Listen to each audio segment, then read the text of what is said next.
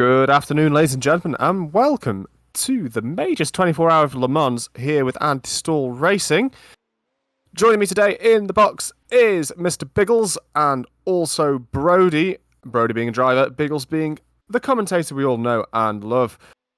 Already got a few of you watching in the chat there, so I'd like to welcome you all. We're currently in qualifying, the main race starting in approximately 25 minutes. And what a 24 hours this is going to be. So, guys, are you looking forward to this? I'm absolutely looking forward to this, my friend. 24 hours of looking forward to this, of this grueling track. About 23 corners and change, I believe, here. The 24-hour Le Mans is an endurance-focused sports car race held annually here in the town of Le Mans in El France, the world's oldest active endurance racing event. What do you think about that one, Brody? Quite interesting, actually. I did not know that. But I'm excited to drive later on today. It's going to be a big challenge for everyone, I think. Obviously, endurance racing. Qualifying's on the way, my friend. Lone qualifying, which means as you guys are out there, thank you very much for tuning in and enjoying it. I hope you're going to tune in. Let's see if you can do the endurance of 24 hours watching this race. But yes, they are lone qualifying, which means basically we get to see them all on track at once, but they are lonely driving their way around this fantastic track, trying to put in the fastest times they possibly can to get the best possible positions that they can get. Now, Gerald, to explain to everybody, including myself as a newbie, you got different classes here in the race. How does that pan out? Yeah, sure. So we've got three classes of cars during this race. We've got the LMP1, the LMP2, and the GTEs. So we're fielding two teams today. We've got the LMP1 team and an LMP2 team, which are both very, very similar cars. The LMP1 being the hypercar with its insane battery boost on the engine, and the LMP2 being sort of a class down from that. But still an absolutely beautiful car to drive. The GTEs, however, are similar to GT3 cars, however modified for this particular race. Anybody that's seen these races before will know that LMP stands for Le Mans Prototype, so this is literally what these cars have been designed to do. And just to give an indication as well, too, there's going to be a lot of kerfuffling on track because we have a lot of drivers. This is an annual esports racing event. The real Le Mans, of course, is next weekend that you mentioned. This is the esports Le Mans, probably 10 times more exciting, but don't tell the real drivers. But at the end of the day, we do for Anti-Stall Racing. Let us know what teams are here on the grid that we need to be focusing on. Okay, so obviously you're going to be focusing on us a lot. So as I said, we've got two Anti-Stall Racing teams. And you know what, I'll just take a quick scroll through the other teams as well, see if there's anybody that I recognise on here. Because, we've done a few of these events now. And there's a few that occasionally pop up.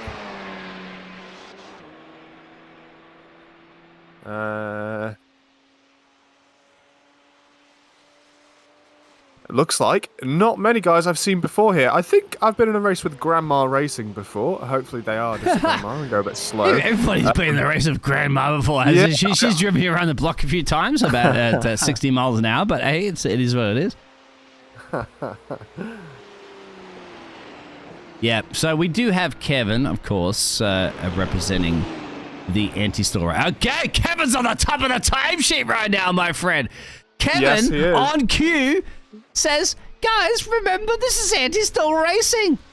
Kev, could you have picked a better, I don't know. Kev, what have you done, my friend? Let's have a look at the livery right now. We are actually looking at Kevin's car. Well, the Anti-Stall Racing car he's borrowed, of course, and he has to bring it back in one piece. I hope so, Kevin. You have to be, because you also have drivers in the casting box, well, engineering and driving, of course. And, yep, well, we do know for a fact that, don't we, that, who's going to be driving that car later? Who's going to drive? Yep, who? Okay, so yeah, we do have a list of drivers, because obviously, you don't drive these cars for the whole 24 hour yourself. So in the LMP1 team, we've currently got Kevin in the car. Kevin Stam, the owner of Anti-Stall Racing. We also have Benny, also known as Arctario from you guys back in the F1 days. We also have Alexis and also Leon. So, you know, all names that we've seen here before at Anti-Stall Racing.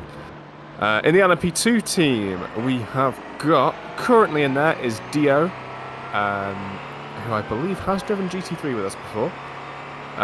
We have Charlie, who was a prime contender in our Rallycross series back before Christmas. We also have Brody, one of our fellow commentators, and also Mikkel, who is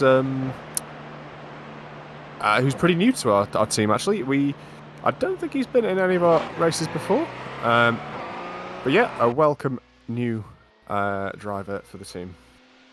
Yeah, Brody as well. You're going to be taking care of this very careful Anti-Stall Racing car. Now, I do believe Brody's just gone off to prepare, by the way. So he won't be answering any questions quite now. He's got hours to go as at the moment. Yeah, Kevin's preparing at the moment. So the livery itself, looking great. I'm trying to get the better angle there to try to capture the Anti-Stall Racing livery as best as possible. So you got the white and red there with the really red rims, and inspired by the fantastic crew here, mate. Is that how you guys will get to sign your autographs on each part of the car? How does that pan out? So the driver names, they should be above the window if they're on the LMP1. I know for certain they're on the LMP2 because we made sure to put that into the livery. Not sure about the LMP1 as I haven't checked that one out quite as closely.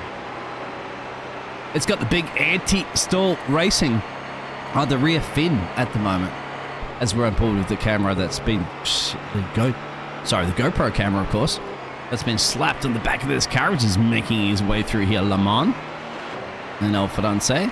Now, remember too, Kevin set a pretty good time there, 3:14.1, 3:11s, but that's just an insane time that Lars had set. I mean, you guys down there crunching some numbers in Anti-Stall Racing, like, I mean, if that guy could pull in 3:11s, then yeah, you might have a bit of work to do, but obviously this is early days of qualifying still. That really is an insane time. In fact, I don't think any of our guys have even got that sort of time in practice. However, with it being a 24-hour race, you know, we have to ask the question, is that guy's entire team going to be that quick? Because it's very unlikely.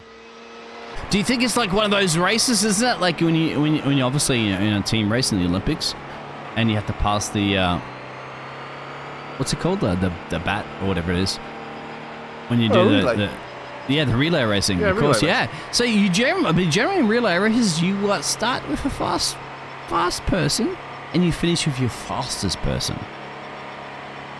So you think that's what they've done? They pulled the bag out there and gone, okay, well, Pascal's actually gone a little bit quicker right now.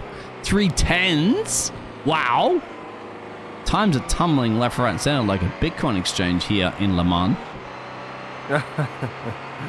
So we've still got Kevin up at P3. You know, he will get a few more shots at this, I believe. I don't believe it's lap limited.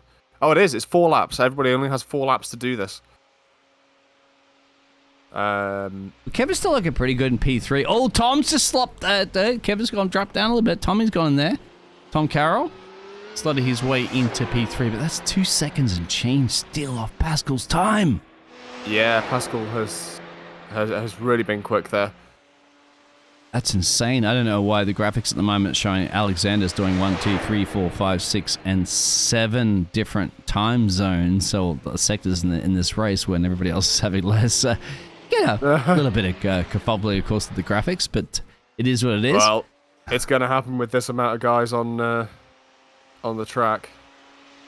Anybody you think we should focus on at the moment? You can see green sectors all over the place, but trust me, there are AKA 43 drivers in this session right now. So, yeah, I'm not quite sure who to really focus on.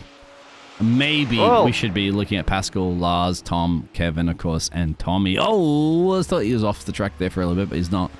And I think Pascal's just kind of hanging there watching what other people are doing. You know, I'd be totally comfortable with that gap that he's made.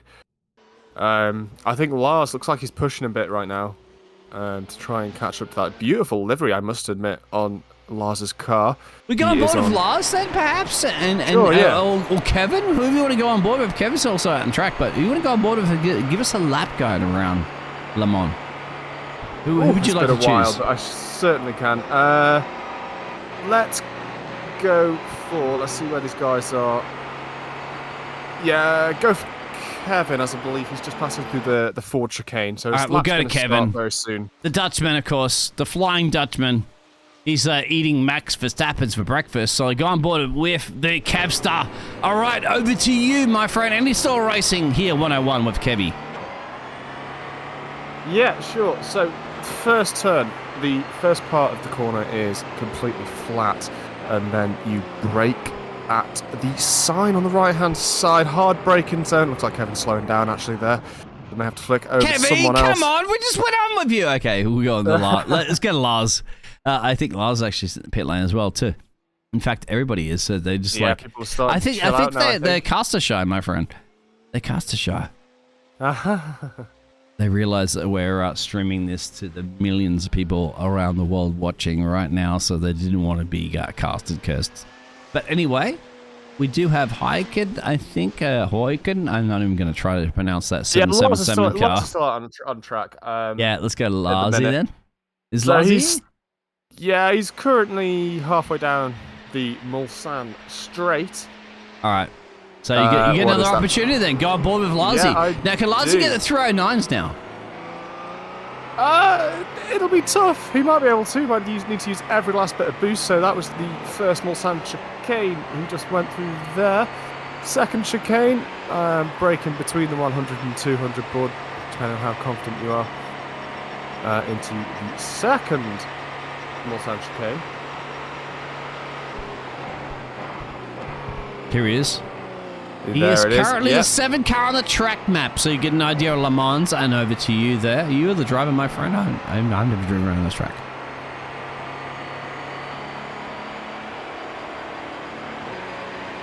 And then to the Mulsanne kink any second, which is a really bizarre corner here. So you saw him turn at the cone. He would have lifted slightly there, I assume. Brake at the second cone, and then hit the apex, putting your foot straight back down on the floor, and probably in the LMP1, boosting as well. Especially if he's going for an overtake there, which is usually where you try and overtake any traffic. And then we're coming up to Mulsanne corner, I believe that was. The corner. It's a kink set right now. It's going to have to definitely go a little bit hard on the brakes here. You're going to swing over to the left. You've got to swing to the right and immediately over the other side, which he is pointing straight at the camera, which is straight to the very right-hand side.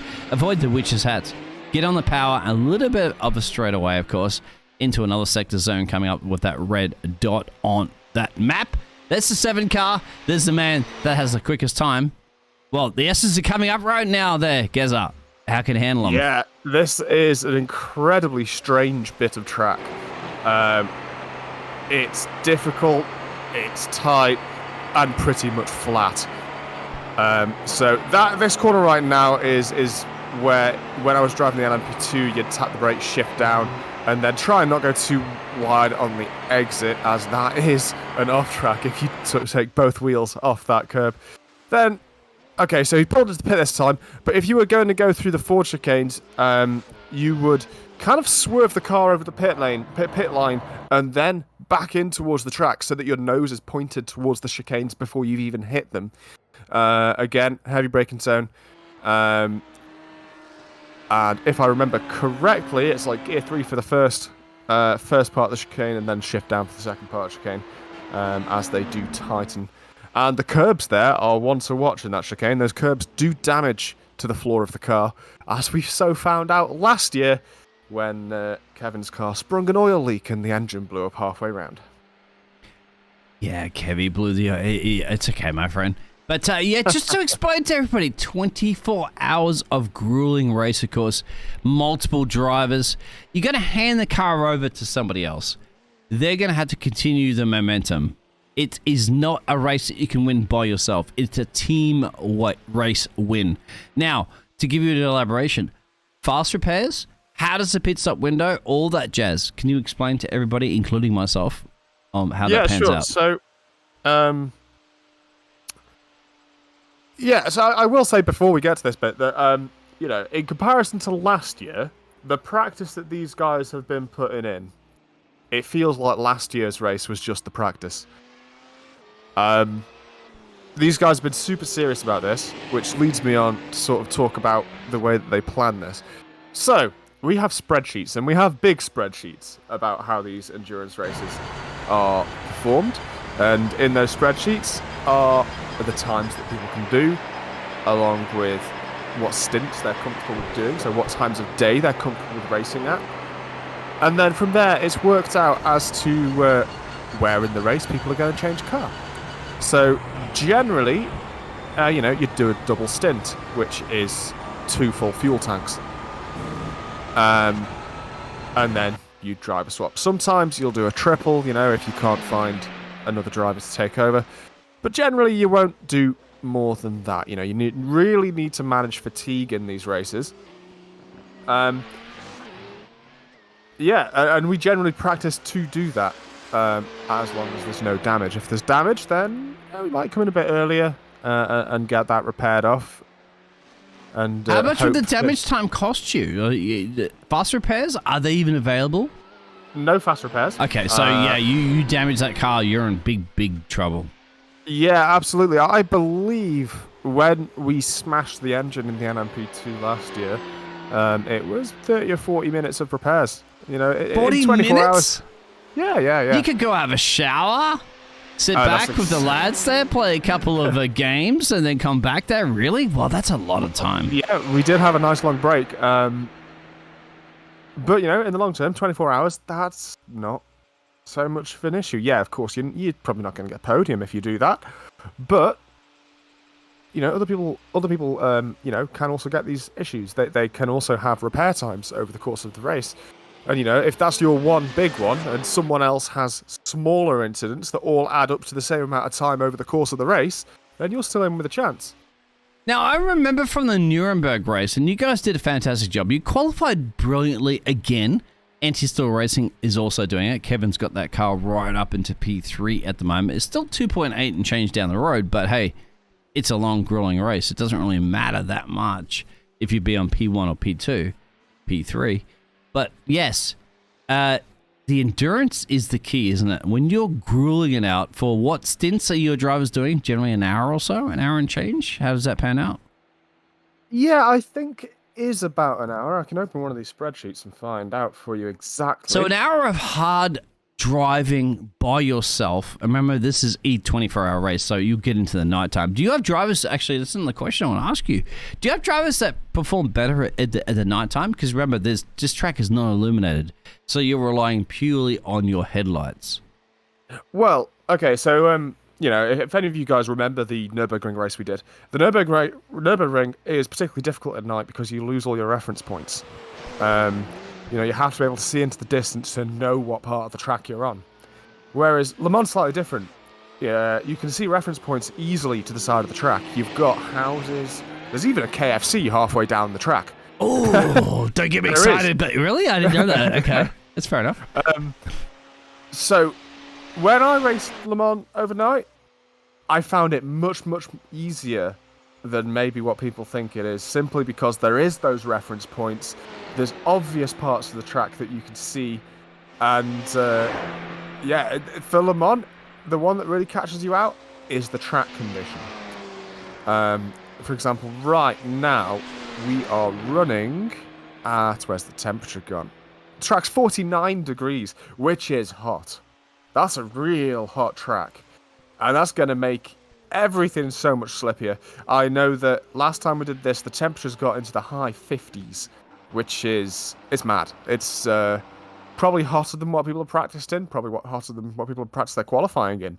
So these times, for that guy at the top there to get that 3 minutes 10, that's ridiculous at this sort of track temp, unless he's running a setup that's made for it. But that track temp isn't going to stay there. It's going to fluctuate. And the only thing, to be honest, at this sort of temperature it can do is go down. As soon as you hit overnight, you're going to get sort of mid-20s, and the grip on the car is going to feel astounding.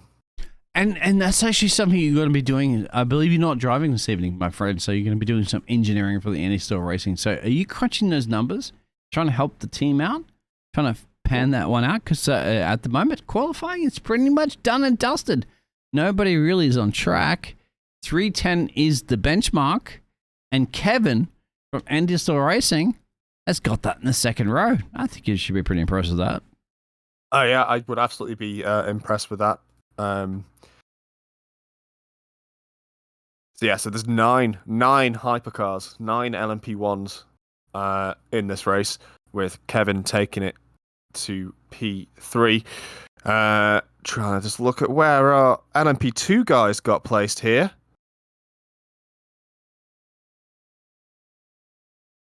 Uh, 10th place in their division, I believe. You might have to bear with me on that one. I can't really show that at this point. Look at the reds on the track map. Well, sorry, on the leaderboard. That'll actually show you the different car divisions. I'll get that through. Trust me. Bear with me. We have 24 hours to get this correct. If I don't get it correct by the end of the 24-hour, I'm fired. So just give me a little bit more time, guys, and I'll try to pen it all out. But definitely the qualifying session is coming to the crunch time right now. And still Alexander's showing he's got 1, 2, 3, 4, 5, 6, and 7 different timing zones into this track. It's not that big. It's not... I see why that's happened to your timing, actually. It's because Alexander's parked his car near the end of the track, which means, according to... live timing, it thinks he's about to finish his lap, but actually he is just parked there in the waiting zone. He's just tricking with me.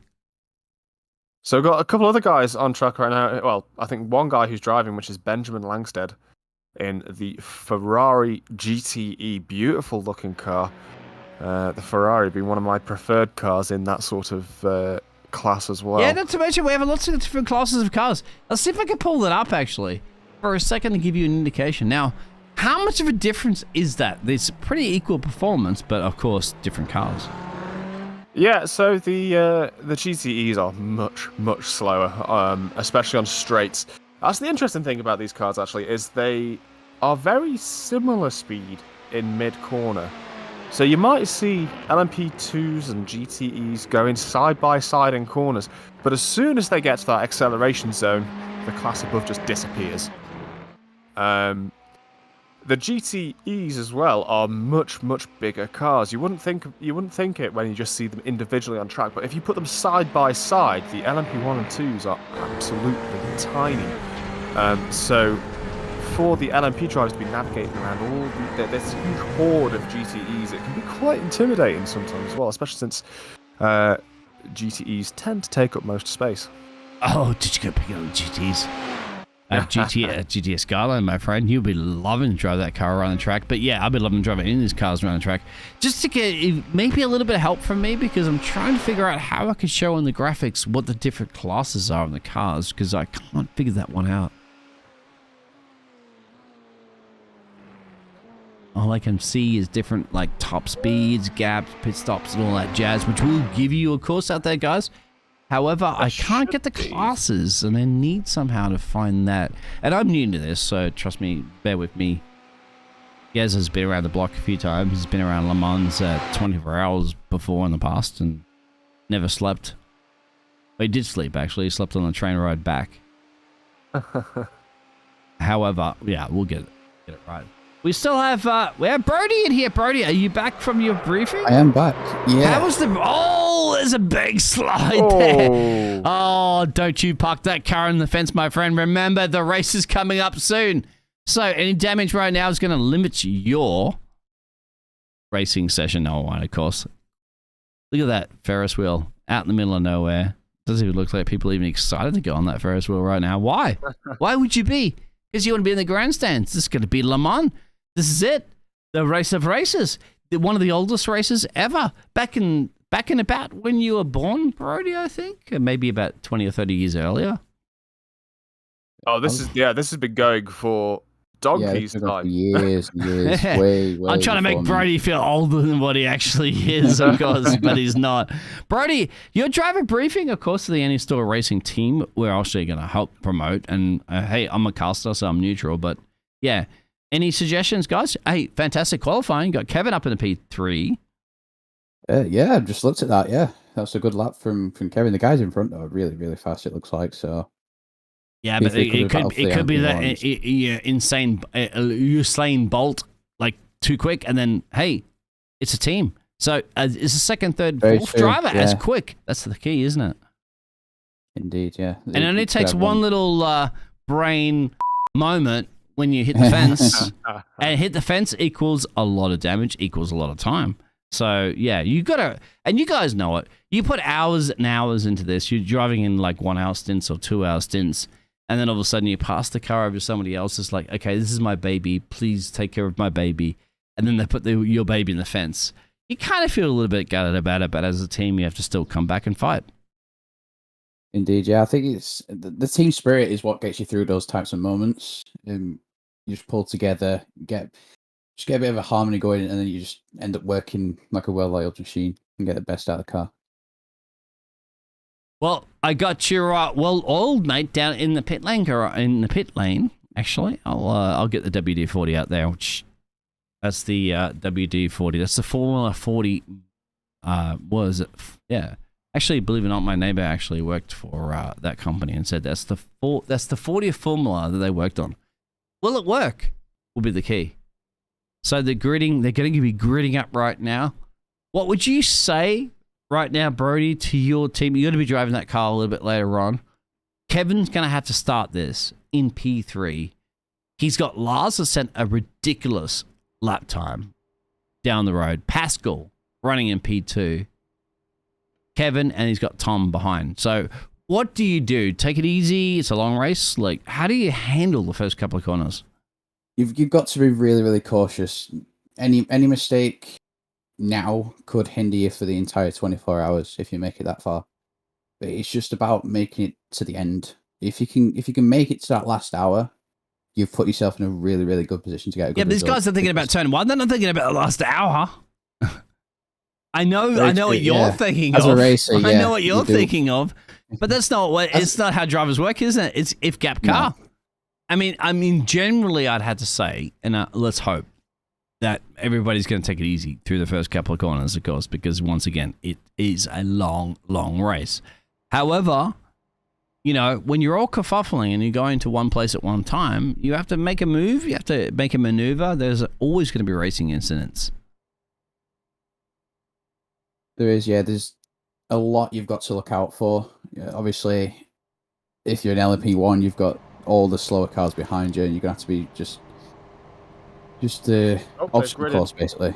The entire race. So we're going to have a rolling start, or are we going to have a rolling start? Okay, thank you very much for that. Also, Biggles, you were talking about displaying your classes. There should be a class display setting in live timing for you to be able to click on. Okay, cool. We'll work on that after the first kerfuffling happens for a few laps, of course. Yes. Thank you very much for that. You can help me with that. But at the moment, the pace car is going to set that off. And the Porsche pace car is going to be off down the road. Now, what do you guys do right now? What would you do if you're Kevin?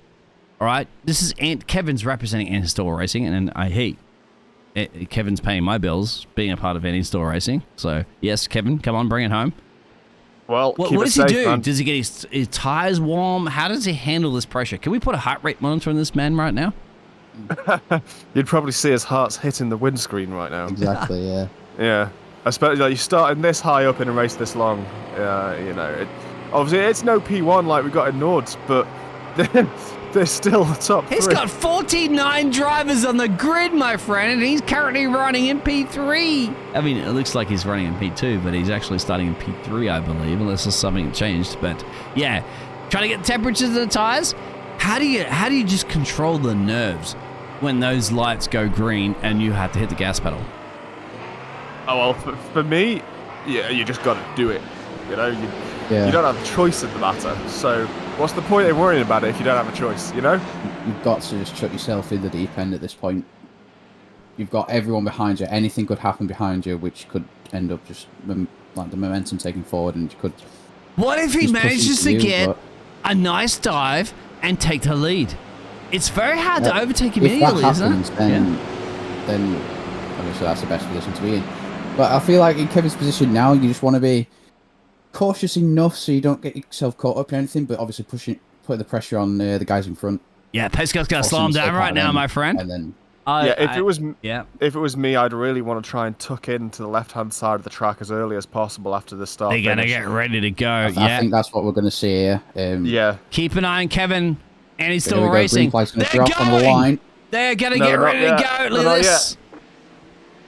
And now they've gone. I believe. Yeah, that's green. Kevin didn't get the greatest of starts there, unfortunately. But he's tucked in. He's in the right part of the track. So now hopefully his nerves can hold as he gets on the brakes. And it looks like he's gone into turn 1 and turn 2. P2 is firing up now. Nicely. Yeah, okay. So that's always the scary one. The first corner's always the scary one on this track. It's difficult. It's a really wonky braking zone, so it's difficult to keep it straight. As soon as we get onto the first straight, this is where we're probably going to see shuffling happen. And after these first couple of chicanes, you know, your tyres should then be up to temperature and you should be getting comfortable with the car.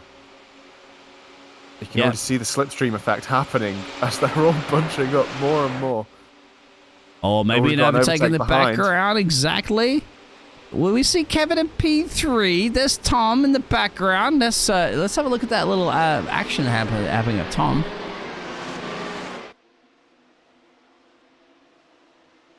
I think one thing to note as well is the difference between the two LMP1 cars. I think the Audi, I'm not sure which one is which. I know one car has more of a prolonged boost.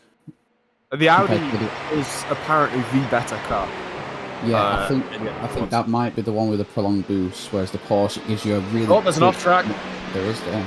Sorry, I was looking at LMP2 there. LMP2 is getting scuffled, and Dio's doing really well. Yep, he's managed to capitalise on that really well. He does have pressure from behind.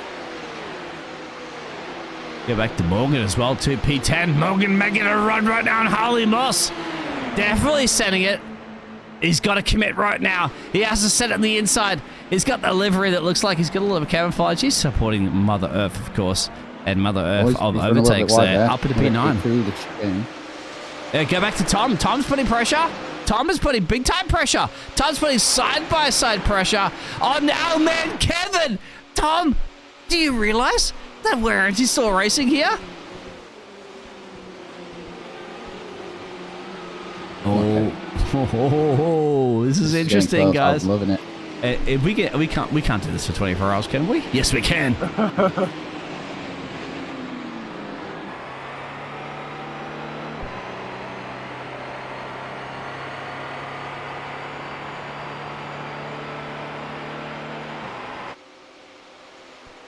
So Kevin just lean by, long race. You got to understand, we're 2 minutes and change into a 24-hour race. It's a long way to the top if you want to rock and roll, that's for sure. Especially in Le Mans. That's not an AC/DC song. That's Le Mans. And look at the gap already from Lars, my friend, from Pascal. We knew the man was quick, but really, that's quick.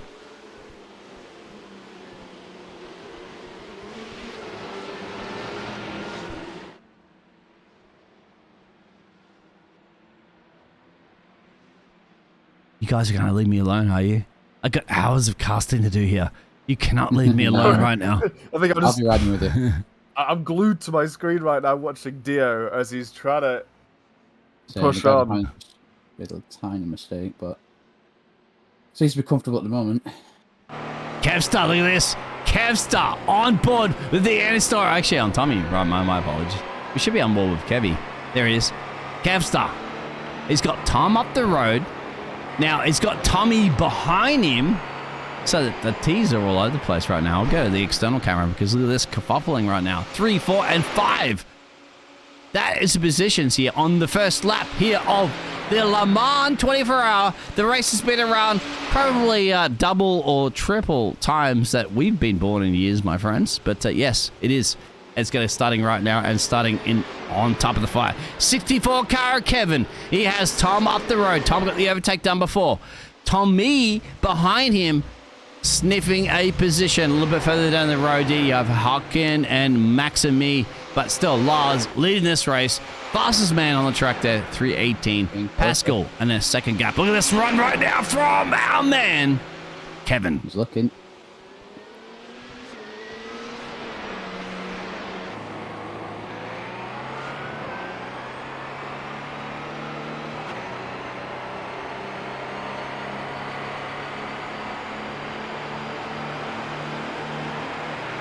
He's going to make a move here. He's got, yep, got the run. Good slipstream to the inside. He's got it. Kevin's got it. Kevin said, AKA, lick the stamp and send that one, my friend, back. Now, making an overtake, guys. You don't remember, you'll be in control of this car later on as well. And, of course, Geza, obviously, he's coming back, but he's coming back. Why would he come back? What's going on right now? What is the mentality of these drivers on 5 minutes and change into a 24-hour race? I think that move was more down to the amount of boost applied, but obviously you want to be as high up as possible to give your teammates the best chance, to start their stints. And try and keep it up there as well. Oh, it's gone deep. Just a little bit, but I think if he can find his rhythm now, that'll set him really well for his first stint. He's a fighter, isn't he? And he's still racing. Fighting. The problem is, it's now dropping him a little bit back. Look at the gap. It's dropped him a little bit back into Tommy. Tommy's now going to be the big pressure right now, I'd have to say there from Kev.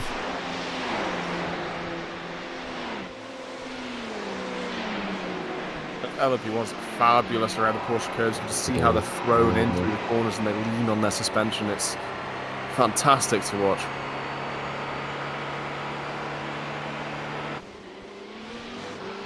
One, two, three, four. Lars still saying fastest laps. Pascal in P2. Tom in P3, but with Kevin on his tailpipe. Tommy on his tailpipe. Look at this down the main straight. That's what you can see. You can see Tom. You can see Kevin. You can see Tommy. And further down the road, you'll see Borkas there in P6 and Maximi. And I'll definitely kerfubble their names, but this is where it is. Hey, it's early. It's 6 minutes and changing in this race. Lars still, there again, Pascal starting to catch up to big Larsy right now. And this is the battle behind Tom in P3. Kevin wants to get past it. Seems to me like Kevin's a little bit clearer, faster, but Tommy's pretty quick as well. The flying fin. This is spicy already in early stages of Le Mans. It really is. And if it's going to be like this for 24 hours, I'm all up for it. Are you going to be up for it in about 23 hours from now, my friend? I'm going to be beeping you on the phone. Here we go. Why they got their lights on? It's not nighttime, boys and girls. It's daytime. Are they getting prepared? I think so. Come on, guys. Get hyped up, man. I don't know. Stay awake. A run, perhaps? I've got a long time to wait before I drive yet. It's a dummy. It's a dummy.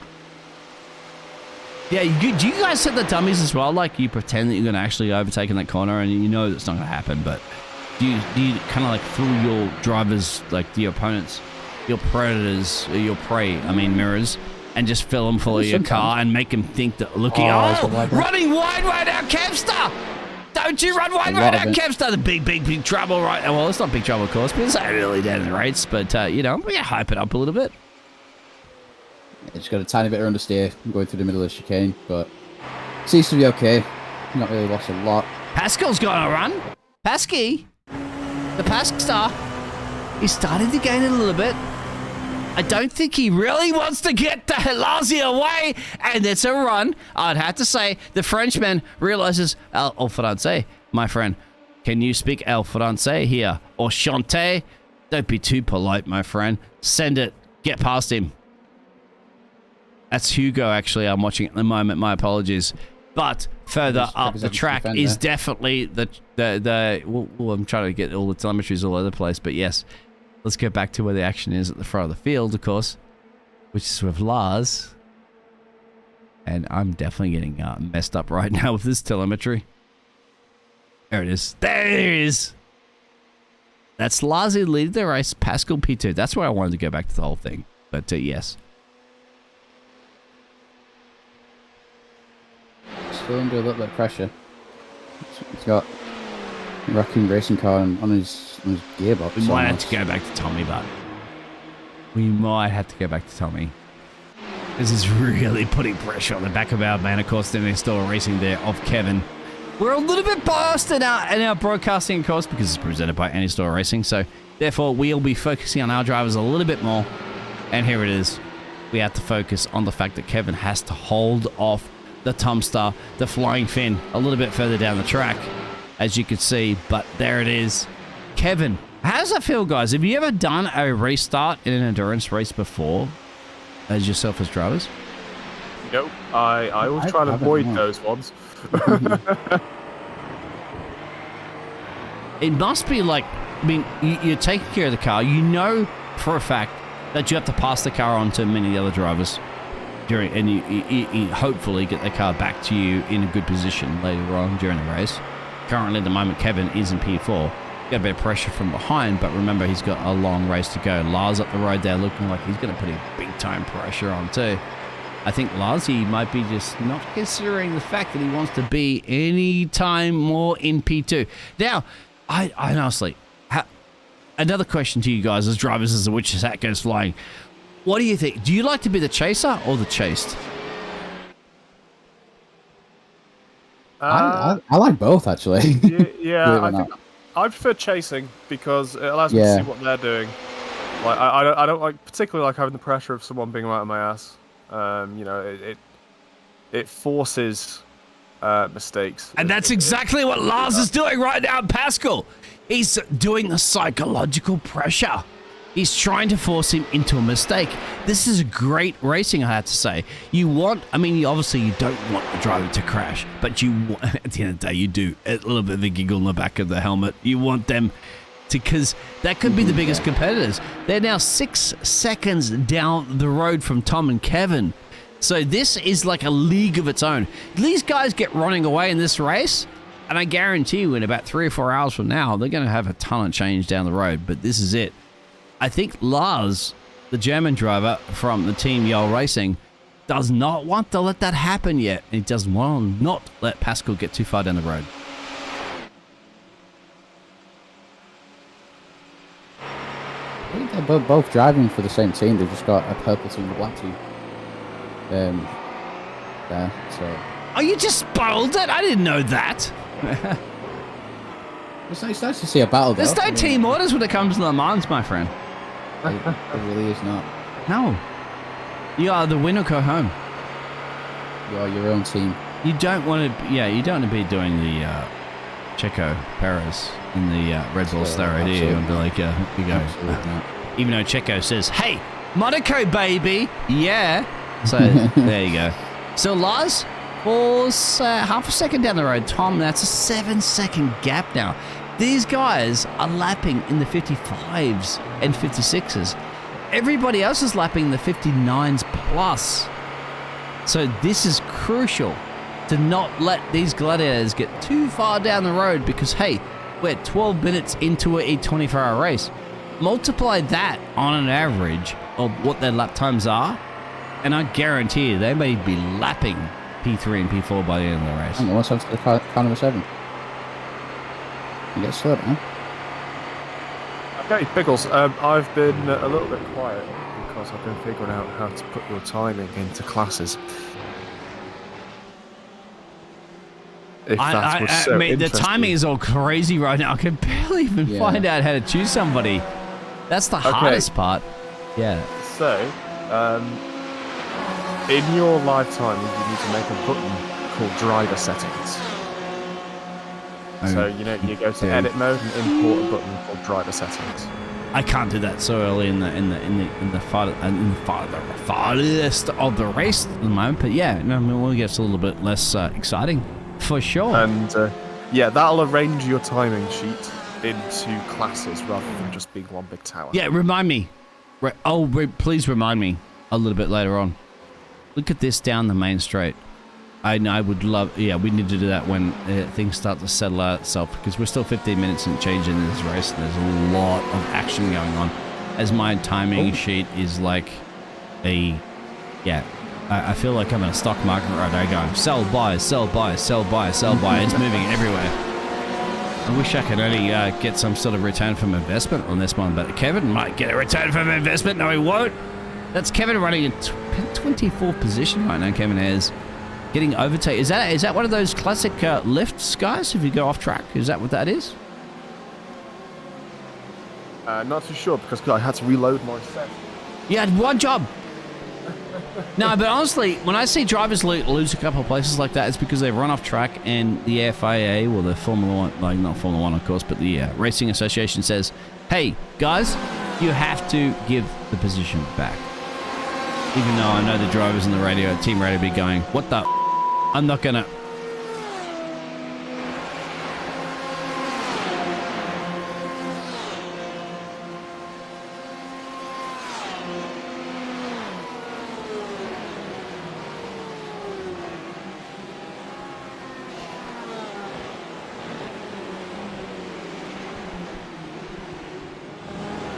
Kevin's coming to some traffic now. Let's go help him.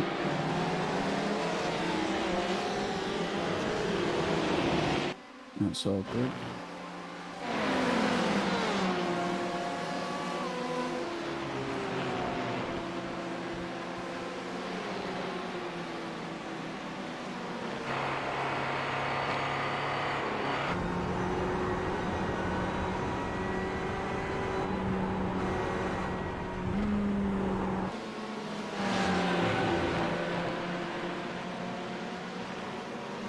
Still loading back in, so I'll just be a couple more minutes and then I can actually keep an eye on what the hell's going on.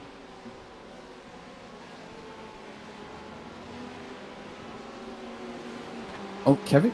Has Kevin been overtake? I think he has. Traffic's helped him there. He's going for another one. Oh, ooh, that was a bit close. Another pit him on it.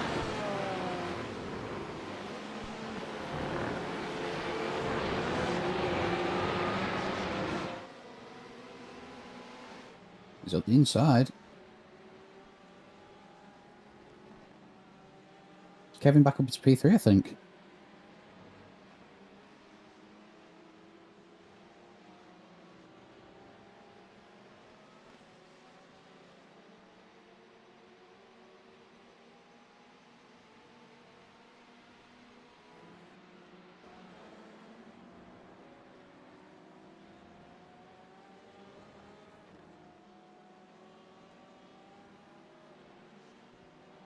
It's a spinner.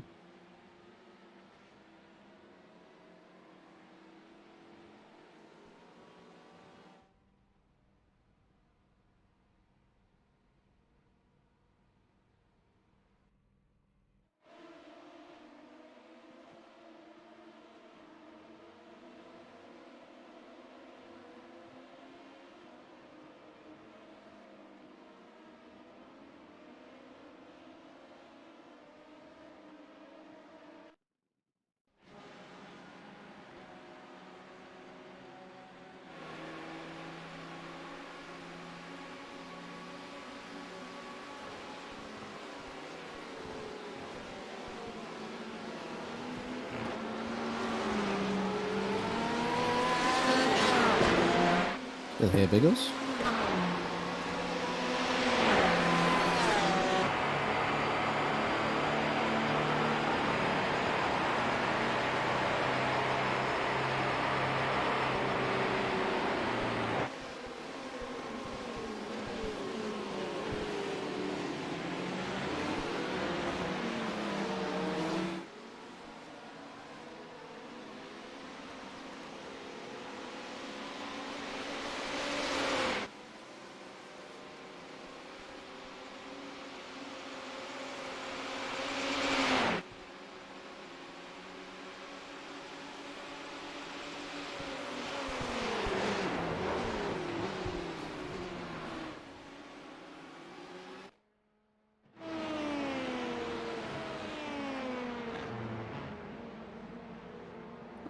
What happened there?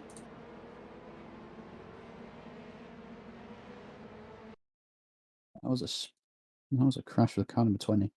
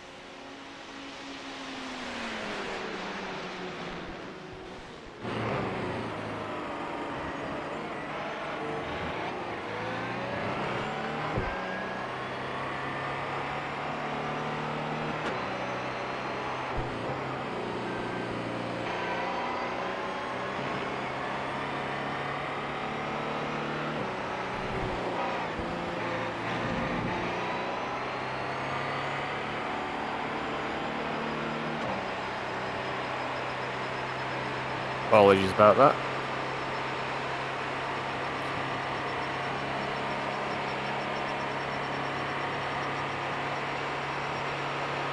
How big was this disappointing?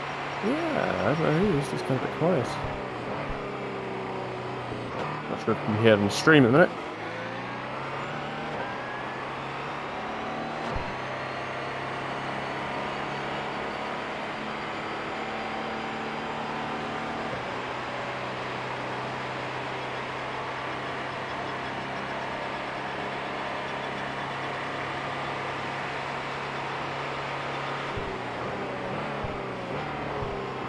I don't know what happened to car number 20.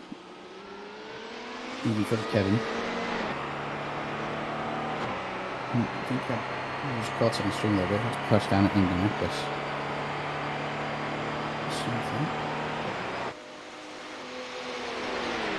Kevin's still holding his own in P3. Yeah, absolutely. Doing quite well as well at the minute. He's... Oh, he's just run wide. Oh, man. Yep, lost position there. Still got plenty of time to get this back. Yeah, absolutely.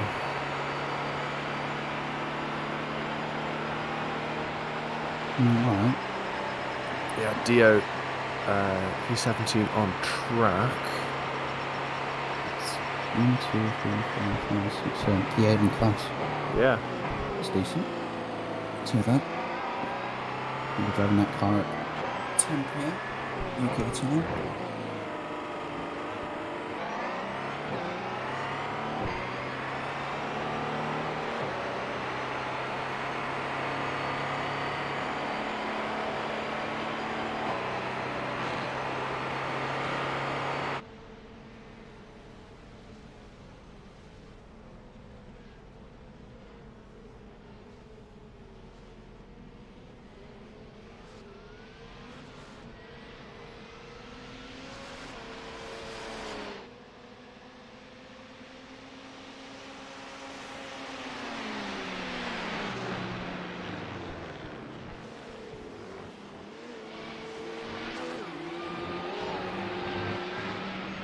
Car in front, Dio's just ran a little bit wide. Hopefully, he can get a run.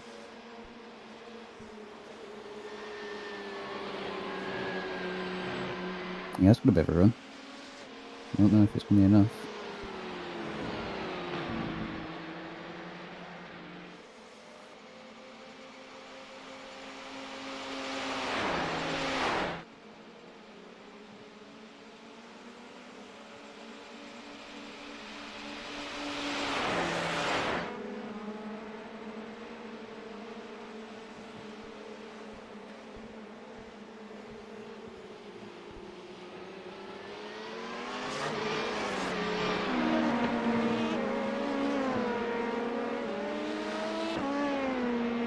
Kevin is catching the guy ahead at the minute. I mean, partially due to slipstream. Does look like he's slightly quicker than him as well. Yeah. When the guy was behind him, we didn't really catch up to too much.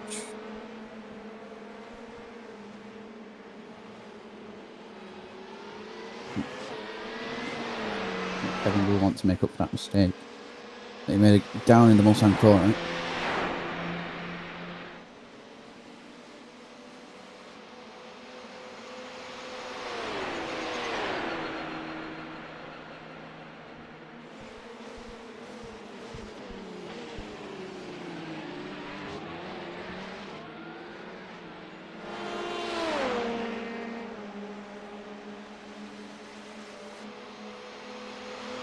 He's got a bit of a run. He's in the slipstream. Pulses inside. Yep. Might have it down in the Mulsanne corner now. Oh, it's a nice place for an overtake. Tommy lifted there actually, just to give him the space. And Tommy just wants to keep the car on the road. And both cars are in a good position here, so. Yeah, I mean, Tommy also knows that, you know, if he gets into that slipstream for this straight, he will get the position back as well. I mean, he's used a bit of loose to do that. Got a lift out of the Mulsanne corner. He's getting on the inside in the office. We shall wait and see. No space there. Both of them making it through quite neatly there as well. It's always a nervous moment if you don't know where the guy in front's going to brake.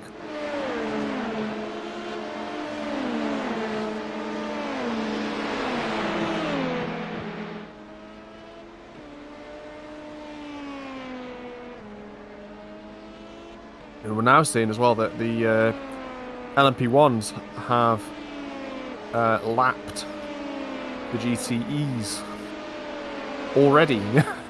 Yep.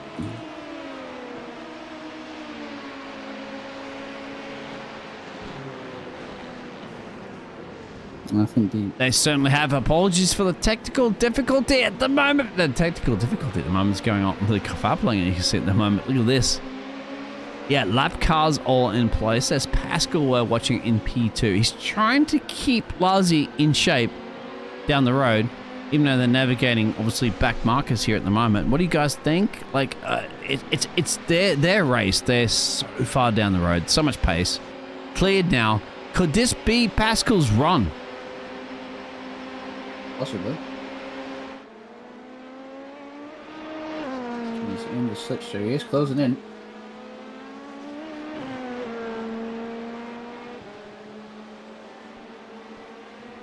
Backs off a little bit going. There's a lot of traffic. Yeah, a lot of traffic for these guys at the front now. I'm going to see that quite a lot with the P2s. P2's nicely moving over.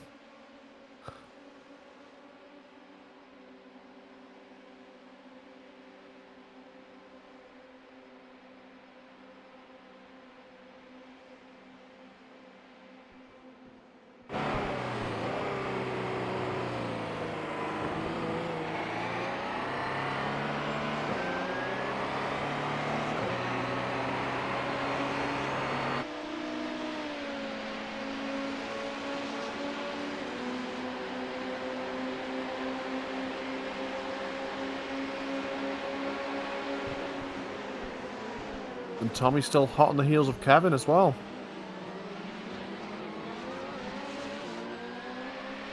He is indeed. Kevin goes defensive.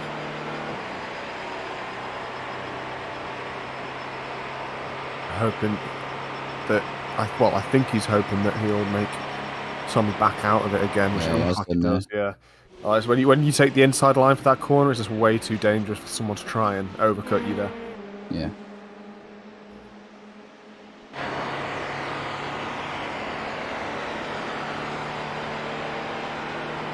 Tom seems to use a bit more boost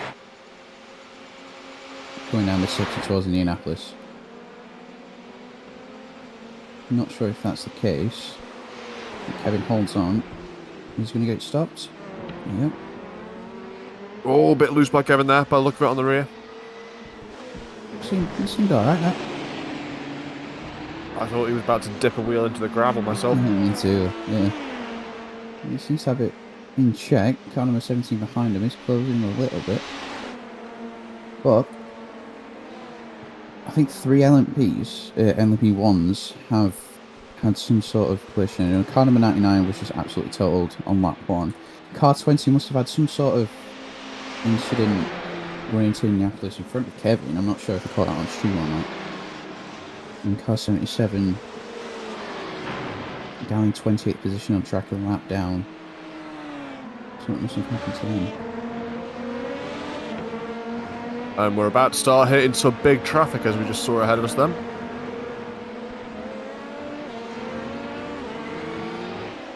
Indeed, so hopefully this will not affect Kevin too much. Giving him the blinkers. Telling him to move over.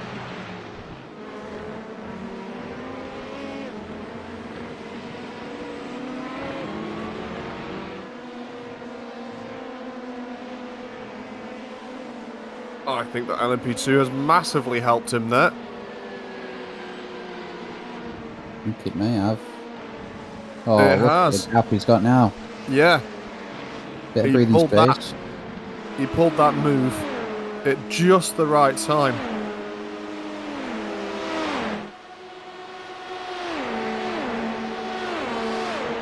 Gets back into a slipstream. He's pulled out such a gap now. He's got a bit of breathing space. He can just get in a rhythm. Just stay cool. And he's also catching up to the other P1 in front of him as well. Indeed. Not if they were held up by traffic, but it took 2 seconds out of them. Now, I haven't been paying attention to the laps, but I've got a feeling that his stint's going to be up very shortly. Pascal, the lap 9 they just completed was a 1:17, which is 4 seconds slower. So it's hard to grade as well then. Or it's just the traffic. Yeah. Possibly just traffic, as Lars was also a 3:17. Looking good. Dio is at the lead of this, what, 7-car train? 5-6 car gaggle, more like. It's the top LMPs actually coming through now. Doesn't look like Kevin boosted then out of. He's probably got enough time to save some sort of energy for later on if he needs to use it. I'm just going to quickly go take a look at Dio as well. He's just been lapped by the top drivers. Car 7 and car 33. Running really well. P30 on track. P6 in class.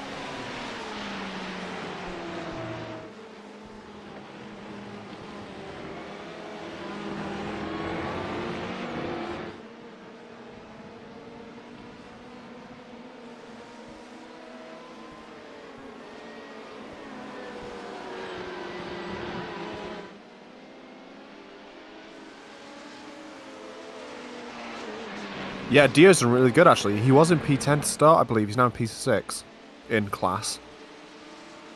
Kevin's still up there at P3.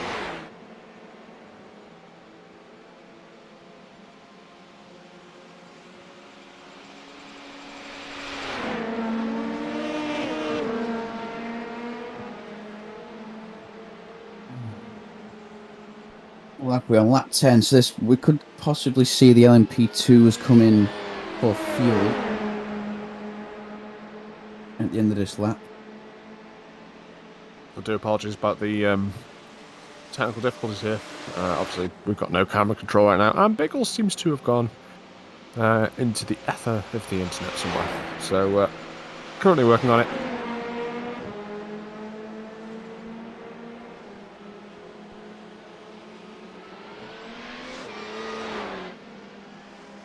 He was defending hard.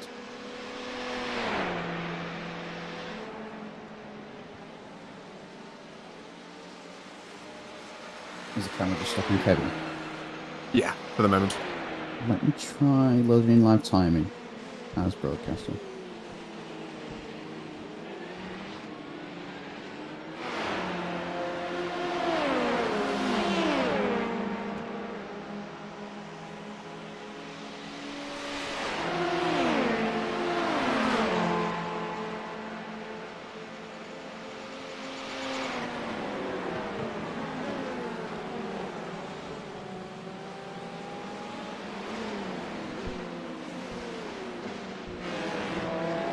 If I just double check for that before there you go, so just check on stream.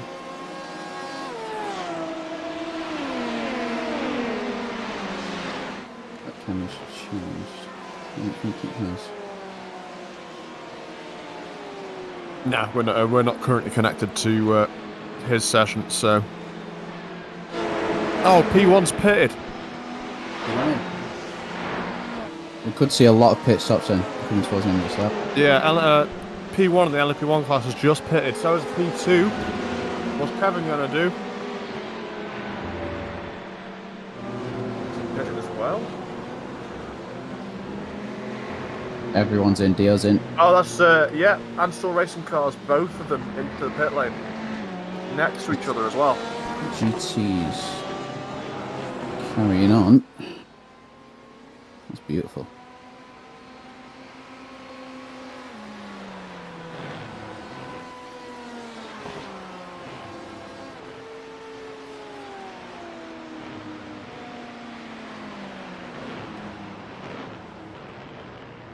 Dio's in box.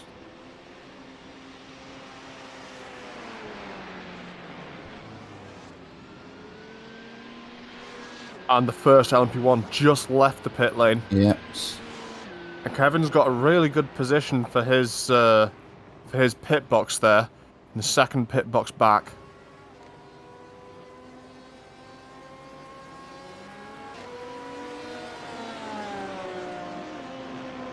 He probably won't change driver, and he's out again.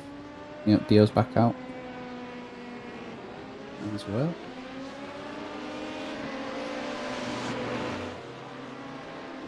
So remained P3, 26 seconds back. Dio remained P6 in class. I think he has.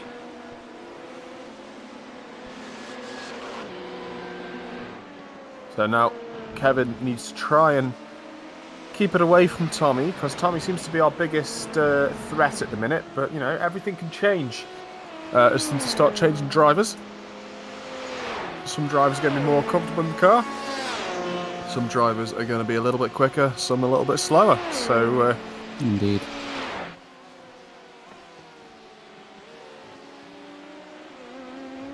P1's coming up for Dio. Have to let them by. Be nice to know if they had any repairs to do for this. It didn't look like it. I don't think we did. And Kevin's just coming up to a Porsche with a broken wing. Yeah, I was going to say broken the entire race now. It's like someone. The only way that could have happened is if a car landed on him. Which. If you guys have ever done the Le Mans 24 before, you'll know that every single GTE has a broken wing by the end of the race. Yeah. We went to Daytona. I could have kind of guessed that. Yeah, that was a horrible experience for me. But I'm glad I've got my problems fixed and I'm able to do more races like this.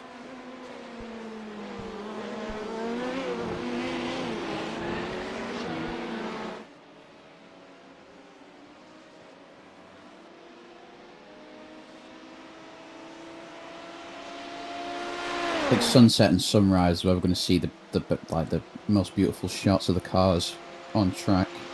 Yes, sunrise on this track is absolutely gorgeous. I think I'll be driving during sunrise, which would be nice for me. Most likely, yeah. Yeah. Be about 7 a.m. Something like that. Track temperature currently 46 degrees, so it's dropped since qualifying. Air temperature 28 degrees. Northwesterly wind that's picking up quite drastically. Just gone from 13 to 16 kilometers an hour. So that'll affect the LMP cars a bit more.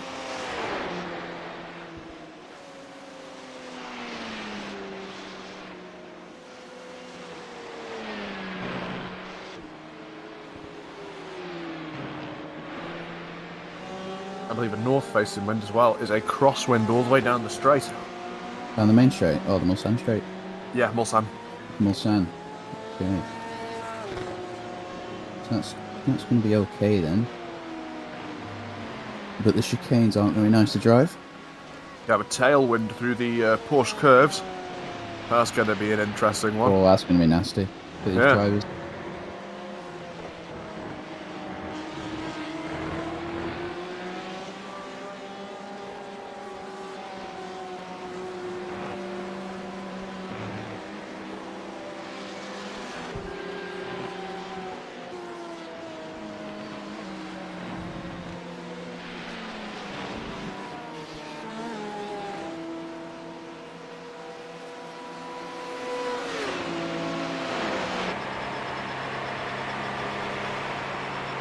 It's interesting to see the top 3 hypercars, LMP1s, haven't actually changed position since the beginning of the race.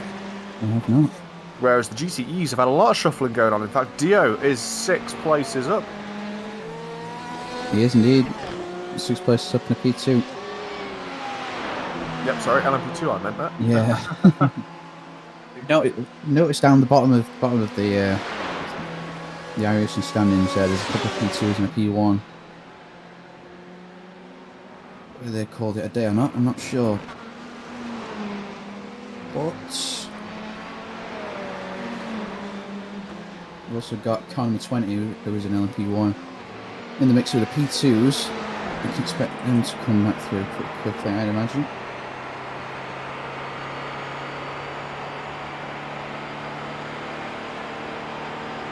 I think the P2 race for us. Yeah, it just dropped a position to P7, I believe. Yeah, car 222. Yeah, with the main aim.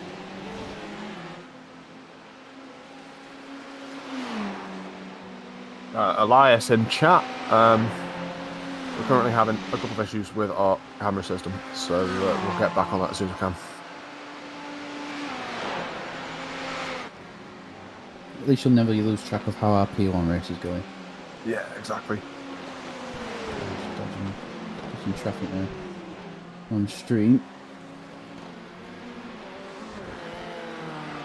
Why are we nearly 45 minutes into this race? Here we are, 42 minutes, 53 seconds. Quite interesting, yeah, so...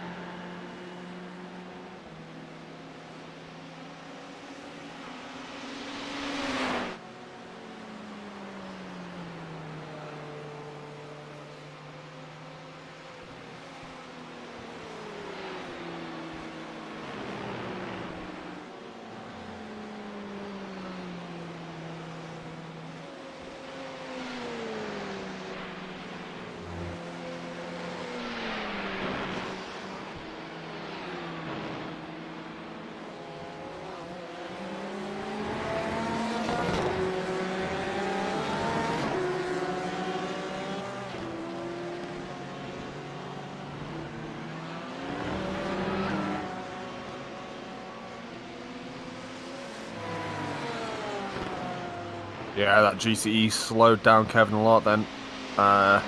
This has allowed Tommy to get back into the under 2 seconds mark there. So he's going to be within slipstream very shortly.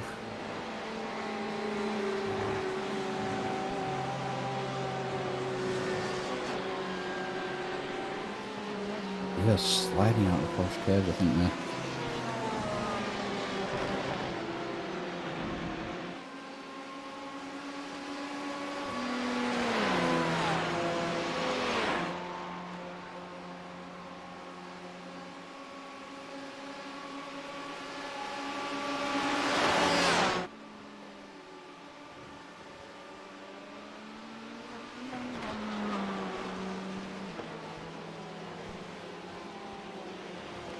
Wondering how Biggles is doing, as we still can't hear him, and he still has no control over the overlays or cameras. So again, we do apologise, anybody watching.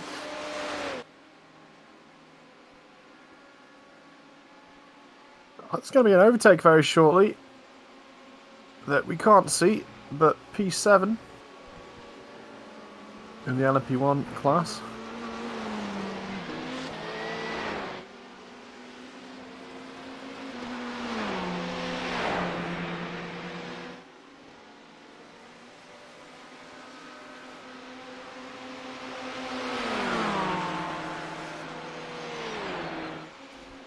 Now, interestingly, for some reason,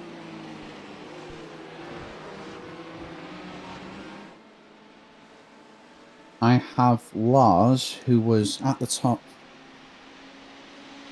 racing at the front, actually, down in P36 on track for some reason, on my light timing. It's very bizarre. Mine still showed the correct order, so you might need in iRacing, he's definitely much at the front of the field.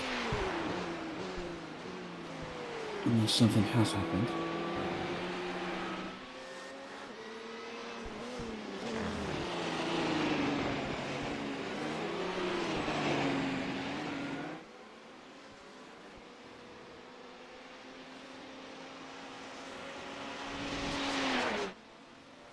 The top two in the hypercar class currently are really blitzing it away. Now 31 seconds ahead of our guy, Kevin.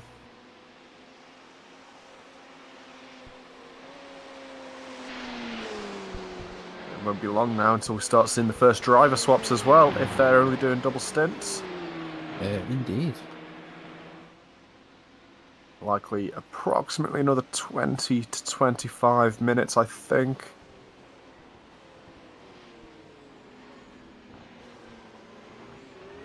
Kevin building a nice gap. So Kevin appears to be pretty slow through the Ford chicane, the final chicane that is. But makes up all that time during the rest of the track. So, you know, it's probably a bit of a flashback to last year where he did destroy the car on one of those sausage curbs. So he's probably taking it nice and easy through that section. Indeed. Obviously, there's still a long time to go, so you want to get your car in the best shape possible towards the end. It's a shame we can't see Dio on stream right now because he is catching the car in front. Looks like he's going to try and make an overtake very soon.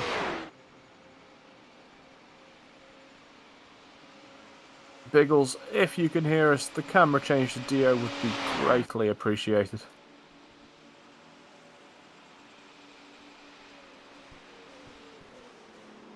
Just coming through the Ford chicane now, it looks like.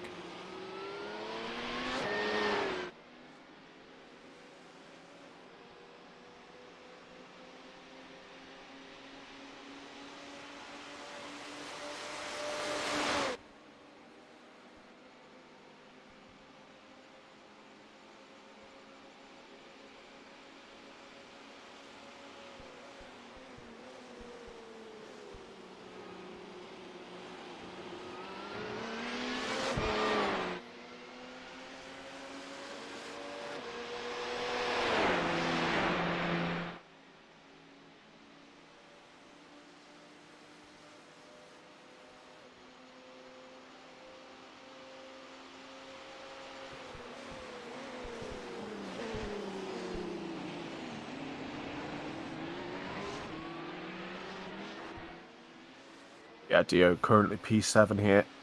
Indeed. I think Kevin ran wide just a moment ago. I've just seen that on stream. On the stream playback, that's giving up the position to Tommy. Yeah, but we know that Kevin is a little bit quicker. Kevin can catch up.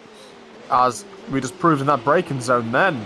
Crikey, that was 0.4 of a second caught in that braking zone.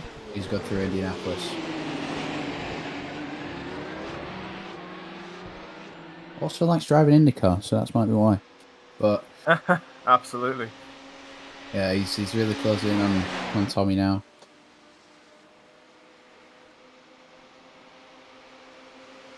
Possibly expect to move soon.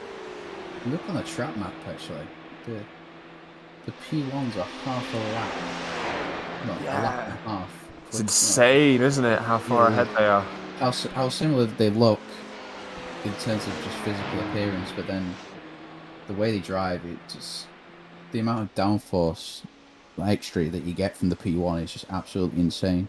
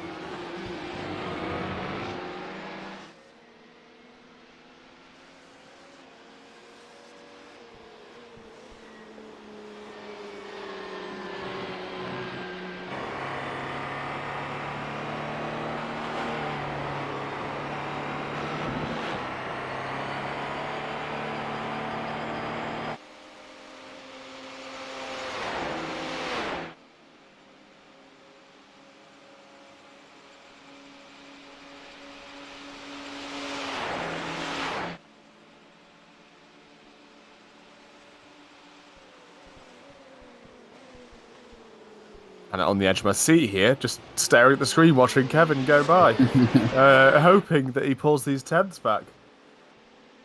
I think he will do. He's definitely got the ability to. But it'll be interesting to see what the other teams do in terms of driver swaps on the next pit stop. Some may opt for a driver swap to give their drivers a rest. Others may just try and eke a bit out of the current driver. Elias, we'll get you some Dio screen time hopefully shortly when Biggles has got his setup fixed. Oh man, talking of getting your setup fixed, my setup just frickin' crashed again. Thank you, iRacing. Right. So I'm the only one with a perspective. You are right now, yes. Oh, lovely. I can see Dio is just coming up to a Corvette. Oh, that is so slow. Just got held up before the Mulsanne straight. Going through Tete Rouge now. It's got held up so much, and that's given the 222 car a lot of the time gain. And Dale's not really too happy with that. But like we always say, there's a lot of time left. You can see now there's about 23 hours on the clock. So, well, 23 hours 7 minutes as I said that. Kevin is still with the 8 car, but whether he's just trying to just manage his race now, get into a rhythm, control the car, make sure there's no silly mistakes or anything like that. Hopefully that is the case and it's not being affected by anything.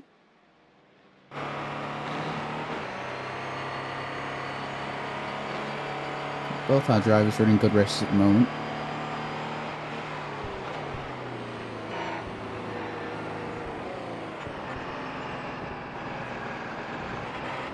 Kevin just slightly deep for the fourth chicane, probably pushing a tiny bit too much.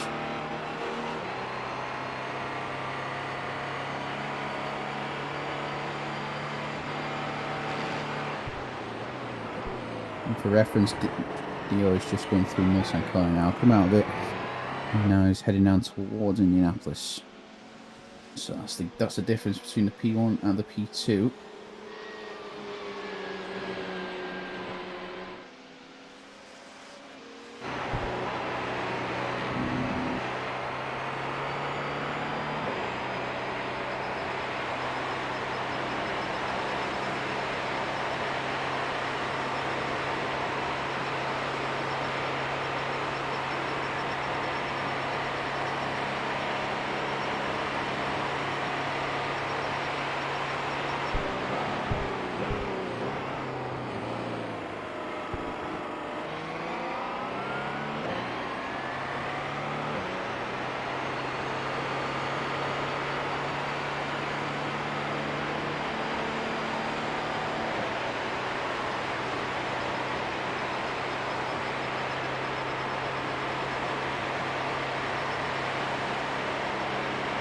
get my thing back up and running after that crash. It's yeah, it's been a bit of a pain right now. Yeah, Elias apparently confirming Kevin is drunk. Which yeah, that's because we saw him go into the gravel, I believe. When he ran wide, which I think he's done 2 or 3 times now. Possibly, yeah. You can see the gap just slightly increasing. But I don't think that'll be too much of an issue come towards the end of the race. We just saw a camera change. We just saw a camera change. Is Biggles back? Has he fixed his system? I don't know. Yes, I was just one camera cycling through a different shot, but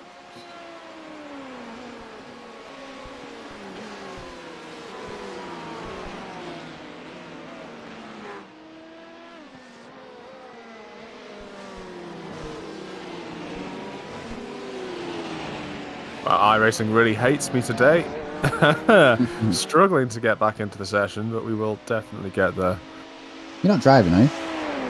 No. I'm not driving this one. So that's good then.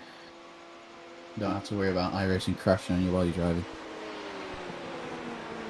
I do believe it's something to do with the overlays.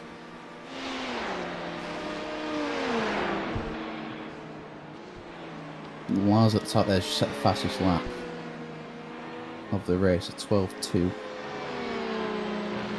Not too sure about that. These laps, 12.2 was posted on lap 7.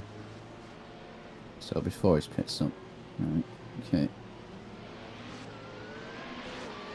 And so the times you see on screen, on the stream, in green or in purple, that's the personal best for each driver set throughout this race currently.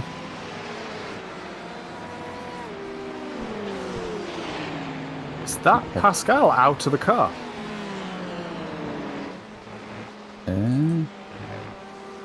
No, Pascal's still driving. He's just gone through the first Mulsanne chicane. Okay. On the current stream on YouTube, yeah, Pascal's out of the car. SDK is really flicking about. Really struggling at the minute, yeah. Showing a lot of drivers are out as well, but they're not. They are racing. I can assure you that. Yeah, you can see it now. Just oh no, we do have a camera change. We flicked to Josh Lawrence, Jaden Hot now. So I think. Oh, that'll be Biggles flicking around. Hopefully he gets his sound back very shortly, and we will see. So that's Dio. Dio's got some camera time. Hey, Elias should be happy now.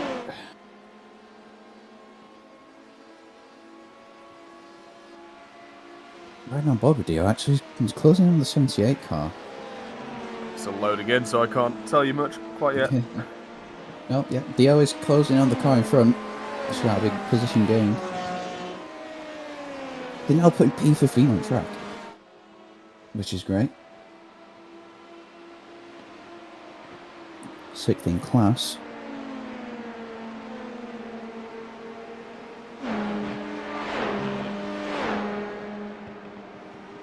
On stream with car 78.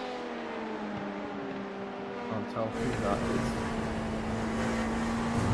Oh, it's the Jarp Records we're looking at right now. It's using a lot of steering angle to go through the last few pairs. Now, Ricky Worrell, I think Biggles has set the stream to go to the most exciting thing that's happening at the minute, as he still is at loss for control.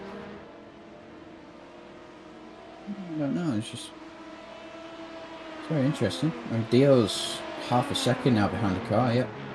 So possibly could have done.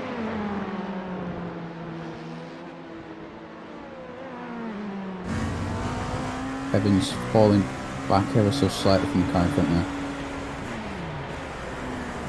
So it'll be looking just as steady as race. Not take too much of a risk.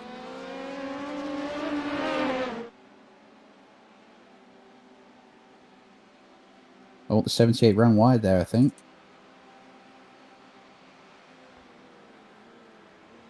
Don't know if he's got a slowdown or not. I think he has. Dio's following him in a snake. Okay, I'm back in. If it hasn't just crashed on me instantly.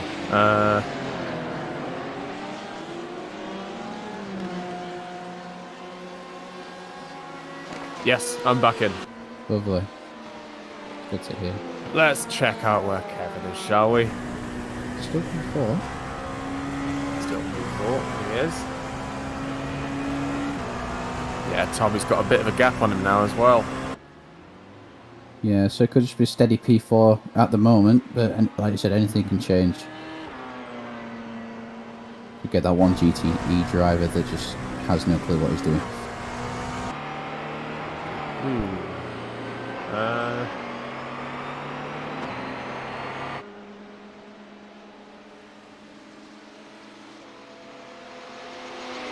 Overlays fixed.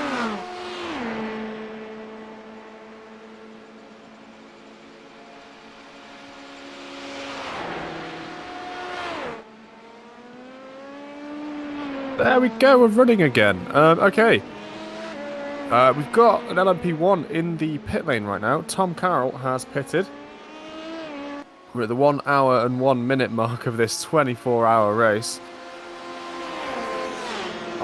Which means within the next 5 or so minutes, I would expect the other LMP1s to come in, potentially change drivers. And I'm very excited to see the change in pace after changing drivers as well. Indeed. Some teams could be saving their quicker drivers for later on. Others might want to just give their slower drivers, not necessarily. Oh, that was close between the 78 and the GT, just on stream. Stream's obviously been a bit delayed. But Dio, he's been allowed to close up.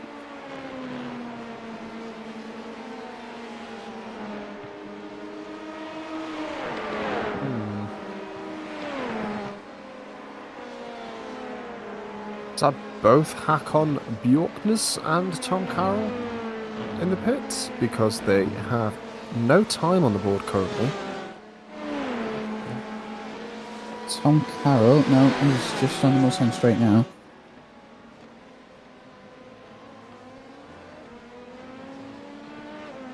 Oh, they are both also at least a lap down. In fact, the bottom 3 LMP1 drivers. I think Dio's flicked another graphic on the stream. Sorry, not Dio, Biggles. 78's got another slowdown, so he's pulling to the inside. That's giving Dio a position.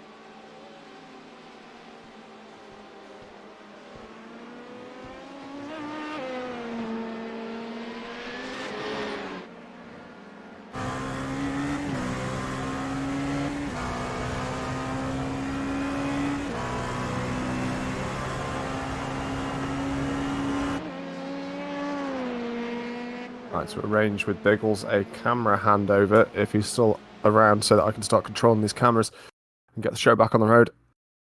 Lovely stuff.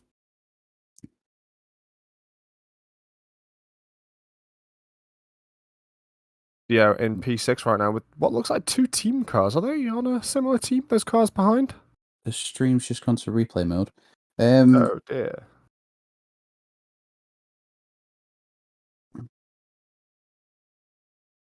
Yeah, so 2 cars behind us of the same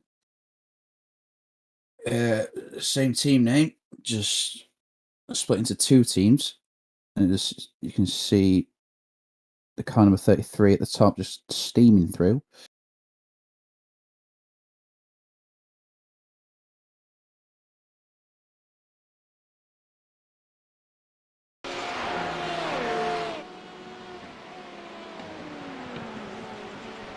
the stream's still in replay mode. Oh, no, now it's back. Yeah, having some issues there. If it continues, I'll just take over the stream and hope that it goes well.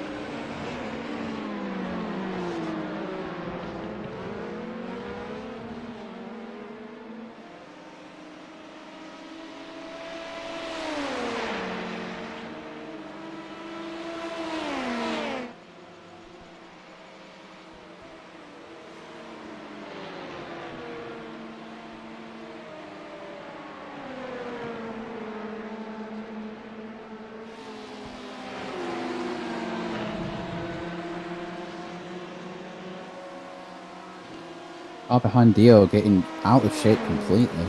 Yeah, they are. They had a completely wrong line there. And now he went massive wide. That'll be an off track. An off track. Yeah. Yeah. I would imagine. Oh, he's not slowing out. There he is now. He's let his teammate through. So Dio's got a slight bit of breathing space now, just to on a little bit. He seems to be running a good race. He's Kevin. Kevin's set 4 seconds away last time around across the finish line from P3. Just coming up on a P2. 047 car. I thought he was going to take it out then. Yeah, he's doing a good race as well, which is good to see. Bouncing all over the four chicanes. Boost out of there. Good launch. It's a really satisfying launch. You get through those P1 cars.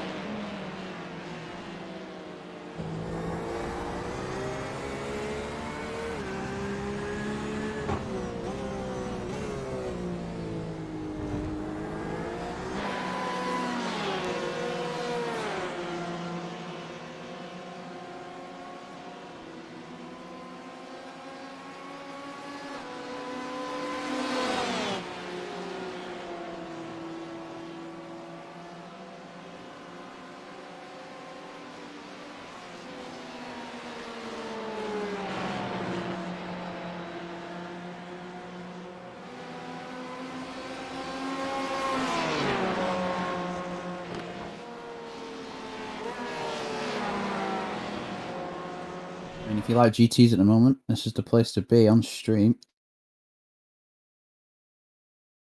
Little 3-car battle here between, well, I say that, and it's just cut to replay.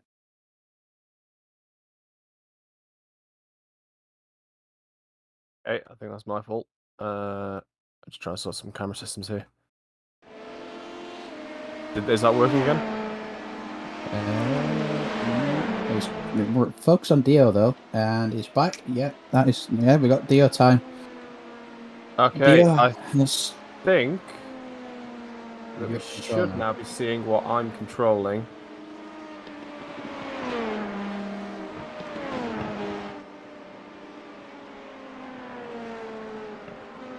And the timesheet should be correct as well.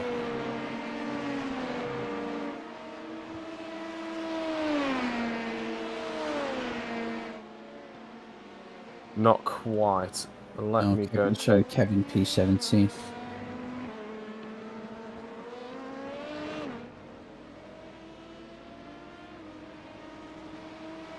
We're trying to reload work, you reckon? Potentially.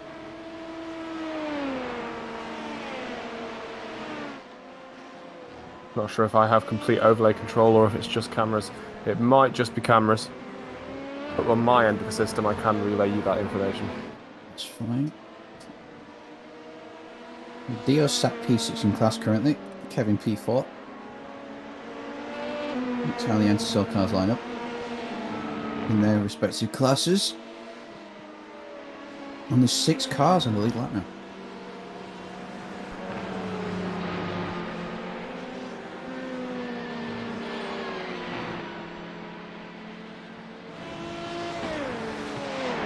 Yeah, I have camera control. We just changed back over to Kevin on stream.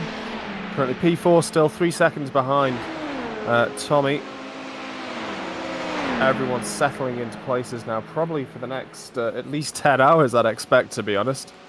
Kevin's closing heavily on Tommy, just looking at that.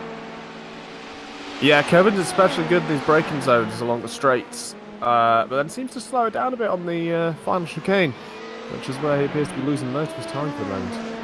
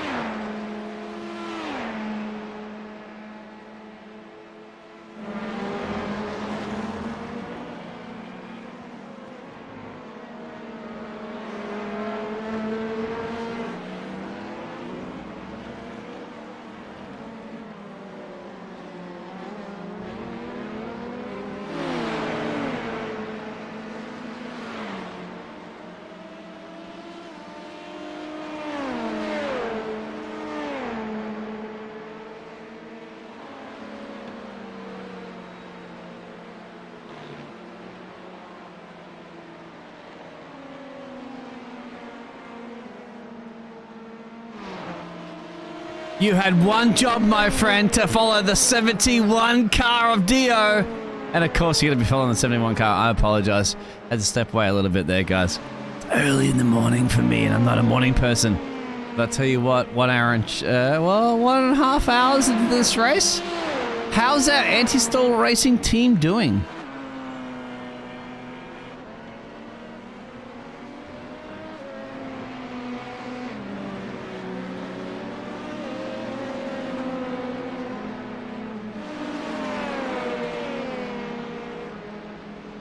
It's got traffic, my friend. It's like the I-95. It's like the I-5 on the freeway in London, isn't it? Getting somewhere around here. But it's Le Mans. Get around there. But that's not traffic. That's not a back market. That's legitimate battle here.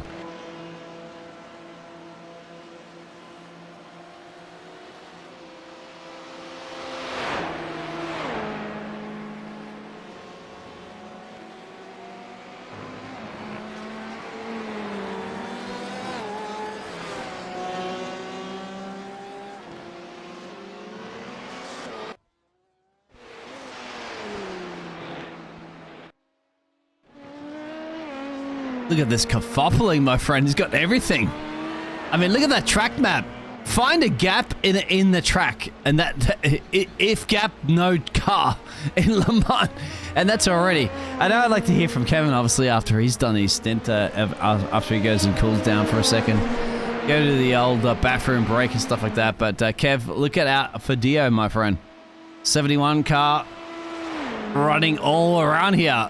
They're swerving around in like the Indy 500 final, isn't it? Trying to break the slipstream. It's not Indy, my friends. It's 24-hour Le Mans. Got plenty of time to go.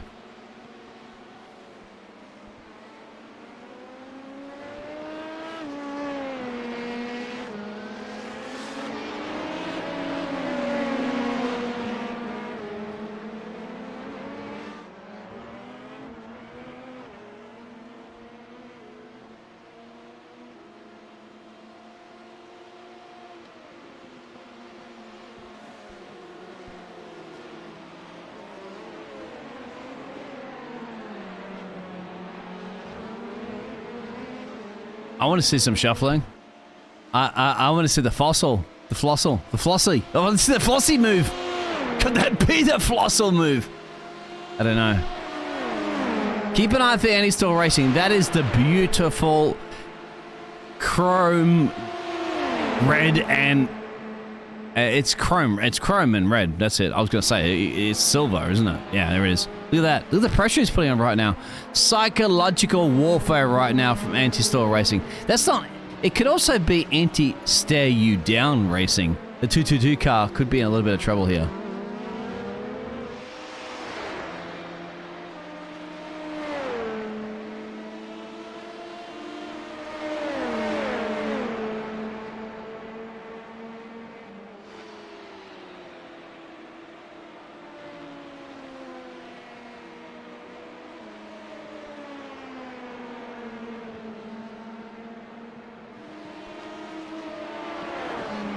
Oh yeah, but keep an eye out for this. I have to say that has to be a Swedish driver in the background, right? Look at that! Look at that livery.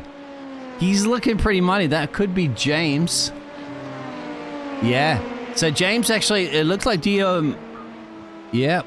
Oh, this is gonna get spicy. This is a battle for position. Remember, 5th, 6th, and 7th here in 1 hour and change. Now, they have taken their pit stops. They've taken the pit stops. So it actually looks like Steve up the road has taken a pit stop as well, too. So, anyway, forget that. The whole timing board is all over the place, as you had experience there, too, Geza. It's a little bit hard to keep up to, but I can guarantee you right now, this is definitely the battle that you're watching.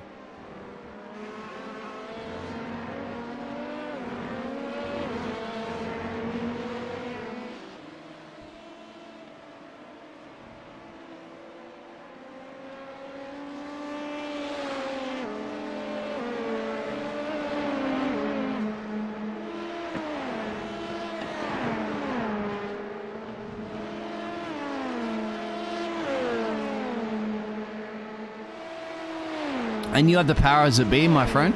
Get control over my computer. Just do not look through my browser history. as we're making our way down the main straight. I'll tell you what, been looking a little bit cautious out that 76 car in the background there, because James is pretty pacey. Or if it is James or if it's his team, of course. And can we get Kevin in here for a little bit of a chat after his first fantastic stint?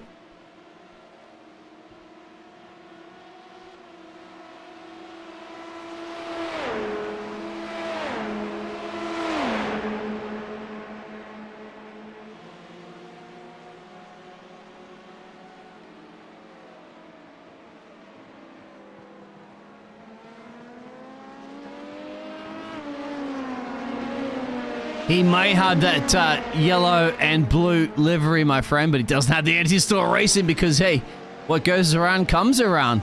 And that very much might be happening. Look up the road, too. 222 car, but look at this, 76 car. Hey, that's my number, by the way, too. Don't you go stealing that one. How dare you? Theo's got the 71 car, of course, 76 and 71. Hey, we were hip. Well, hippies, right? 70s? The 70s? It's back? The 70s are back? Maybe?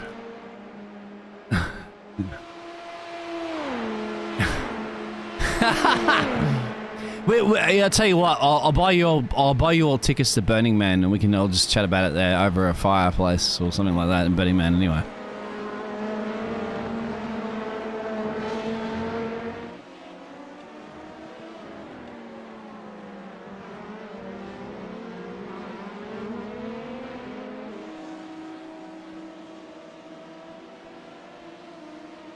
So he's taking the pit stops. Now we got to remember that the other drivers up the road have still yet to box. So how's this all panning out for the situation? Just to let everybody know, because it's a bit of kerfuffling. I understand that. There's a lot of stuff going on at once. We've got two teams of anti-store racing in this, if I'm not mistaken, or just the one team. But we're on board, obviously. Yep. And how's the other team going, and how's everything panning out for anti-store racing?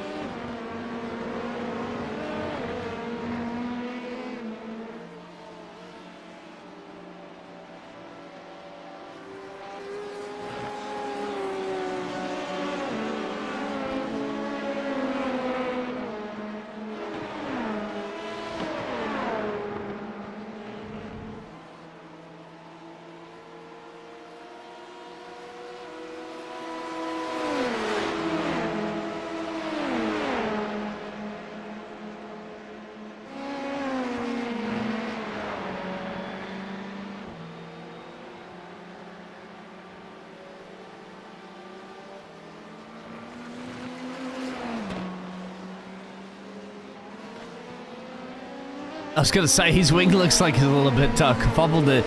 Somebody didn't bend the wing properly. And this could be an opportunity, but you get a double slipstream. Look at this down the main stretch.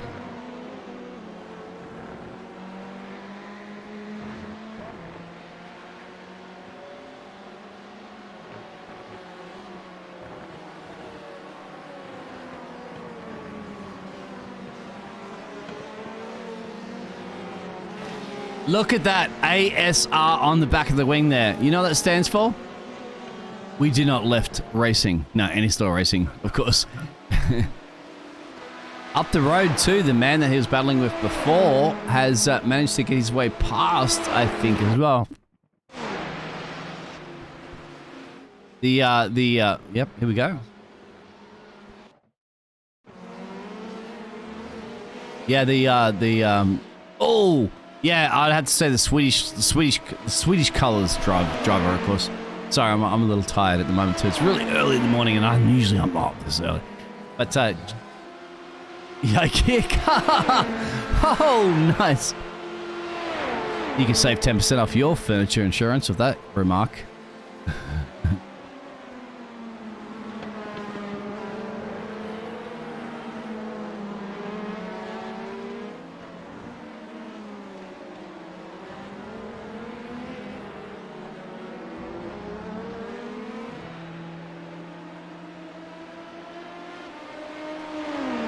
Yep. Overtake's done, obviously, on the different classes. Did you manage to get that class thing figured out? I hope I can help you with that one. I know you're controlling the cameras. Yep.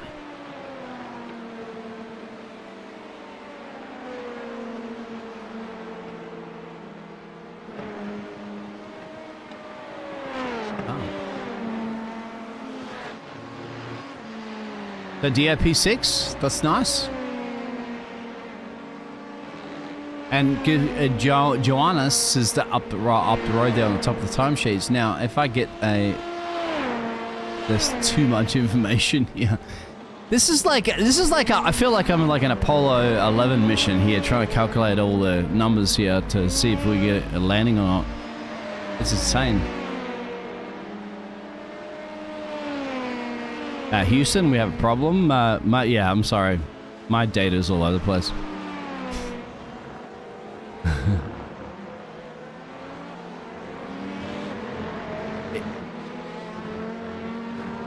It was like that from the start, my friend.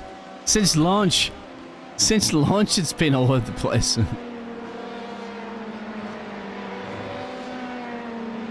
Now, hats off to any of the casters out there that are actually trying to cast this race on a mainstream, trying to figure it all out. And mind you, you got to do it for another 22 hours and change as well. Good luck on that one.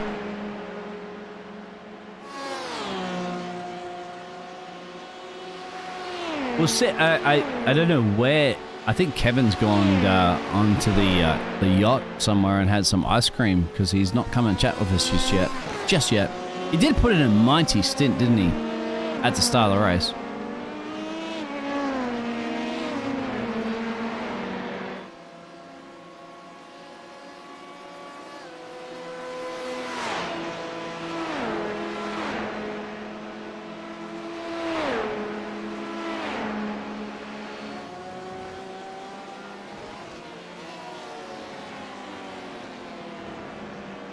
Wait, this is the official stream. Those other guys have nothing on us, my friend. They're probably checking this stream out right now to find out what's going on.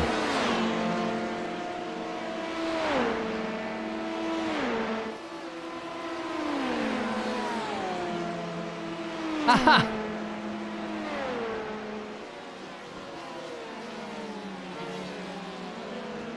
Oh... I told you, my friend, I was going to give you one of those graphics cards. Anyway, 76 car on the 222, up the road a little bit, but of course we're watching our man here for Anti-Store Racing, getting past the different classes and trying to make his way up the road there, because the 76 car is legitimately the driver he's battling with, and that is James, I believe, James D. Frazier, which is an Australian driver. Who's on the back of Glad. The 222, yeah. All the twos in the clock. Or on the car.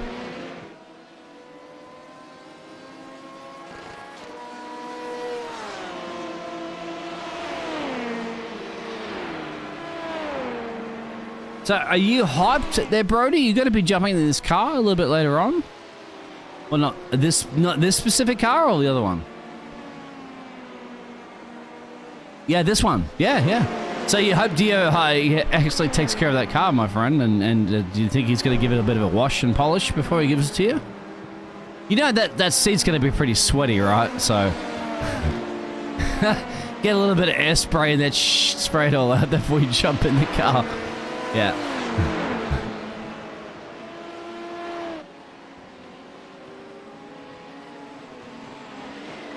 So yeah, this is what I wanted to ask as well too. The night shift is different, isn't it? It's a different ball game. It takes a lot of concentration. How long are you going to be doing for your night shift per se.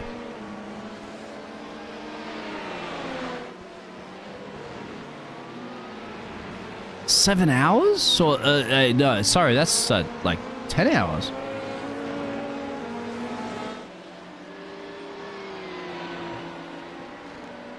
That's a lot of driving at nighttime, my friend. I hope you got some coffee ready.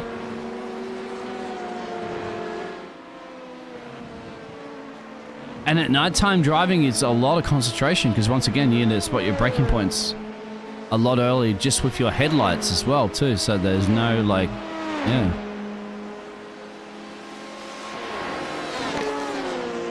yeah. Pit stop strategies, you're going to be like expecting it in and out a few times, change some boots, change some fuel, splash and dash.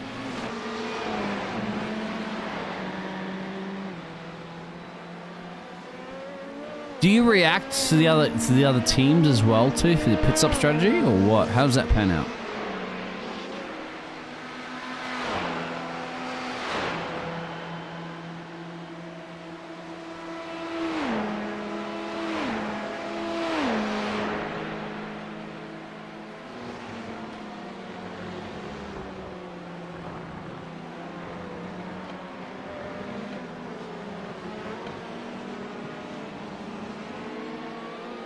Fair enough. I mean, can you guys speak for a second? That's strange.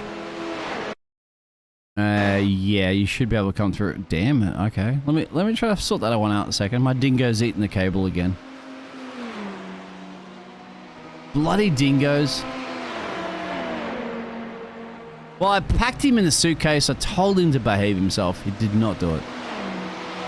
Anyway, yeah. It's weird why you guys aren't coming through here right now. Should be. Nothing I'd changed.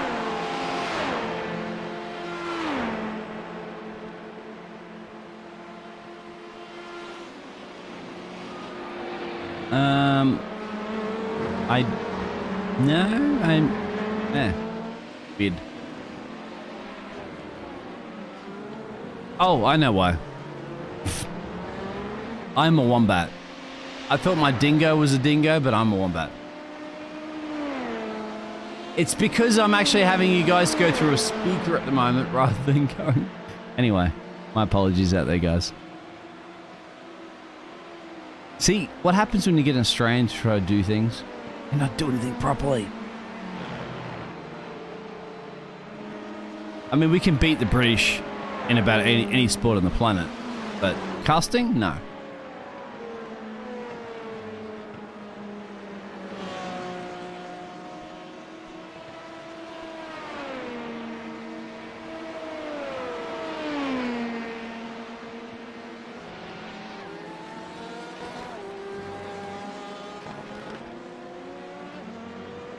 Heard now, I think, properly.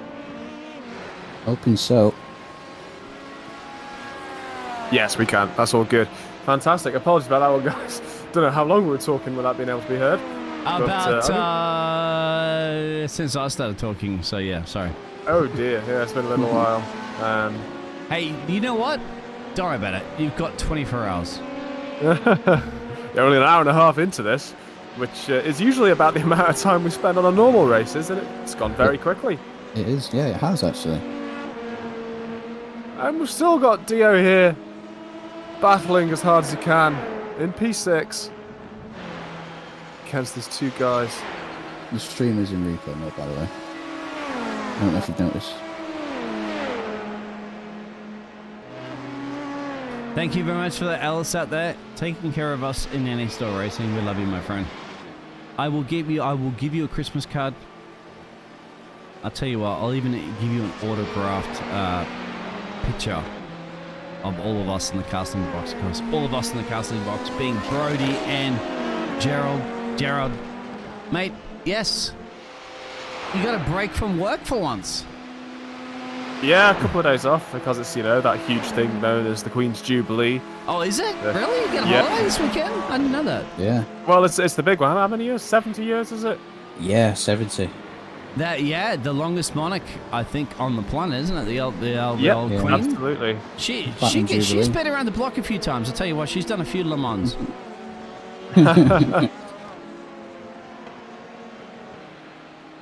You know, if you live to 100, right? If you live in the Commonwealth countries, which obviously you do and I do in Australia as well, you get a nice little signed card from the Queen saying, congratulations, you got to a century. Absolutely, yeah, you do. It's legitimately real. You'll get that anywhere in the world. As long as you're a Commonwealth country, Canada, Australia, South Africa, all that jazz, you will get the Queen legitimately signing that shit. I mean, it's not like you really sell on eBay when you're 100, right? I mean, like, I don't think you're really worried too much about money at that point. But hey, if you cracked 100, good on you. That's a century. That's a good score in cricket as well. I think the only sport that's not good in is golf.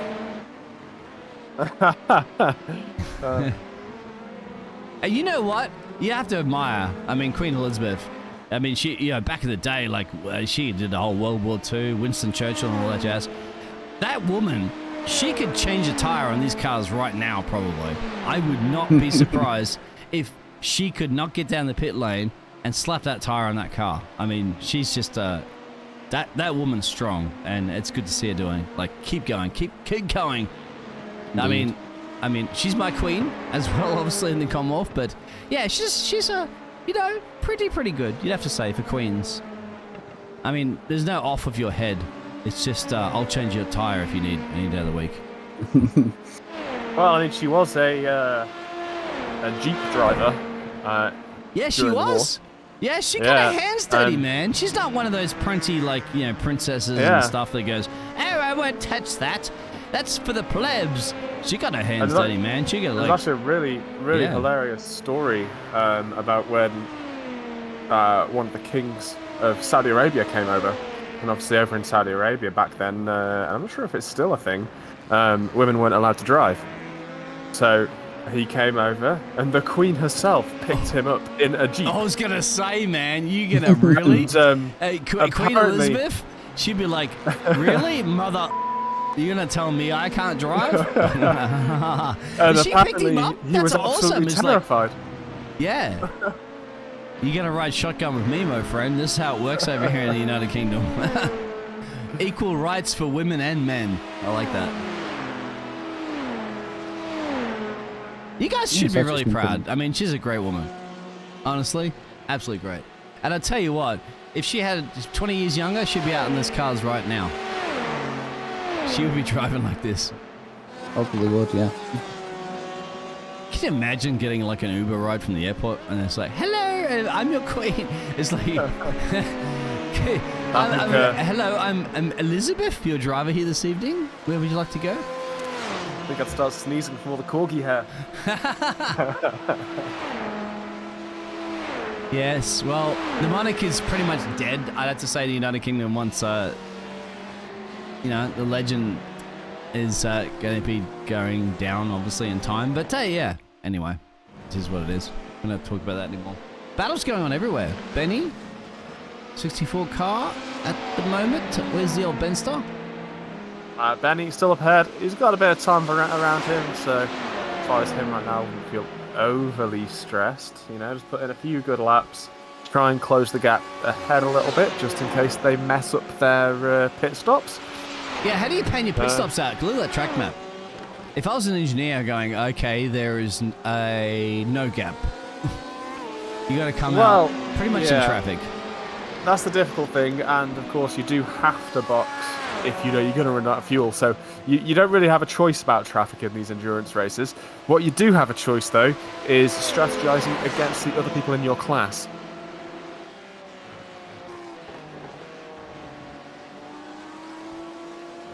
We did lose, unfortunately, Kevin. I think Kevin's just gone for a lay down or a sleep or something after that race.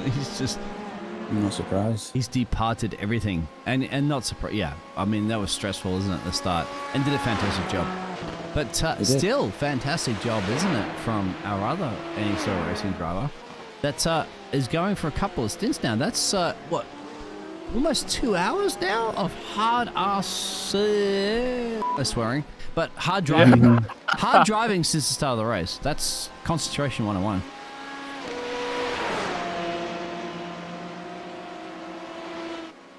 Well, yeah, 1 hour 46 we're at now. So we should see the next box very shortly. Not sure how many laps Benny's done that yet. What's the team chat with these lads as well too? So I can't go down there and change and chat to them. Perhaps Brody, if you want to sneak in there and try to have a little bit of a chat and find out what's going on with the drivers, if they are okay, and see what the situation will be. Team orders or something like that. I mean, once again, I can't do it because it's streaming live, so I don't want to take that away. But if you want to like spy in, don't just be quiet. Just sneak in on them, mate. Like, just like my dingo tries to chew my cables. Just slowly do it without anybody knowing. Like the dog, you know, you wake up in the morning and is eating your shoes, and you're like, God damn it. Yeah. Like that.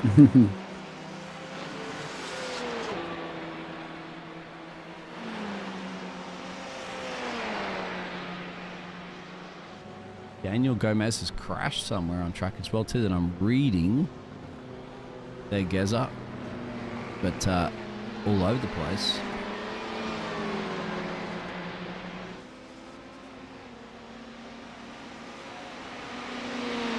So yeah, I think Benny's got 2 more laps until he pits, if I've calculated it correctly. Now, where's our man from the Anti-Store Racing again? So we've got Benny in P4 currently. Oh, Benny's the driver now. Yeah, so Kevin switched with Benny. Okay, yeah, sorry, my apologies. I didn't realize that was a quick switch. And then Dio in the LMP2 still, who should be switching after this stint again, probably another couple of laps. So to remind everybody, Benno, our German driver, is running what in his class? What position again? P4. P4, and then Dio is running P6. Dio is P6 in his class. Yeah, P6, and James is up the road there trying to put a pressure on Khalad. So, yes, okay. This is pretty good. If you're in the top 10, and remember, there's, what are we looking at? At least 40 plus drivers overall in this whole series? Yep, absolutely. I'll take a top 10 so far. Top 10 in 2 hours in the race almost. Yeah, I'll take that. Yeah, but as we know, these races, anything can happen. It hasn't been the major accidents that we saw in Nuremberg, right? Like major repairs instantly. We haven't had anybody really visit the fence, but you know, as soon as I say that, something generally happens. So yeah, absolutely. Away from the driver when I say that. I mean, Nürburgring was a much more technical track, so you can't compare them too greatly. This is a much more sort of traditional course, and I say traditional as well because it's over 100 years old, I believe, the Le Mans. It's about 2 or 3 years just before you were born, yeah, something like that. Well, no, the initial incarnations of this track. 26 or 36 or something around there. I think 20 or 36. Span back to between the World Wars, I think. Oh yeah, it's before. Absolutely, has to be before. Oh yeah, you might be. Yeah, World War I, World War II. Yeah. That's up for the audience out there if you guys are tuning in at the moment to give us a little bit of trivia here around Le Mans. And is he letting him through here? What's happening with Dio? Is Dio, what country is he from? He's representing a bunch of flags here. I believe, I really apologise if this is wrong, I believe he might be Dutch. He's going the pit lane right now, so we'll find out. Is it going to be the end of his stint? He's done, what, 2 hours almost? Yeah, we'll find out. I mean, I wouldn't want to be driving more than 2 hours, but we'll find out. So now it's a change of tyres and fuel, so they should get lifted up. He's got a few people ahead of him. This is a third stint, so if he changed tyres in the last stint, which he should have done, he won't need to this time. It'll just be fuel and drive. So if the car lifts up, that'll be tyres, right? If it doesn't lift up, there's no tyres. Yeah, if it lifts up, it's tyres. They're all in there. He's got the kerfuffle. And these are drivers that he's actually racing with here, which is interesting. So let's have a look if we can get out ahead. or not. It's just fuel. So there's the 222, there's the 76, and there's the 71. So there we are. Pretty much even Stevens are where they did go on the pit lane.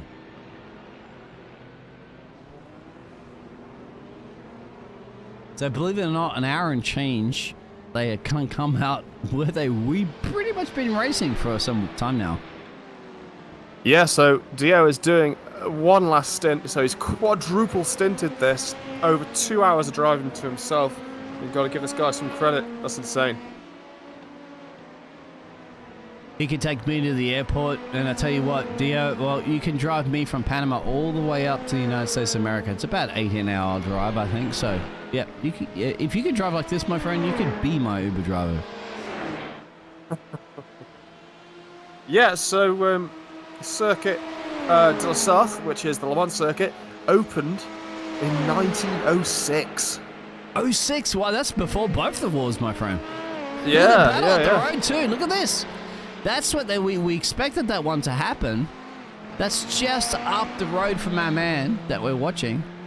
But they're the two that are meant two for now. Remember, they came out of the pit lane just a little bit up the road. And that is definitely James. That's the Australian driver, or at least on the flag, in the Swedish IKEA livery, making a run right now on the 222 car. And that will be Khaled, I think, if I'm going to pronounce his name correctly. He's got the job done. Yeah, James got in front there. Of course, mate. Looks like Australian. he's going to make it stick as well. Do you really think the Australians can't lift the stamp and send it? Of course they can. Will that help our boy in the Any-Store racing a little bit further down the road?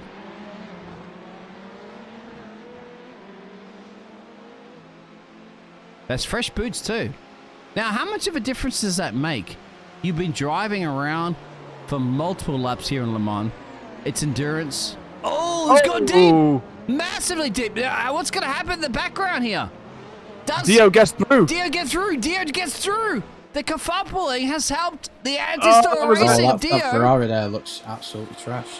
That was a hypercar, a GTE, and an LMP2. We didn't see a replay of that. I saw somebody go deep. Somebody actually got deep because they've avoided the collision. So this has worked perfectly in our favor. Unfortunately, not for everybody else. I think this could be the crash. So let's see if my telemetry caught it correct. It doesn't look like it's going to be the crash, I'll be honest with you. No, Adam was not in the mix, I don't think. Let's have a look. No. It's this one here. There we go. Yeah, here it is. Somebody went off track. Is it Khaled? Khaled went deep. Khaled went deep, but up the road, look, there's a collision before Khaled. Oh, Khaled even hit the guy that was in the fence. Oh, but, okay, let's look at these. Yeah, this is it. This is it here. LMP1, 99 and Scotty. Bang. Ferrari spun. Yeah, everybody P1 else hits it. Yeah, and everybody else piled in. You couldn't have scripted better for us, unfortunately, for everybody else. But yes. Yeah, just the driver in the different class lost it in the corner, and everybody else just became a passenger and hit him. He's got massive damage too. Can't even bring that car back around. But back with Dio now means we're in P5 with a good time behind us and only 3 seconds away from the guy ahead. So Dio's pulled this one out of the bag. We just need to hope that it continues. Yeah, he's probably going to lose his position right now. I think they're going to let him through. But, however, I mean, you know, as a driver, you want to race the people, right? But then when you see that kerfuffling up the road and then you pass like 2 or 3 cars, you must give you a bit of a smile, right? Oh, absolutely. I mean, you know, he can relax a little bit now. He's got enough time either way. This is his last stint. I quite like having a race to myself, you know, keeping it chill, not having to think about too much. Do you listen to music? No. I can't have any distractions while I'm racing. You're in VR as well too, right? Yeah, I can barely talk while I'm racing. Now, another question I like to ask drivers, and I ask this to every driver, are you barefoot, socks, or shoes? Barefoot. But you are barefoot. Okay, most people are socks. That's interesting. So I'm using the Fanatec V3s, and they have like they have dimples on the pedal surface, which are quite grippy. Yeah, have you been to those parks where you put the socks on and you jump on trampolines and stuff like that? They actually have to buy socks to have like little pads on them. But a lot of drivers that I know actually on socks. I mean, I ask people a lot, and I have to say, what, 10% socks? Sorry, 80% socks, about 10% barefoot, and about 20% shoes, maybe. Yeah, that's interesting. So I like the natural feel, right, of the pedals, but it depends on what you like. And what about you, Brody? Are you going to be racing in barefoot socks or shoes? I'm normally doing socks. Yeah, it's a nice feel. You're a socks driver, and this is the thing. Gloves as well, or not? Yeah, I mean they're pretty battered as well. Yeah, just as well. Do the gloves get sweaty? Like, how does that pan out? Because I'm not a race driver myself. Like for esports or real racing, of course you wear gloves, but is it get sweaty in the gloves after a while, or what? You can do, but you don't really feel it, to be honest. Yeah, I find my hands get sweatier when I'm not using gloves. Yeah, you just kind of leave it on the wheel and it gets so... How do you go for itches and things? I mean, you're going to hydrate, you go down the straight, you probably like pick up, your water bottle, have a bit of a drink. Yeah, you just have a drink next to me. And what about like everything else? Like, what if you get an itch or a scratch or something you need to do? Like, you have to wait for... Yeah, wait till you get the straight bit of track and then try and sort yourself out that way, but... It's interesting to let everybody know who's not a driver like myself, like how you handle it. Because endurance racing is that very reason. It's endurance. Exactly. It's consistently concentration. And, it's not like the race is over in 10 minutes. Huh? No, it's not. The race is not over for a long time. Yeah. So you have to kind of also manage the way you have everything around. Like if you have a water bottle, you have to have a water bottle within reach. You can't pause the game, go grab a water bottle and come back. Exactly. You have to manage. You have to make sure you have the bathroom first. You got your water ready. You got your gloves. You got everything. Your towel, sweat, everything. Make sure that your girlfriend or your wife or your mother doesn't come in the room and tell you to do something halfway through the race. And mind you, I've actually seen that before. Believe it or not, casting a endurance race where somehow the driver didn't tell his parents that he was in an endurance race, and they did. Of course, sometimes parents, as you know, don't understand what's going on. Yeah. So they came up and said, no, it's dinner time. Unplugged the power cable from the computer. Game over. Really? Yep, game over for him and his racing team. All over. However, we all know, do not with your parents, okay?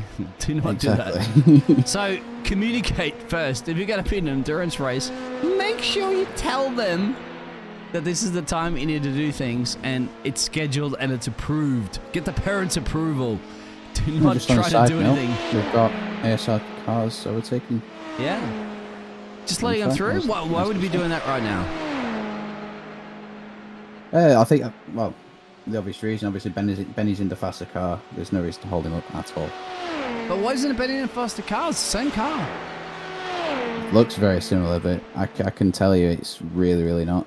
Obviously, LMP1 versus LMP2 there, boy. Exactly. LMP1 is a lot more powerful class. and obviously battery boost. You can tell the difference by looking at the nose. The LMP1 has almost an F1 style nose cone. It does actually. I noticed that. I was looking at it going, wow. If you really look it up close, it does seriously look like the downforce of a Formula 1 car, exactly. Yeah, it looks like an F1 car, but with extra bits.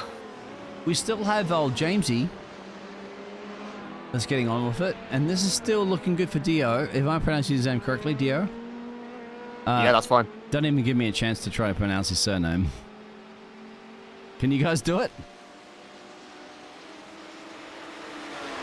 Come on, what's his surname? Who's that? James? No, Dio. Dio's surname. What is it? Trouvier? Truvelius? Come on. I noticed that There'll be a few silent letters. I'd say like Trouvier or something Gerald like that. was really quiet on that one, which makes me think, what's going on?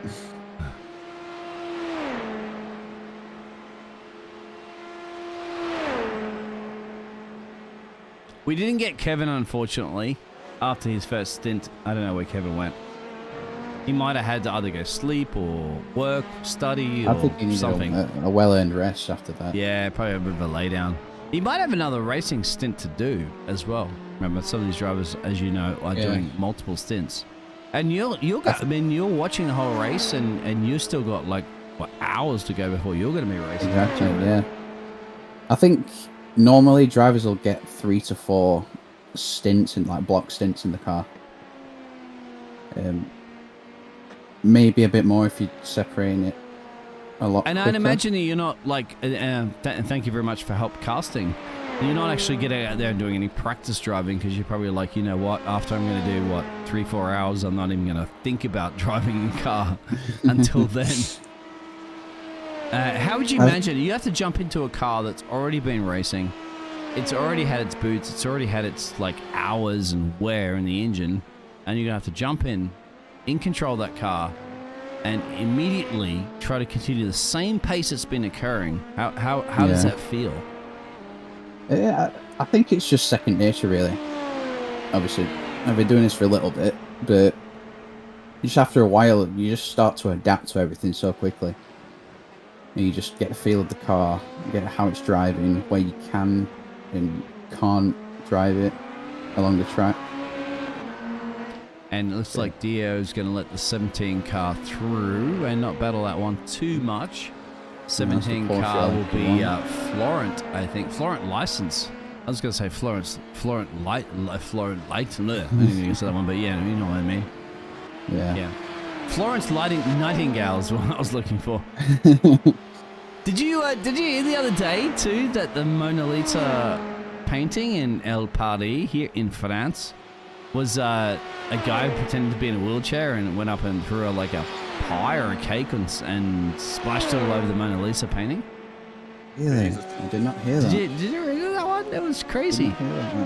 It was a guy that actually dressed up to pretend to be an old person in a wheelchair, and then when he got close to the painting, jumped up out of it and then just put a cake and splashed it all over the painting. Apparently to some sort of protest against global warming and all sort of jazz like that. However, I don't see what Mona Lisa had to do with global warming because, she was kind of like, there was no industrial global warming back in her day. But yeah. Anyway, he made the global news by doing it, but kind of crazy. Yeah, Biggles, apparently you need to increase your draw amount on iRacing because it's showing a lot of cars as being out and they're not. So you need to make sure that I turned it down because of the fact that I couldn't even get it. Okay, let me do it. Will that change it on the fly? Yeah, it will do. All it's right. just because so we can't see telemetry. I apologize, guys. It will come up a little bit of a menu right now. You get into the insides of anti-stall racing, so don't. You basically going to lift the bonnet right now, and you're going to look underneath the hood. So we're giving you inside secrets. And how much should I do it to, sir? Which one? Well, you should say it's in graphics, and you should take it to all cars. Really? All cars, yeah. Just put like 99. I got draw all cars on. Which one? So you got that little grey box that has the 20 in it underneath match It's cars. on 20, yes. It's on draw all cars. Yeah, I think that's like 60 or something. Yeah, I think. Oh, 60? Okay. Yeah, 63 usually I don't match cast race of 60s, so yeah. And I thought we were in the 70s, my friend. I thought we had had the 70s, but we're on 60s. My current GPU is 6 out of 8, so yeah, I get a bit of gas in my tank. Will that do it automatically, or shall it? Yeah, just press enter and then press I've done it anyway. Your wish is my There command. we go. And now telemetry's working properly. Oh, is that what the problem was? Yeah. I think so, yeah. Oh, was that just that little graphics setting? Yep. Because it doesn't receive the information from the server if you're not drawing the car. Oh, is that why Dio just got splicing his way past? Why didn't you tell me that earlier at the top of the show, my friend? I didn't notice. I'm sorry. Kevin know noticed why, it that's and fine. put it in chat. Guys, really? I'm going to start deleting all these messages in chat if you guys don't start helping us out here. I'm still waiting for our hot tub streamer. She's always been posting messages. Where is she?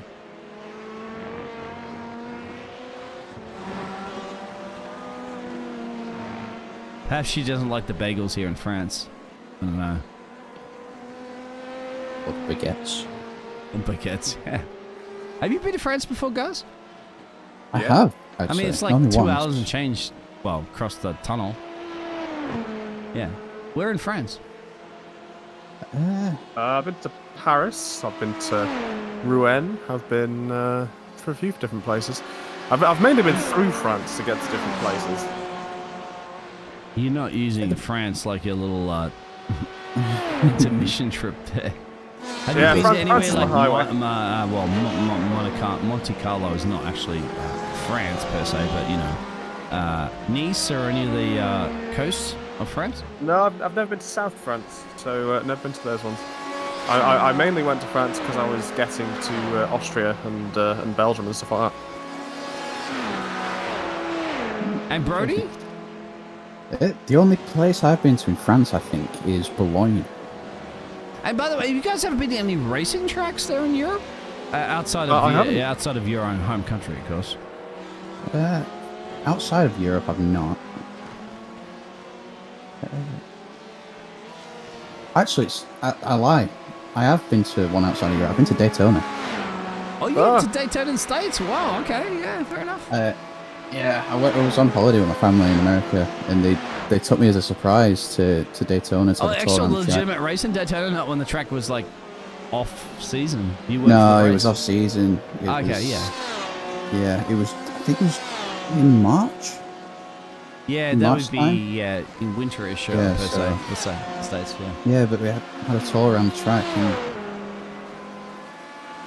the little trioval. It doesn't seem like there's a lot of banking yet, but.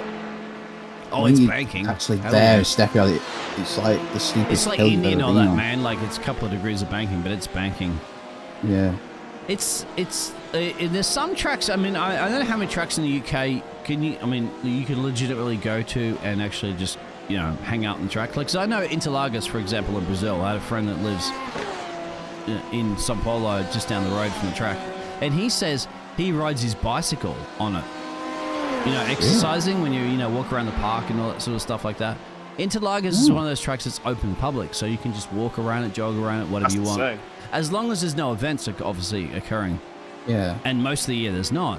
I was wondering, are there many tracks like that in the UK? You can just go chill and do whatever you want on the track. Has it become like a park or then again, Interlagos is in the middle of a city, so it's like Mexico as well. The Mexican race, a lot of that part of the track is actually like public. You can just walk around and do whatever you want. Albert Park in Australia, of course, that's a public. That's basically you're going to have people like riding and cycling and stuff like that for most of that. But with these racetracks that are like established in the UK, can you just hang out on them, or you're not allowed? Not that I know of.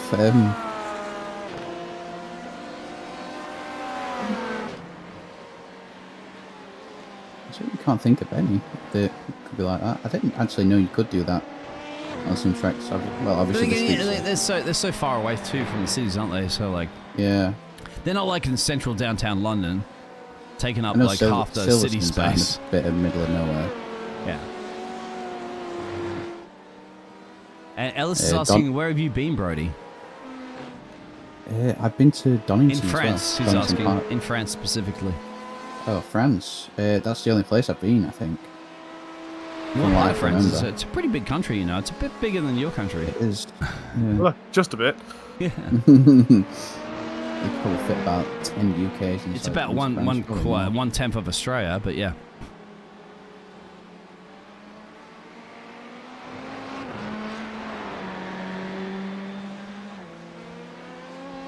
All right, here's one for you guys.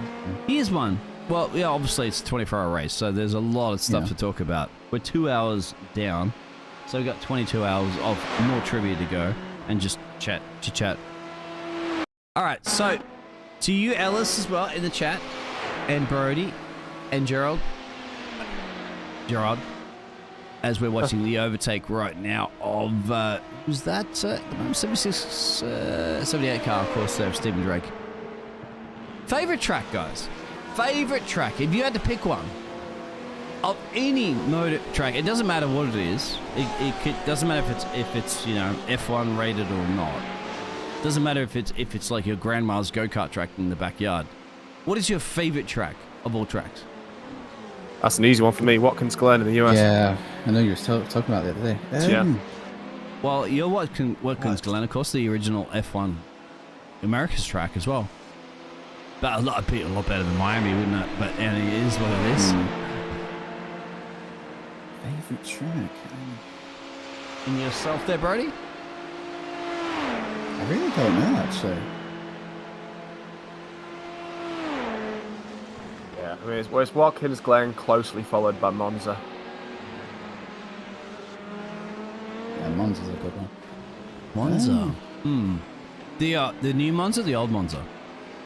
The new one, although I do love that it's got an oval in it as well. Monza's what 13 corners? Just fast. It's not very big, but it's very fast, and I like that. It's fast, yeah.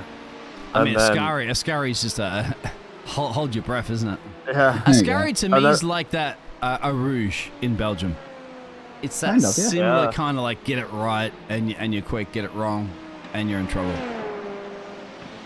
I think road racing circuit-wise, I would say Spa.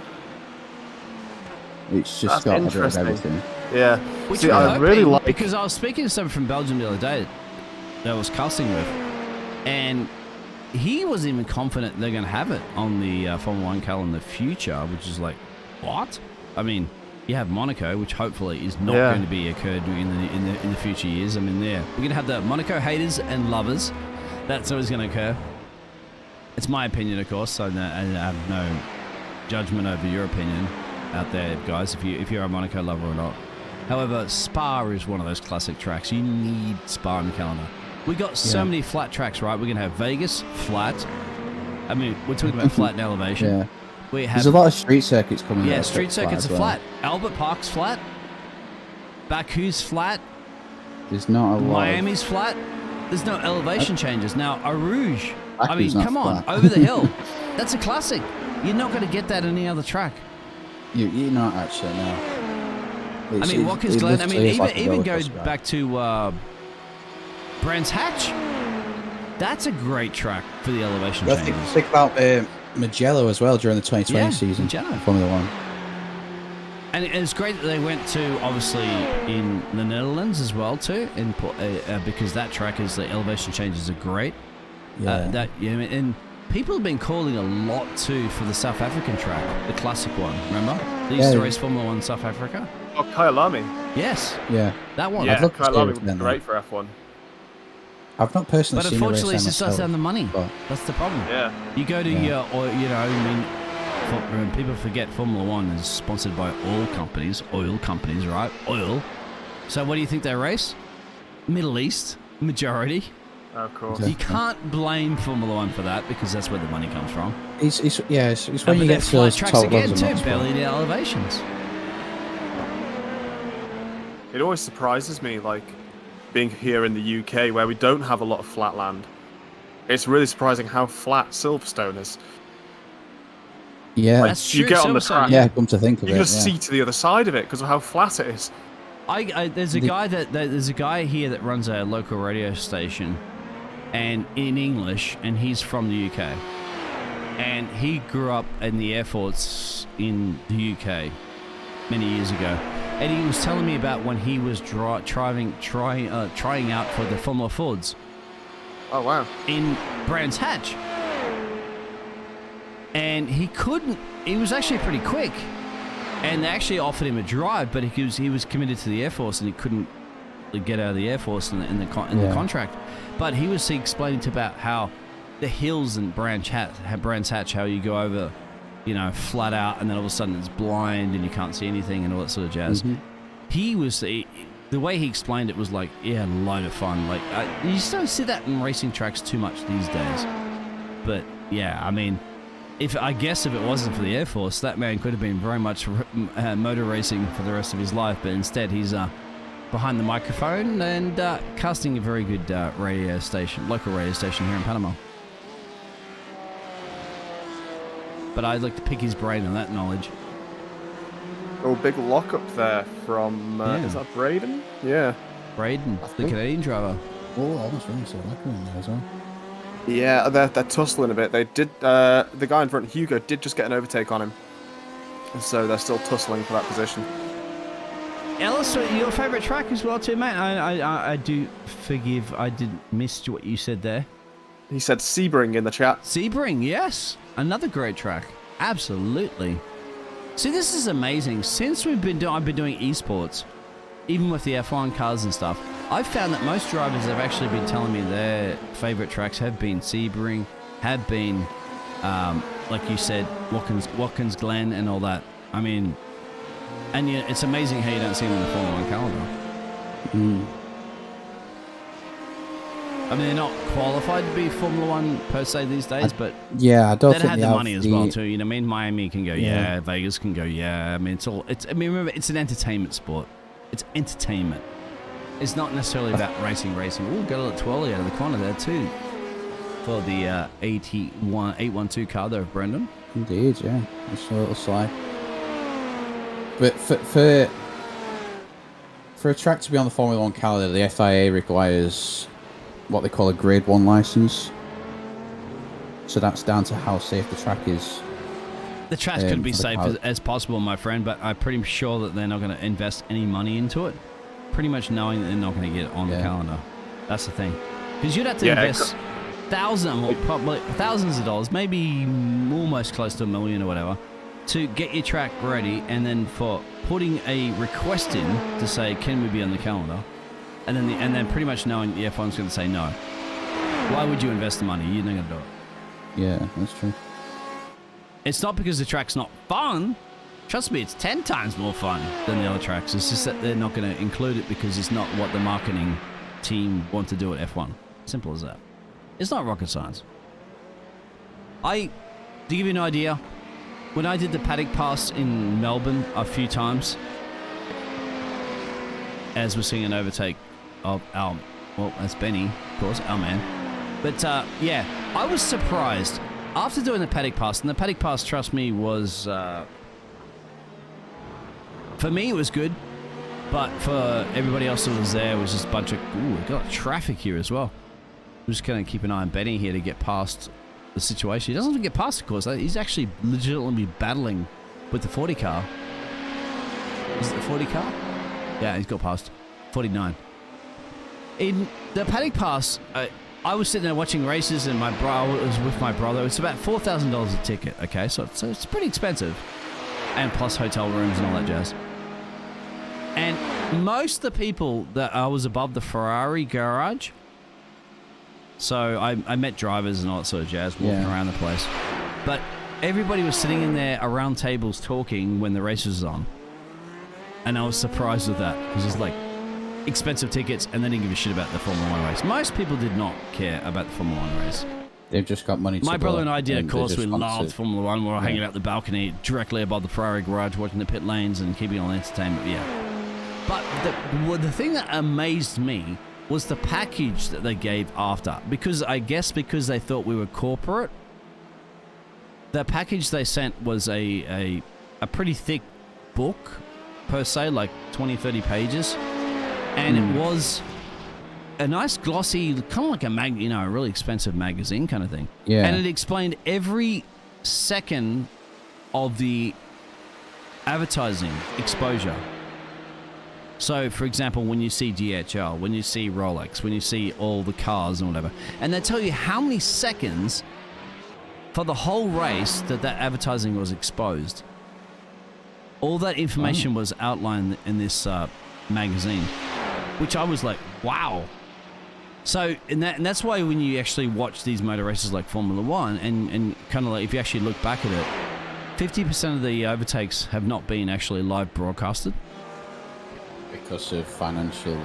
Yeah, I'd have to say, I mean, I can't guarantee that because I can't confirm it, but I would have to say, after reading these magazines and pamphlets, when they actually talk about how much time is spent like focusing on cars and stuff, it's because they're obligated by their advertisers, because, you know, DHL or Rolex are going to say, well, we're sponsoring the Formula One season, so we're going to invest so many $1 million. We expect to have 33% of all camera airtime showing our ad. And that makes sense. And that's what happens. So the network, being FIA Media Liberty Group, sorry, not FIA, Media Liberty Group, have to then expose that amount of time for their advertisers. Well, that's what rolls me back to the point that it's an entertainment sport. It's entertainment first and racing second. Simple as that. Nothing against the races, and it's fun, and it's the pinnacle of motorsports, of course. However, it's still an entertainment show. People still need to make money. You still need to finance the whole operation, and that's the way it works. People kind of forget that a little bit, I think, in the way motor racing works. That's, of course, why other forms of racing aren't quite as popular as well, because they're more for the racing and not so much for the entertainment. Exactly. That's why F2 and F3 and all that I like watching a lot, and other sports are racing, because they're not the main spotlight. However, their racing is just as great.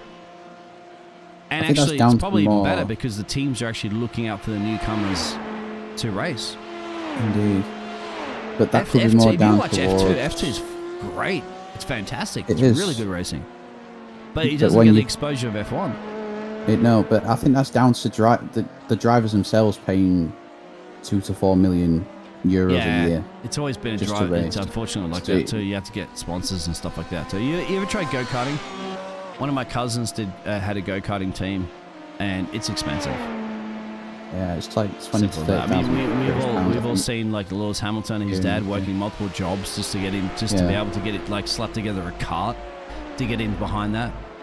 I mean, but that's like, you gotta think, it's like anything that's fairy tale stories. Whereas, I mean, Lewis Hamilton and Anthony Hamilton, his dad, put all that effort and work in. Probably didn't do too well in his relationship with his wife because he spent too much time on that. But however, we won't get into that. He did what he needed to do to support his family, and he did, and gave him the opportunity. And we've got to remember too that Lewis's brother has a disability, so on top of that, there's extra expenses of schooling and all that sort of stuff, and did what he needed to do. And that worked out, didn't it? Lewis Hamilton is a friggin', one of the best drivers, if not the best driver in Formula One because of it. However, we don't hear about the other stories of the other 20, 30, 40 people that tried the same thing as well and didn't get anywhere. No. I mean, you don't hear about it a lot, but I know his brother Nicholas is racing the British Touring Car Championship. Yeah, Nicholas is also quick on esports. He does the esports arena too. Yeah, for the casting, which I think still massively remarkable. The Hamilton family, man, is just that's why the Queen is like honored, obviously. Lewis. Yeah. People, and I hate, when I'm watching watch parties, watching the F1, people immediately hated on Lewis. Go, oh, he's washed up, he's gone, he can't race anymore. I'm just like, yeah. The car's just down a little bit, but trust me, Lewis is Lewis. He's going to get back there. People are very quick to judge great people. They are, yeah. I remember just saying the subject as well. It's the same thing. It happened with Senna. It happened with Schumacher. Schumacher dominated the 90s? Yeah. To the 2000s.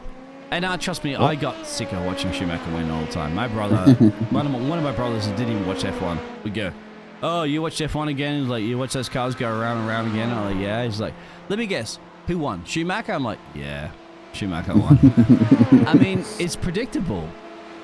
Yeah, it was. And they changed the rules and they spin it all around. But yeah, it's fine. But I mean, it is what it is. We're babbling, of course, because it's a 24-hour race. Yeah. I was just going back to the point you made about people judging Hamilton's washed up and whatnot. It's just flipped my mind to a little article I read. Yeah, someone did an interview with Charles Leclerc, and he was saying coming through karting, he ran out of money. Who did? So Charles Leclerc. Charles Leclerc ran out of money? He ran out of money personally, but his mentor was Jules Bianchi. Oh yeah. He was I remember watching that too.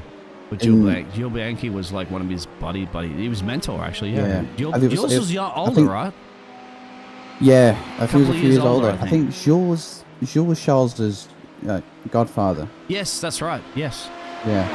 And it's a really sad story if you actually go to Charles Leclerc because I mean Charles and his younger brother as well too was is a racer, and his father had spent a lot, like just like Anthony Hamilton did. He put a lot of investment, a lot of time into both his sons to race. He did. And a lot of people don't know this, but with Charles Leclerc, he did not get a Formula One seat, right? He got signed for a Formula One seat, I believe, and I may be mistaken, but it was about a few weeks before his father passed away. Now he told his father, and they knew his father was dying, right, of an illness. So thankfully in that case they get to say goodbye, him and his brother and family. Yeah. However, he did say to his father before he passed that he did get a Formula One drive when he didn't get a Formula One drive,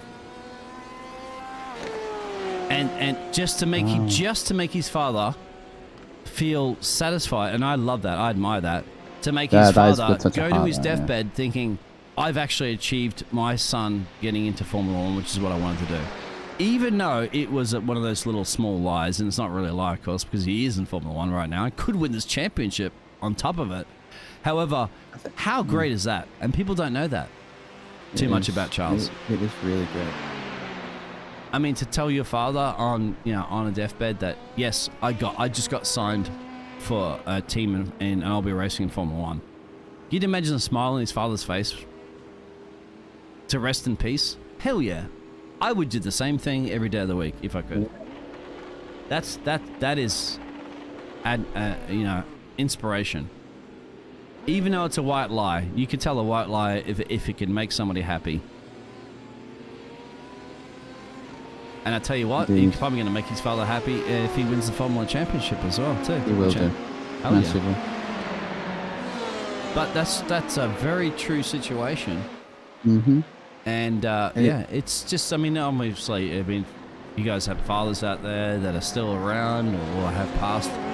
Yeah, especially the ones that put so much effort into getting you. And motorsports is expensive. As we know, really Anthony Hamilton, Charles Leclerc's father, as well as who's the other driver? There's one more, I'm thinking, in Formula One that's committed so much. I'm not talking from a wealthy family. I'm talking from an average blue-collar family. Yeah. There's another one. Can you guys out there in the chat know?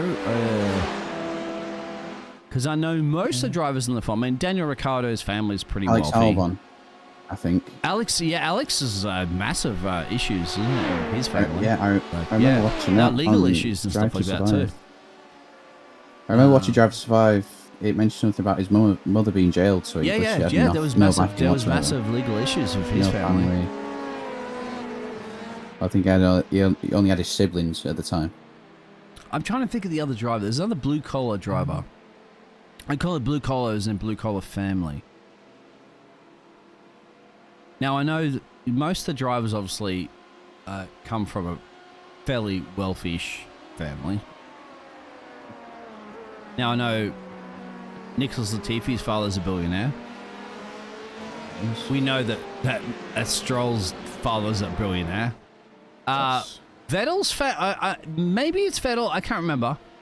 And possibly. Sorry. He did come through the ranks at the same time as Hamilton. Who? Sorry. So, Sebastian Vettel. Yeah.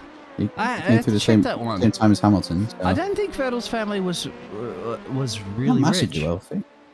I'm talking about blue collars in like middle income. Yeah.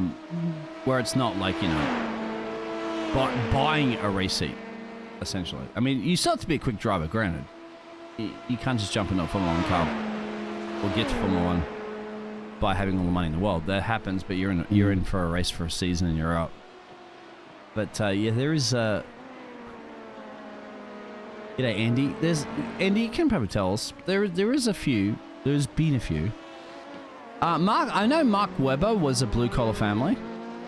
So granted to Mark Webber, I appreciate that. But once again, Daniel Ricciardo's family's pretty well off. They a lot of land in Western Australia and have a pretty successful business. So they're not short of cash.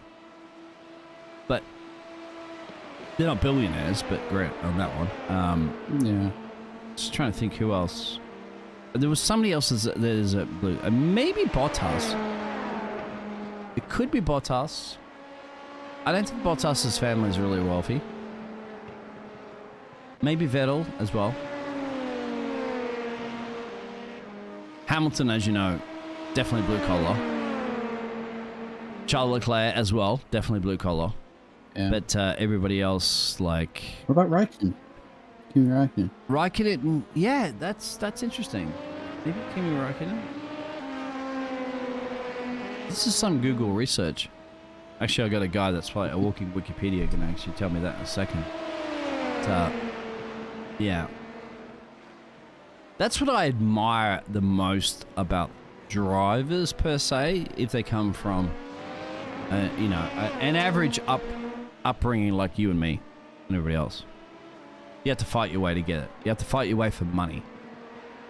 I mean, Lewis Hamilton was so happy that, people think Lewis Hamilton, but you know who made Lewis Hamilton?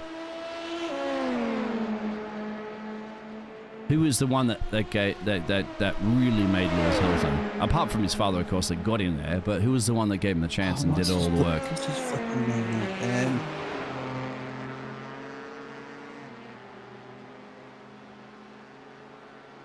It was the team principal at McLaren. Yes.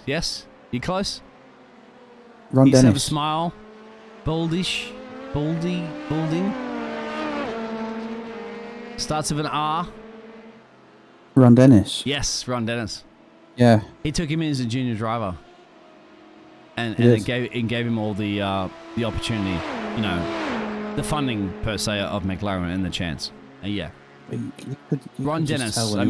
People forget about that, but if Ron Dennis did not allow Lewis Hamilton an opportunity, Lewis Hamilton probably would not be where he is today. Same thing as Helmut Marko, spots young drivers and stuff like that too for Red Bull and stuff. Mm-hmm. So yeah, that's it. Sebastian Vettel, of course, was spotted for Red Bull by Helmut Marko as well as Max Verstappen and stuff. Yeah. But yeah, if it wasn't for Ron Dennis, I don't think Lewis Hamilton would be here where he is today. I don't think the Hamilton name would be motorsport, full stop. I really don't.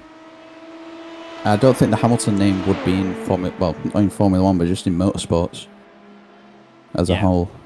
You know the thing I really, really loved, speaking of Hamilton, the thing I really loved the most, the whole kerfuffling that happened in the championship last year, right? Obviously at the end. Yeah. It went either way. People whatever, whoever you want to support and stuff. I didn't care who won the race. But what I really admired at the end was when Anthony Hamilton, his father, and you don't see very often at races. Yeah. You don't see him. He used to be the manager of Lewis, and they switched him away because they had a bit of conflict between them. Mm-hmm. Yeah. Dads obviously, dads have the power. They're always going to overrule you as a son. Yeah. But the team said, look, we need to get another manager because Lewis needs to do something. I don't know if it'd work either way. But in that scenario, did you know when he lost the race, right? He lost the championship.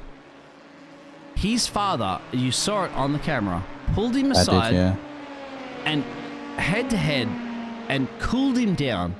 Because you can imagine you'd be fuming right now. You could be fucking cursing left, right, and center. My apologies for swearing. You'd be upset, and you'd get up on that stage, and you could say anything you wanted to say to just, disregard the sport, say it's all, BS and all that jazz. But Anthony Hamilton pulled him aside and said, look, or whatever he said, who knows? It was never recorded. But cooled him down, calmed him down, and said, look, accept it, take it, do it, That's the interpretation I took it. That's why he did. Because he came out and then stood up on there. Most 100% disagreeing with the decision. However, still sportsman-like. Said, congratulations, Max, you done it. And, you know, this is the way it is. That's why you got to take. It's because of his nowadays. Dad, man. I guarantee it's because of his dad. If his dad was not there to do that, he might have said stuff. And I guarantee Max Verstappen would have said stuff if it went the other way. The thing is with that, they're two completely different drivers. Like, Max is hot-head, aggressive. That's how he's perceived. Lewis is a bit more reserved, chilled, and he just takes his own shit. What is? So I'm curious about Max's dad. Would he have pulled? Say, flip it. Would Max's dad, who was also there, have pulled Max aside and said, "Look, take it on the chin. You lost, and stand up there and you know, be respectful of the sport and everybody a part of the sport and all that sort of stuff, and do that." Possibly. Would he have done that? I mean, that's the thing. I don't know. To be honest, I don't think so. That's the same case of what the Hamilton family have done in the sport. I genuinely don't think he would have. I think they'd have both been shouting, protesting like hell. I mean, Verstappen's dad, Jos Verstappen, he's come out recently and disagreed with Red Bull again over something, and then that's caused a bit of controversy and headlines. But, yeah, he's had a lot of legal issues as well too, my friend. Yeah. He's been in court for domestic abuse or some shit like that. And I'm no judge of any of that because I have no friggin' idea what hell happened, but that's just what has happened in the past. Here's a little bit of trivia for you out there. Come on. Formula E is about entertainment, but yeah, I mean, all motor racing is about entertainment because you gotta pay the bills. And all right, which driver? 90s, okay? We'll say late 90s, early 2000s. Late 90s. Okay. Which driver was in a helicopter crash and the pilot and the co-pilot died? The driver still, a day or so later, jumped in the car and finished on a podium. Wow, thank you. Yeah, man, in a helicopter crash. Yeah, just crashed through the wall as well, too. This the background. Yeah, and actually, believe it or not, I believe had actually some injuries and still raced. However, mentally, coming out of a helicopter crash, going to the grid a day or so later, doing your practice sessions, qualifying, and then racing and finishing on a podium with those injuries, knowing too that you just survived a helicopter crash and 2 people in the helicopter died and you still lived. Him and his girlfriend, I think at the time, survived. Elias has just said probably Schumacher. No. It was not Schumacher. Early 2000s. 90s to 2000s. I really do not know. I'll give you that period of time to work with. It was a miracle. I mean, there's a lot of stuff that happens in Formula 1 that people don't really realize, but that was... I didn't know that until about a year ago, actually. So, yeah. I don't know why. I'm drawn to 2 names, Johnny Herbert and Mika Hakkinen, but I don't know why. Nope. None of those. You don't think, no? Jesus Christ.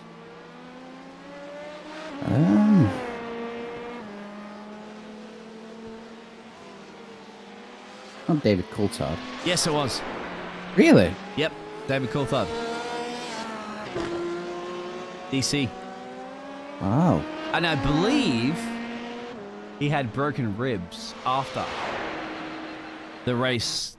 Let me just double check this. I actually did my research on this one, but DC was definitely in a helicopter accident and definitely raced and definitely got a podium.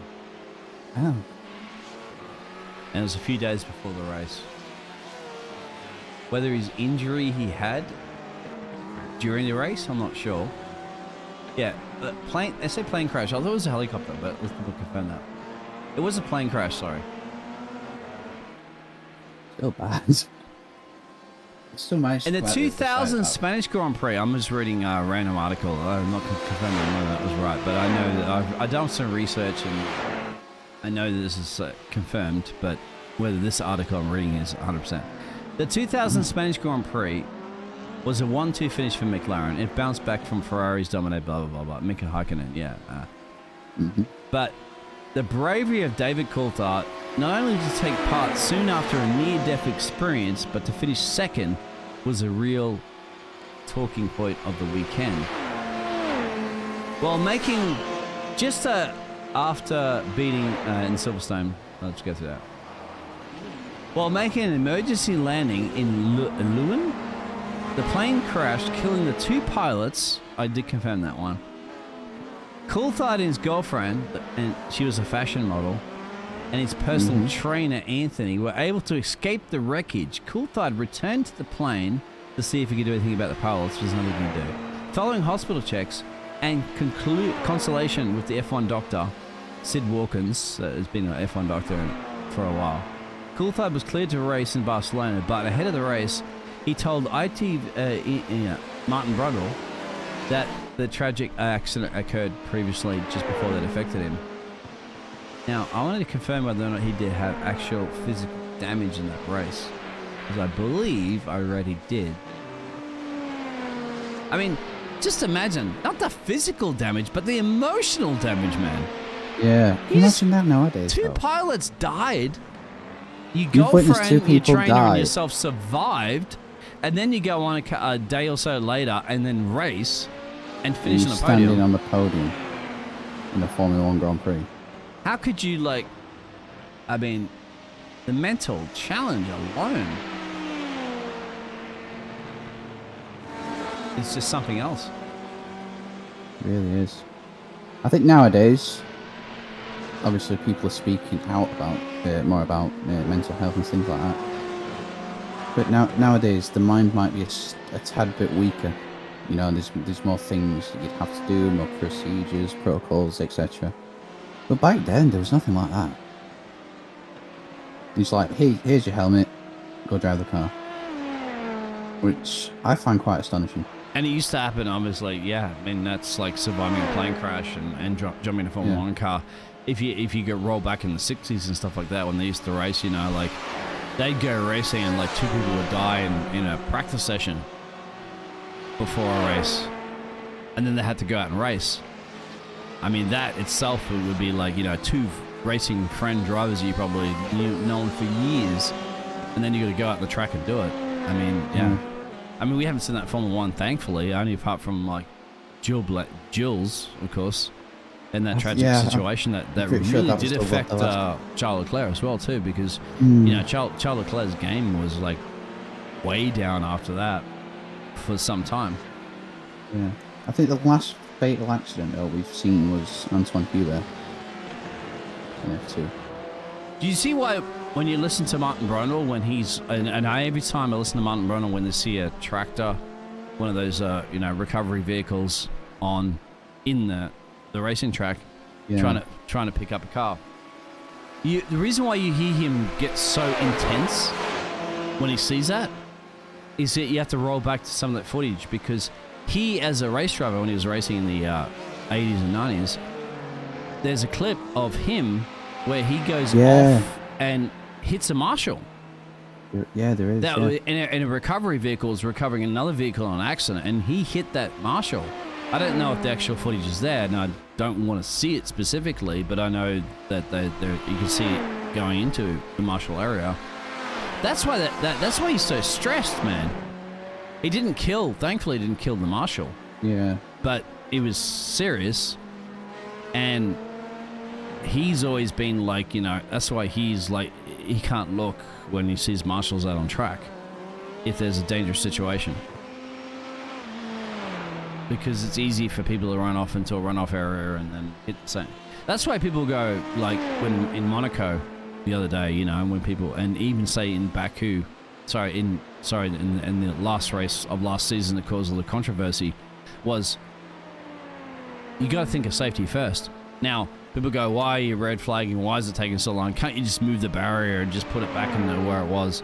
Well, it has to be back in a specific place because if somebody comes off and crashes in that same place again a lap later, and that barrier is not in the same place it's supposed to be, then if somebody dies or seriously hurts themselves, the FIA is sued, and they're in big trouble. Exactly. Race control's in big trouble. Not making sure. And then it'll be because, why didn't you put the barrier, at the end of the day, when somebody actually gets hurt or dies, why didn't you put the barrier back to the same place? Why did you start the race when it should have been red flagged and that barrier should have been put where it needed to be? That would be the question. Of course, the chances of it happening is 1 in a million, but you still have to play that same game. Otherwise, I mean, if I was the one that's responsible for the safety of the F1, I'm shutting that shit down. Yeah, I'll red flag it, make sure that it's back in place, because that way, at least, if somebody does crash in it again, I'm not going to be held responsible for that not being in the right place. Just because I wanted to keep the entertainment going, I'm not going to put drivers drivers' safety at risk. That's what people don't understand a lot with the sport. Yeah. It needs to be in a situation where it's planned from the start. You don't screw with people's lives. Absolutely not.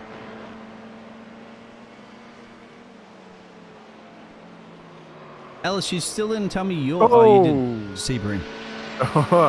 We got, sorry. Yeah, I had to go speak for a second there. But we did just see Alexis on screen have to dodge a spinning Ferrari. I think Alexis had an off down at Indianapolis as well. Yeah, it looks like it because he is currently P6 unless they're... Oh, no, you cussed him. He's gone off again. He kept it out of the fence bar. I don't think he got damage. He got to lose a couple of places. Yeah, he's down to P6 right now. He is French. This is his home track. I like that he did. He's got now. What do you do after you get your tires a little bit dirty? Now you've made a couple of mistakes. You're a little bit frustrated at yourself. You got to cool, calm, and collective. Just slow it down a little bit. Cool the tires. Take it easy on the racing line. I think that's the best thing you can do. Yeah, just need to chill out a bit, get used to the car. Let the cleaner part of the track clean the tires. You get frustrated. I know that. I see drivers do that a lot. But once again, now he's catching. Well, he's got past. But he's got to just be like, remember, it's a 24-hour race, right? So, I mean, you're 3 hours down. I mean, it's 21 hours to go. But I don't think you got any damage, right? Do you think you got, do you think, I mean, you got no barrier damage, but does he get undercar damage from that? I don't think a gravel pit would really do enough to be noticeable. I'd keep an eye on his lap times. It's just a little bit of your pride, really, at the end of the day, isn't it? Is that... And also, was that... Can you get a replay of that at all? Like, when he went off track, do you want to see specifically what happened there? Or was it just a driver error? Or was he responding to something? Let's have a look. He did have traffic up the road, so this is interesting. No, he's ahead. Through the S's. Oh, just, yeah, it's subscribe. A little deep. Oh, that's amazing to keep out of the fence bar. That's amazing. Because you know those repairs are going to cost you a ton of time.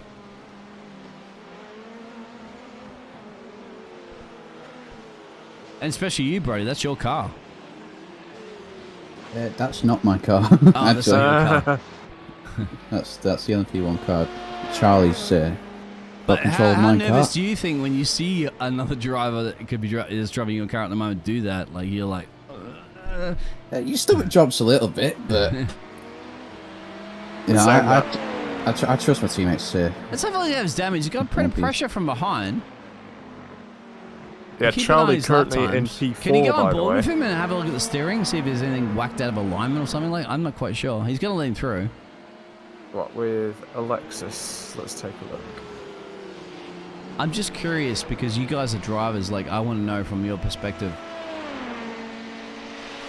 You will know on board. Look at the steering wheel. It's pretty straight, right? Oh, driving on the wrong side. Yeah, it's pretty straight. It doesn't look like he's fighting the car right now. Yeah, no, the steering looks fine on that. He should be good. I know that sometimes if you do whack your steering out in iRacing, you're going to be putting the car to the right, even though you're supposed to be going left. Things like that. And some drivers do it. They try to manage it, but of course it's going to lose you a lot of time.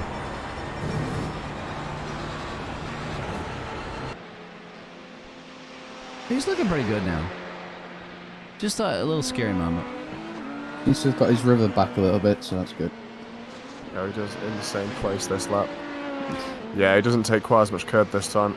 That's fine. That's exactly how you meant to do it. What's the lap time? Can you show it up there on the timing thing, the last laps, to give indication for the El Frenchman of Alexis? 3:21. Yeah, that's with that lap. We'll see. Keep it up there. We'll see the next lap. But remember, Julian's like 3:27 up the road too, so he made a mistake. Look at the track map. Find the gap. He's just cars everywhere. He's got some pace here on the 222. Yeah, he has. He's cut down to the car in front by just over a second. Is that tyres? Why would the car lift so much there? That's curious. Why did... Well, we're a little bit behind where I think we should be right now. So he's going to come up against the slower LMP1 drivers. So if he just keeps it consistent, he's going to catch both of them. And who are the slower LMP drivers you're referring to? Well, P4 and P5, I think, are the slower ones. Because obviously, if we look at where we qualified, there was a bit of a gap. Tommy? No, P4's Florence at the minute. Florence and Tommy, okay. So last laps were 3.8, 3.16s and 3.17s. Now, Tommy's P3, I don't think we've got much chance of catching up to him at the minute. But definitely Florent and Julian, I think. I want to see what Alexis' time is once he gets another lap done around here. Because his last lap was the 3:21, but we know that he had that moment. Into the guy in front. Now 3:15's for Julian, way up the road there, 47-second gap. But I'm curious to see, and he's got a slipstream here too from the 39 car. There's two Julians out the track at the moment, P1, P5. Yeah. Now it's difficult, but as you're going into a braking point, aren't you? Well, I know you got the straight. You got him in the straight. Yeah. You don't want to be passing a back marker, do you, when you get into the S's right now? No, definitely not. I mean, that might be one of the better places to overtake, actually. I think it's more Turn 1, Indianapolis, Mulsanne. I think that's where... Oh, he's got deep again. Same place, a double time. So is this fatigue, guys? What's going on? What would you tell the driver right now? I think it's Alexis. He's just got into the car. I think he's still getting used to it. Get to grips with it. Yeah, he needs to find his rhythm and basically get his confidence back. I do know when I've actually been in sessions with drivers before where they're doing practice sessions and they keep telling me oh, Biggles, I just can't get this corner. I keep confubbling it over and over again. It seems like that situation, isn't it? It keeps... Yeah. And now it's become a psychological game, isn't it? Because now he's going to be the next time he goes around, he's going to overthink it maybe, either go too slow or make the same problem again. We all do it, don't we? It's it's that mental psych that screws you up a little bit, where you're approaching that corner, you're like, okay, I've made mistakes a couple of times now, I'm not going to do it again. Then you end up doing it again.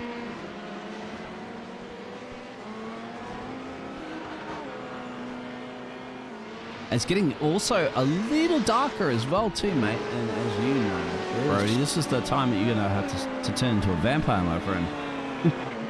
Is indeed. I mean, when you're driving at night, especially down the Mulsanne Straight, you can only see about 100, 150 meters in front of you with the headlights. So you've really got to try and get an instinctive feel for the track.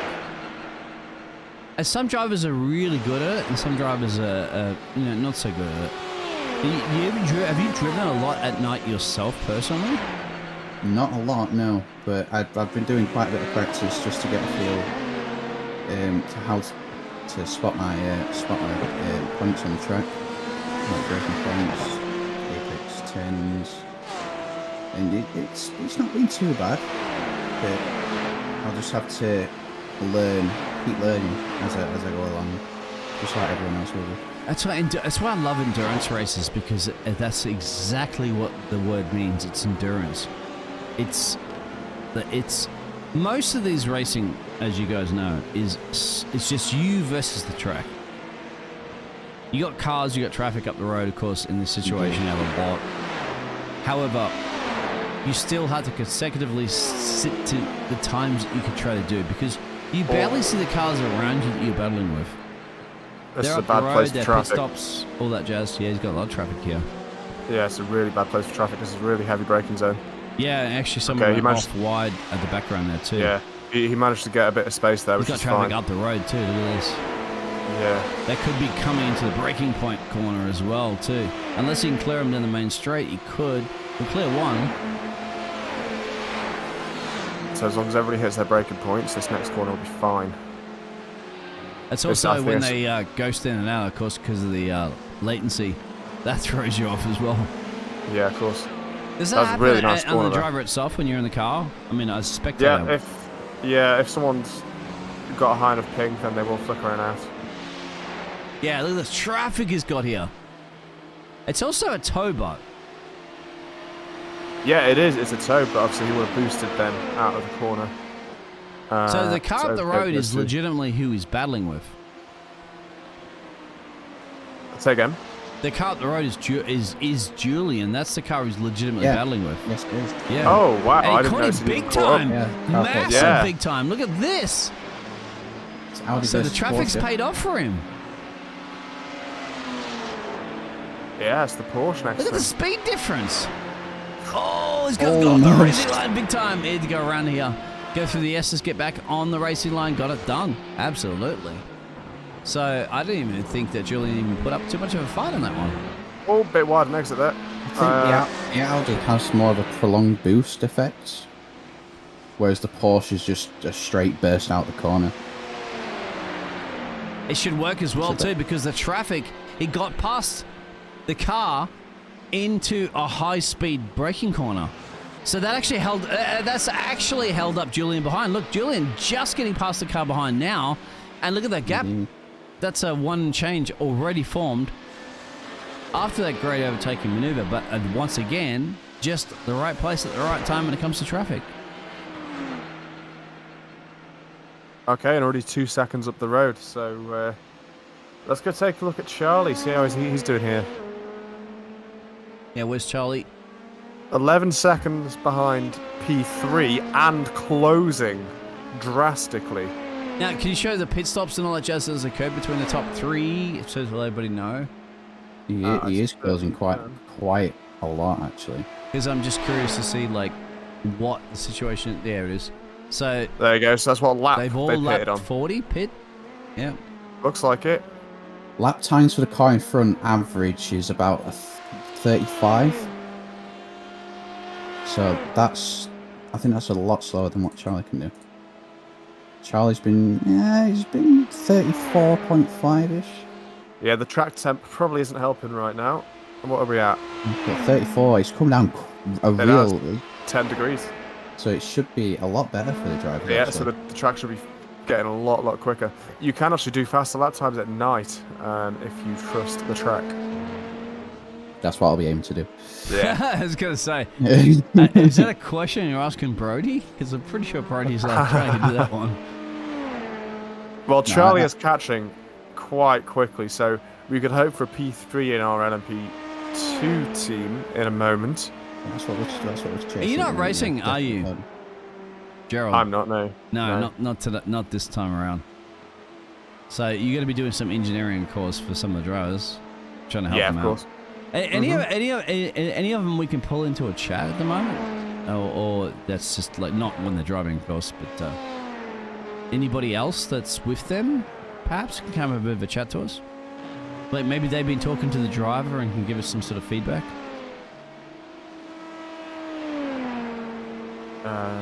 Just to spice things up a little bit. I mean, it's a 24-hour race where 21 to go out of 23, out of 24. Sorry, 23 hours in Australia, it's 24 in the rest of the world. We're ahead. The gap across the line to P3 for Charlie was 7.7 seconds. All the threes on the clock, 3.33s. Not bad lap times. Roger's got 3:22, give or take, which is what Mathis in P2 is lapping, as well as our leader. So yeah, Charlie's going to come under threat from Roger in a second. Well, Roger's putting a little bit better lap times in. Let's see. Lap time for the car in front before was 3:39, so we can see a bit more of a time drop. And the problem too, of course, with our man Charlie is that he doesn't see the driver. Oh, he's got Carlos down the roaster's box, but he doesn't see the driver up the road, does he? So he doesn't really have that major motivation to try to catch. But he'll definitely be able to see how quickly that time is coming down. I love the livery, my friend. Anti-store racing with this. If you can't see the big ASR on the back of that wing, I don't know what you're looking at. He's gone off the racing line here completely. Is that to try to throw a dummy to the... Roger? Possibly to try and break the slipstream. That's the main straight, of course. Then you get a braking into turn 1. So you have to... Oh, that's not the main straight. Sorry, my apologies. Yeah, this is the second chicane Charlie's going through now. Down towards Mid-stint corner. That's right, yeah. And he's already broken the time in front by 2 seconds. Can you go? Do you mind going on board with Roger behind so we get an eye of how the different racing lines are occurring? On board with Roger, and have a look at. There's Roger. You can even see it on his helmet, of course. But yeah, his bonnet cam, and have a look up the road there at our man Charlie.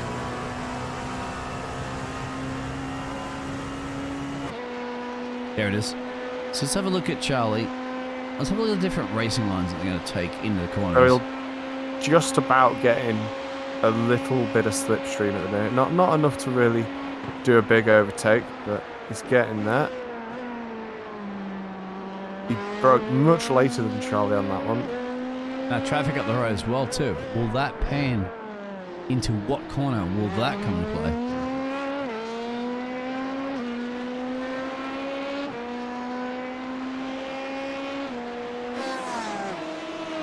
Now, Roger's in... These are the same class cars, of course. Yeah. Let's have a look at the traffic. Yes, it's going to be difficult. Oh, this is going to be a tough one. This might compromise Charlie a little bit. Charlie he can't risk it for the biscuit here. It is definitely we compromising. saw Charlie Look at that. He's held up. He's held up big time. I'm sure Charlie in practice tried this yesterday, and the GT car took him out. So he's probably pulling it a bit cautiously. Now he can get through, but he's got to go deep on the brakes. And look at this behind. I think it's going to cost Charlie a little bit of time here. He's pitting anyway. So it doesn't really matter. And also Roger is. So is he going for another stint, or is there going to be another driver swap? He'll probably go for another stint, yeah. I think that was his first stint, yeah. So he's going to do the next one with just fuel. So this is just fuel, no tyres? Let's have a look. This will be just fuel, yeah. Yeah, and then that'll consist of a double stint, and he's going to do another double stint. He wants to make sure he can get ahead of Roger here. Does not want to get behind Roger coming out of the pit lane. Yeah. Is Roger going to go deep on... We'll see. I think we were similar in terms of lap time in qualifying, so that's why we're that close in the pits. Wow. Oh, hang on a minute. I've just seen that. So, yeah, Charlie went in the pit lane a little bit, about a millisecond ahead. I've just noticed there, that. Roger, but it's going to come down to how much fuel you put in the car. Now, if he underfuels a little bit, he'll get ahead. If he overfuels it, he may end up being tucked behind the 76 car there of Charlie. Well, not Charlie, of course, but Roger. That's going to be interesting. I've got some good news for our LMP1 team. He did get ahead. Did he get ahead? He did get ahead. Car number 33, you'll be able to see what on happened exit side by side through the pit lane now? He did. Wow. Come on, Charlie. Come on, Charlie. Exit of pits, just behind the pace car, you'll see a battered up car. Where's the traffic coming down too? In the main straight. That's also going to be the key. Yeah, Alexis is back at P4 in the LMP1 as well. He will be. Yeah. Go back to old Charlie. Yeah, there it is. So, Oh, he actually got a back marker, so we got a little bit of a clear space here. That's good. Remember, they were bumper to bumper going the pit lane, and now he's got about half a second gap, but he does have to clear a car here.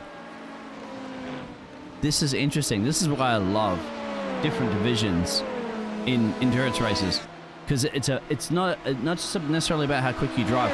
It's also how quick you can get overtakes done when you need them. Indeed. And look at that, main straight's actually going to help, obviously. Yeah, the car behind having the car behind's going to have like a lot easier run on that one. But hey, what goes around comes around. That's the thing, isn't it? You don't always get lucky. Charlie break. Much better in the braking zone, but not quite as good in the exit. Now, fresh boots coming out of the pit lane. I know that I've heard from drivers in iRacing that you do have to be very careful with these tires on the first few laps, right? Because if you punish them pretty early, that can come back and bite you. Yeah, you can. Yeah, but I don't think Charlie took tires on that last lap. No, he didn't. So he will be all right. His tires will be already somewhat up to temperature, but he's under pressure. He's got now. traffic here. Oh, this is a problem. Now, where are they on the track map? Let's have a look. Heading down to Mulsanne. So yeah, there's going to be a 3-run here. Top right on the track map. Now, if you're Roger, do you go for it? I don't think you can, just with how the line of braking is into the corner. Oh, Yeah, look at Roger's that. gonna go for it this Roger time. put the power down a lot early on that one. He got a better exit. Yeah. I mean, sorry, Charlie. I mean, it's a long race anyway. It doesn't really matter. It's not like you're battling for the last lap. Yeah, But Rod's going to go for it here. Yeah. Charlie's inside defending. He'll be inside line. That's an off-track for sure. Possibly, yeah. But Charlie defended it. Made Charlie's Roger done pretty back well out. there. I'll give him credit to that. I love the livery. It's looking good.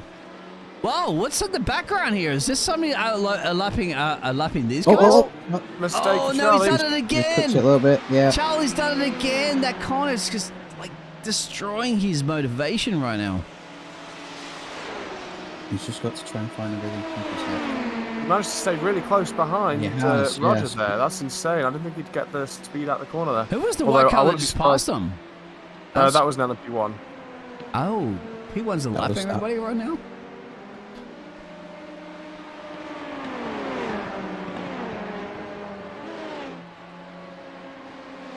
I've just noticed that's Moritz behind them, who they were chasing down. So, Yeah, Morris was caught up to this little fight. So Charlie's effectively still P4, chasing down P3 still. Traffic coming out pit lane as well. It'll be interesting. Have a look down the main straight. Cleared in a lap here. 3 hours and 9 minutes to go. You can see him down the main straight. That's Charlie there in P4. P3 up the road. We saw from Roger that just took the overtake when Charlie went a little bit deep, but he's also got Moritz hunting him down, and it's also bringing Carlos into play too as well in P7.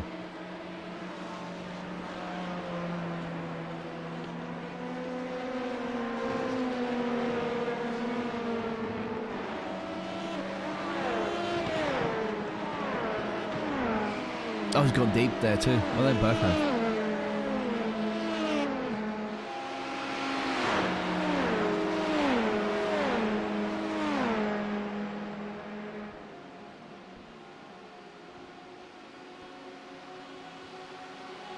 Yeah, cleared in before the corner. That's going to be crucial.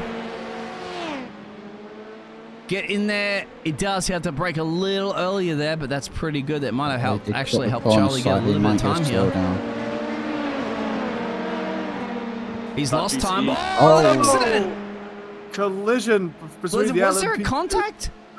I think so. It must have been. Yeah. How does the car lose on the main straight? You have to check the replay. I think the on that one LMP for just, sure. just drilled the back And of the now, Ferrari, yeah, Charles going to be under a little bit of pressure here because of that. Let's have a look. Where was it?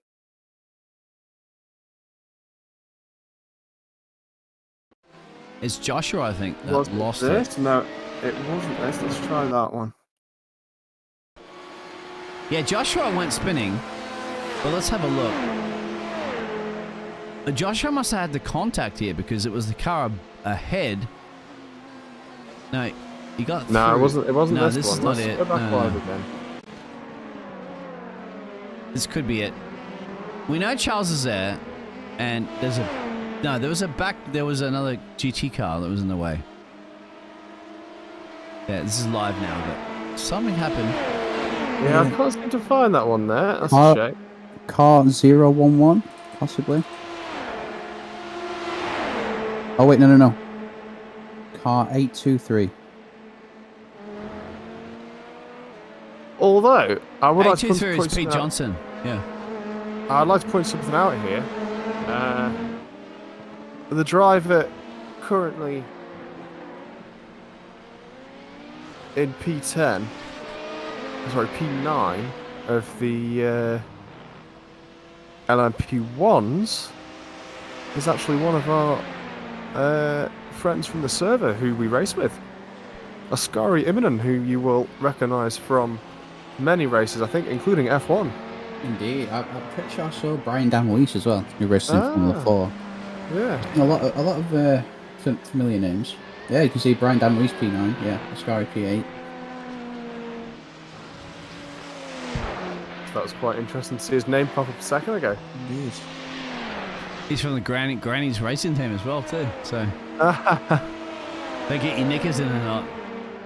Charlie's got his knickers in a knot at the moment. There in the middle of a bit of a kerfuffling here, but yeah, he's got Grandma up the road, and Granny's got a little deep out of the corner. So come on, Granny, get the old biscuits and tea out. Charlie's in town. He's a lord. Right, I've just got to disappear, grab a drink for a sec, guys. So I'll be back. Okay. Oh, contact. Oh, that was really close. That was contact. Yeah, it was. Yep, That looked like a was brake definitely check almost. Well, I'm wondering if Granny's going that slow, my friend Charlie. You gotta just have a little bit of patience, my friend. Be careful. She's fragile. She's an old car. She's been around a while.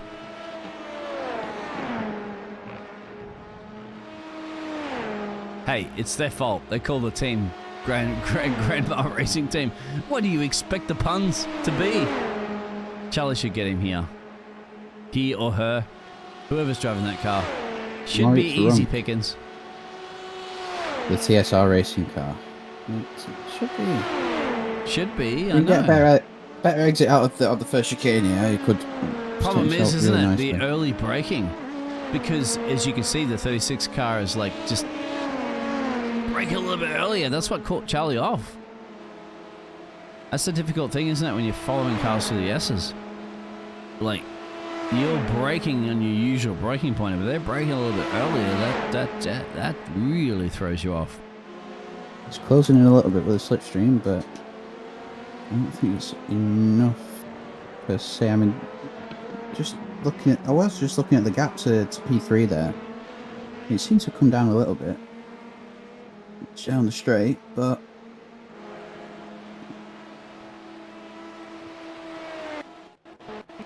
just have to wait and see what happens.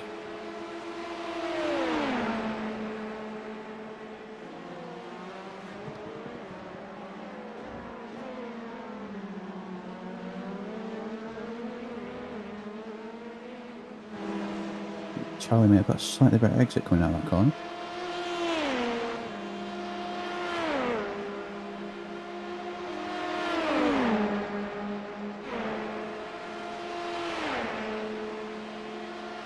He has. He's getting ever so close. He's going to look for it. It's on the inside. It's backed out of it though.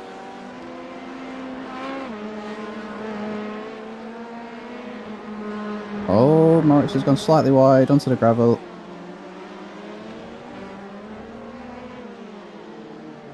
You see the switchback. Oh, that's a beautiful move from Charlie.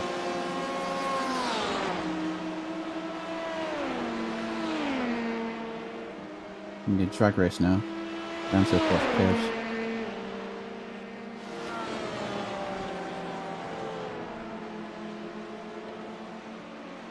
He's going to get it. It's P4.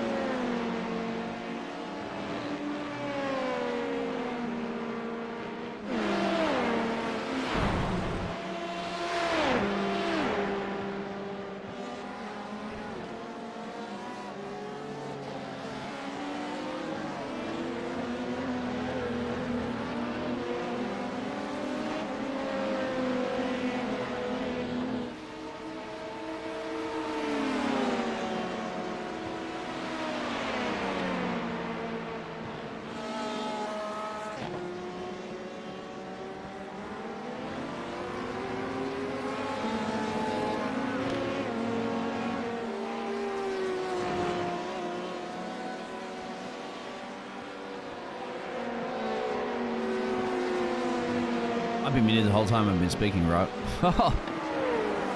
I have. I was going to say, he's got the traffic to deal with. He got the traffic before, and he got a bit of a back marker. He got him cleared. Look at the 76 and the 78 car. Teammates up the road. Are they working together? They certainly are. That's Roger and Steven. Now, if our man can clear the 36 car here, he's not. They're still absolutely at it tooth and nail. He's run deep. Almost contact. So this is the battle for P3, actually, now. This is going to get spicy once they catch the other cars. Now, he's on the inside line. Maybe on the racing line. Let's have a look. I'm not quite sure what turn. They're going to come to the left-hander here. So yeah, on the outside will be the racing line. He gets ahead. And actually be very careful because Carlos is snooping in the background here. So that will definitely perhaps work out for Charlie. Oh, 36 had a bit of a moment. Yeah, and back bunker in play here. So can he clear him? It's going to be spicy. I'm telling you right now. Sweeping right-hand corner here. Oh. Oh. Wow, that was an ambitious send. Oh, that was good judgment from Charlie to avoid that. Very good drive from Charlie. I didn't know if he even was aware. I think that may have just the guy that just heavily braked. Moritz Runk. Yeah, Moritz just didn't even spot the braking point, mate. And you know when he went deeper as well too. Charlie went deeper. But I have to say, he didn't turn completely in knowing that this car's coming out of nowhere. He just misjudged his break point a little bit, I think. Yeah, but you got to turn into the corner, remember, right? As a driver, like you got. Oh, another place. Yeah, guess what? That's what Charlie did before. That's what Charlie's done a few times. But guess what? Charlie's not going to make that mistake again. He's not going to go deeper into that corner. And Charlie's on a mission right now. But as I was saying, P3. If you're going into your regular racing driver, right, and you're turning into a corner to your racing line, you go to turn, but all of a sudden there's a car that's not supposed to be there on the inside line, you'll turn in to hit him. But I think Charlie kind of probably did spot that driver, and if I'm not mistaken, kind of waited an extra second to turn. I think he did, yeah. He just to avoid that accident. A bit more straight, yeah. I mean, obviously, it's easy up here in the commentary box, isn't it, looking at it, but in the mirrors, as you know, on these cars aren't very good. But I do think he probably, because I've seen this a lot in motor racing. I've cast a few races this week where that same situation has occurred. Somebody's turned in to a regular racing line, and then all of a sudden there's a car that's outbraked themselves, and they've hit them. And of course, the drivers get mad, and they say, well, what are you doing there? You hit me and you destroyed my race. Yeah. Yes, it happened. But you also have to remember that as a clever driver, or as a driver that's more socially aware of what's going on, you probably realize that all of a sudden that there is a car on your right-hand mirror that's going deep into a heavy braking point, and there's no way they're going to make that car stop in time. You don't turn into them. Exactly. Because your race could be over. I try to explain this to these drivers, but they don't understand. Charlie understands. Because it's a long race, mate. 3 hours into this race. I mean, that one wrong mistake right there could have cost Charlie and the team, what, 10, 15 minutes of repair? Damage? Easily. I mean, clever racing. That lunge with the car behind, that's just cost him nearly 10 seconds. You can see him just coming out of the second the first chicane.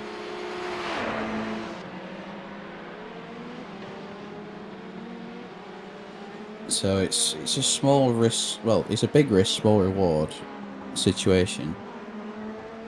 It's also, I also think it's fun because you got to remember, you don't want to be just racing by yourself around the whole track for 24 hours, essentially, right? You want to have fun. You want to battle. You want to get it on. You want to go wheel to wheel. You want to bump and grind. And otherwise, well, why do it? No, it's not time trial race.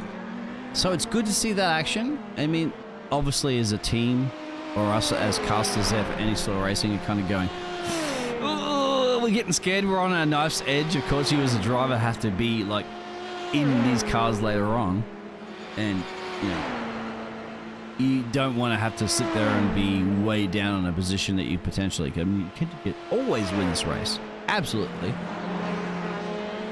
We do know the drivers up the road are a little bit quicker, but still, mate, anything can happen because they have to navigate back markers. We've seen a few of them spin. I think endurance racing is the biggest test of the brain and the mind, more than anything. It's consistency, isn't it?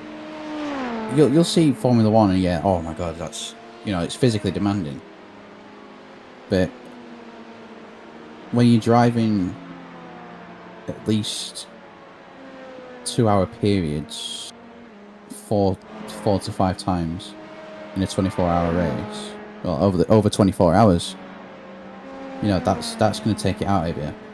Yeah, and it's like nighttime driving and daytime driving and all that sort of stuff. Now, the Formula One races that I cast, they're great. They're fun.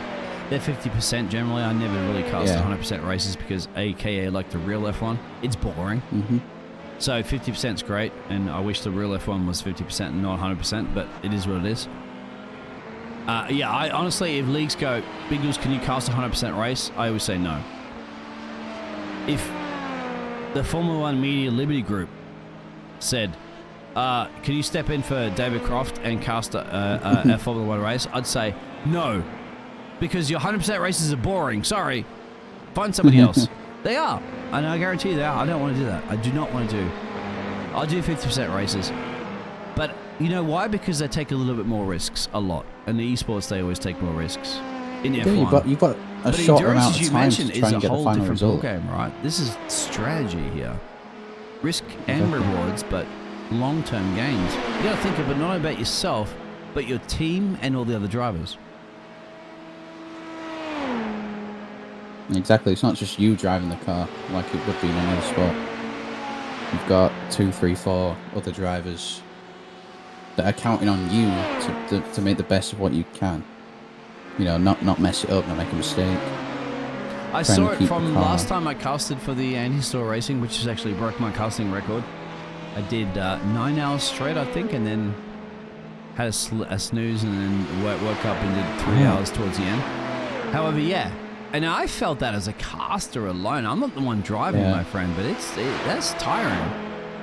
And it is. We did see a few of the lads for Anti-Store Racing, and he's flashing to indicate the driver he wants to go through. That it's. I saw a few of the guys go off and a bit of a tank slapper into the wall, and I fell for them because they're upset at the damage that it causes, and they're also upset about the other drivers that are about to step into the car, like you would be. Exactly.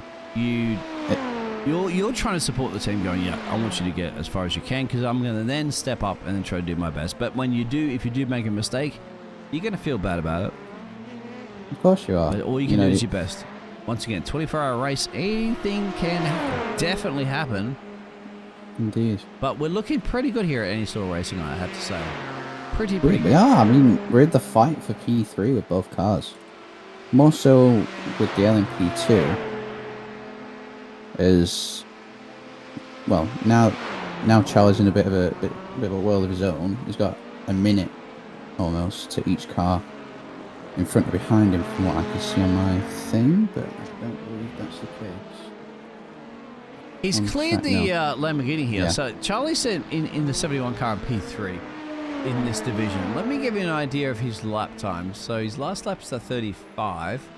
Let's have a look at Roger up the road. What's Roger doing, lap times? Roger's doing 34s, but now, we are once again traffic, and there will be lots of it. He's got fresh boots, as you know. He boxed about 10 laps earlier. Oh, sorry, no new boots, just fuel. Yeah. So it's heavy on gas, but handling it very well. Touch wood, I think Charlie's overcome his, like, you know, that fear of that final couple of turns. Remember, he was having a little bit of an issue with? He's overcome that. Yeah. Another lap. Just looking at Alexis now, he seems to be on a bit of a charge. Where's car 17? So Alexis going through... Okay, so they're about half a lap away from P3.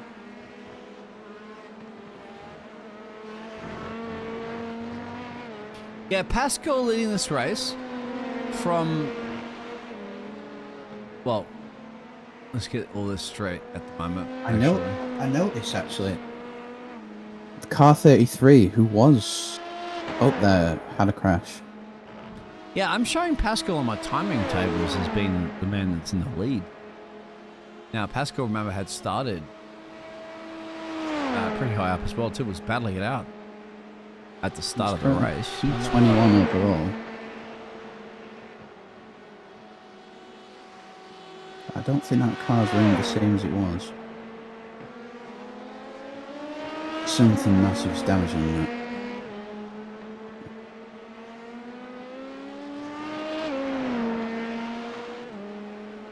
So Gerald's going to get some a drink, but he will get the drink, because I was wondering if he could pull up in a second when he gets back the time difference between Mr. Charlie and Mr. Roger down the road.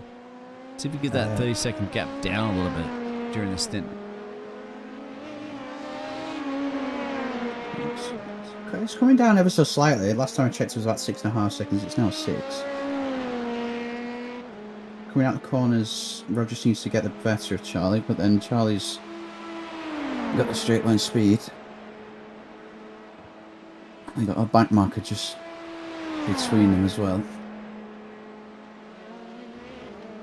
Well, it's going to be clean air right now. Yes, yeah. Which is unusual for this track, as you know. There's traffic up the road. But yeah, it's like always, as you can see, the track, it's just dots everywhere. But he's in one of those fortunate situations where he doesn't have all those dots kerfuffling. Yeah. And if you can see Charlie at all on the track map, he's the number 3 car. It's going to be very hard to obviously determine where he is. But yeah. I would say so, actually, yeah. I think that, yeah, that would be showing his position in class. Yeah, so that dark 3 Oh, that's a late lockup. Now, can he get back around? He's going to lose a ton of time. I'd have to say Mortz is probably going to be coming around pretty thick and fast here right now. There he is. So can he get back up the speed and cover the driver off? I think he will. They'll be able to, yeah. Yeah, I mean, I'm sure Gerald's still not here at the moment, but it looked to me like too deep right in the corner and just locked it up in the rears. I think so, yeah. It's quite tricky. Yeah, breaking into those couple of corners. The back end can really step out if you have... Is that just because of the push, do you think? Try to get that gap down to Roger? I think so, yeah. But generally, the LMP2 car made by Dallara is pretty light on the rear. So the rear does step out quite a lot. So it's quite difficult to manage that, but he's managed to recover well. Yeah, still keep a nice gap, 3 seconds down and change down the road to the Mortz. Yeah. And he got it down to what? Close to 9 seconds or so, I think, to Roger before that little spin. 6 seconds. 6, yeah. So now it's doubled, but he's getting his head down. He's got it down to 11. Indeed, he just needs to try and get the car back down to temperature, back down to optimal. Just settle in again. The good thing about the 24-hour races out there, Charlie, is that you have a little bit of time on your side, my friend, so you don't have to rush it too much. Yeah, I'd expect him to come in a couple of laps or so for fuel and tyres. Looking at the car in front, I'd expect the same.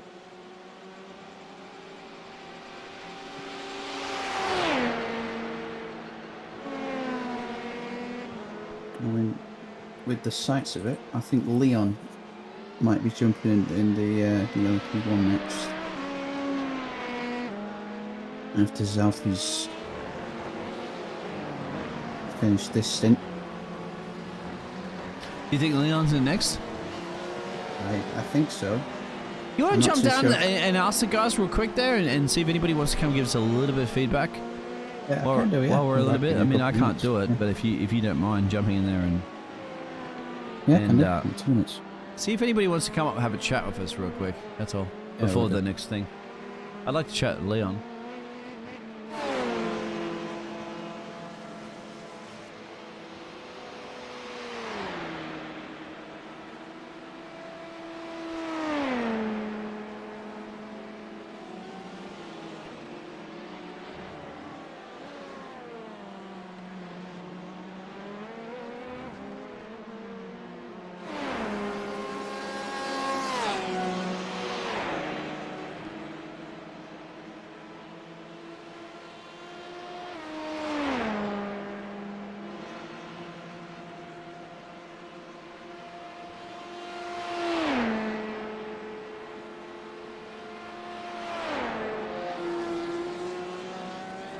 And I'm back.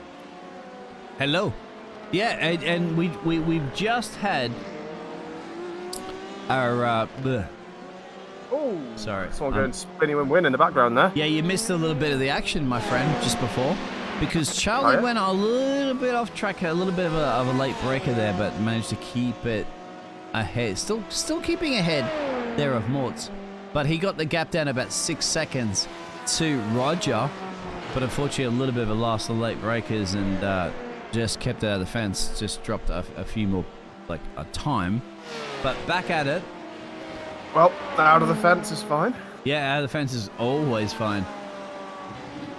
I am back. And yeah, here he is. I was going to say, we sent Brody down the pit lane. What happened, Brody? Yeah, I got a couple of drivers. We've got Daniel Adams and Kevin said if we drag him in, he'll have a little chat. All right, Gerald. That's your you're the boss. Yeah, I don't have the I'd like to hear from these drivers as we get into the... Charlie's got a bit of a back mark at the moment, 71 car. I'll tell you what, Charlie has really stepped up his game. Scary moment, but Charlie's got, he's got the concentration now down. Hoping Kevin isn't talking as I now move him. I would like to hear from the guys that we've been chatting to the drivers. Of course, we won't bother the drivers. That would be really annoying. But yeah. Anyway, there we go. Kevin. Hello. Charlie's mate, little scary moment there for a little bit before, but Charlie now has overcome that little fear that he had out of one of those last turns, and is putting the pedal to the metal now. Good to hear. I'm watching Alexis go around the track. And by the way, Kevin, I wanted to ask you, what a great start to the race for Anti-Store Racing. You did what you needed to do. This man's in control of the car right now. It was scary. Yeah, Alexis is you did a fantastic job. I mean, I do feel that there's a couple of drivers out there that are just like up the road that are, I don't know, insanely quick. But for where you are and what you held off, no mistakes, right? I think you'd pretty much pulled off a perfect start for the. I had one or two moments where I didn't realize that apparently, Mulsanne corner goes right instead of straight, But you kept it at the fence. Yeah, I saw that you went off track a couple of times, but you kept it at the fence, right? No damage. Yeah, I'm just gonna keep saying that I saw Elias there and I want to wave at him. But yeah, it was a good start. It was a bit tight with the two cars basically battling all the time. I think, what were the names? Raccoon Racing, they were a bit faster, but in the end I managed to keep with them quite a bit. And due to traffic, we managed to come out basically at the same time.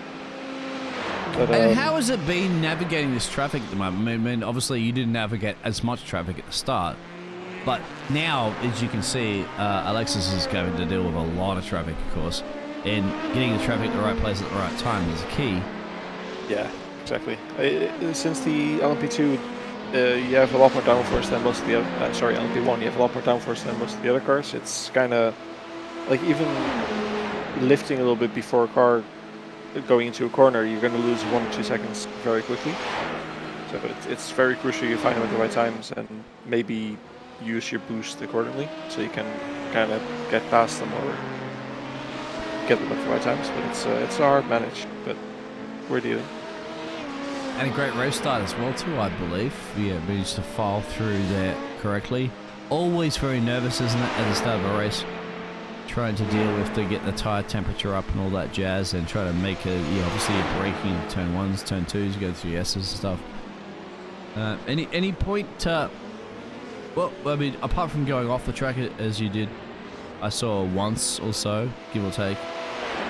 Overall, any, what are you feeling at the moment Any Store Racing can achieve? Like, let's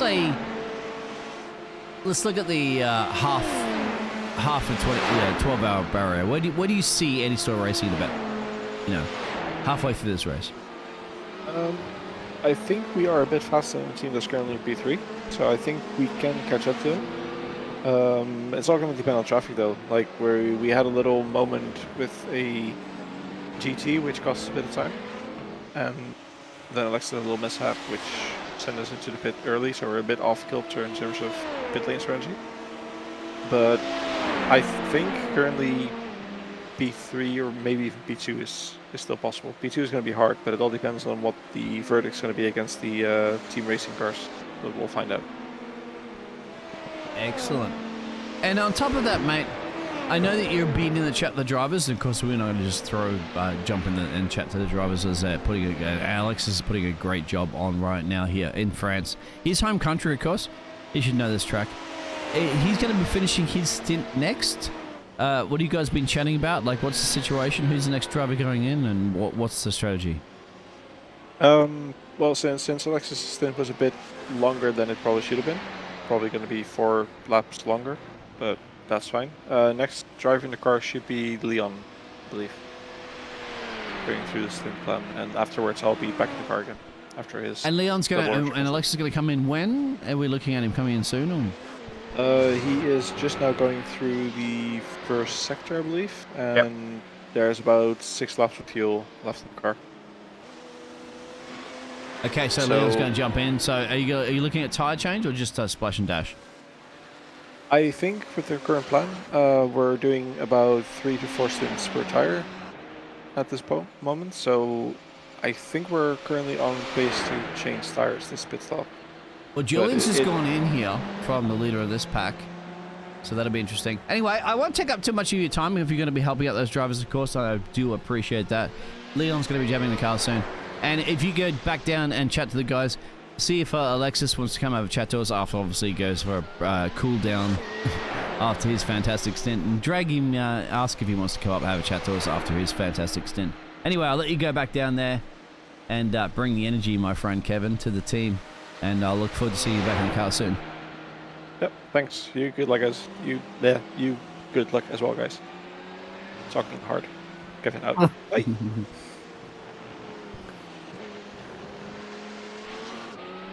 And if you remember, Biggles, if Leon's getting into the LMP1 next, remember Leon was the guy that put us into P1 on the Northlife.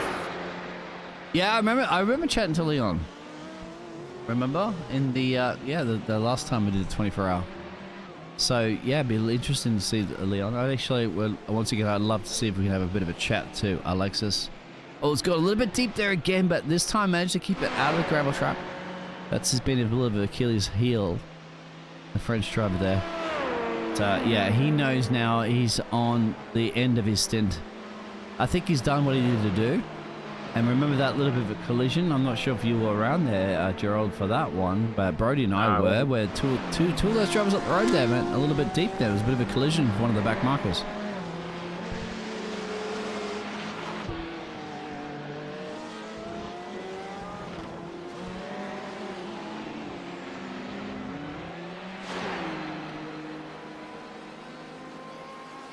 We do know that Julian's gone in.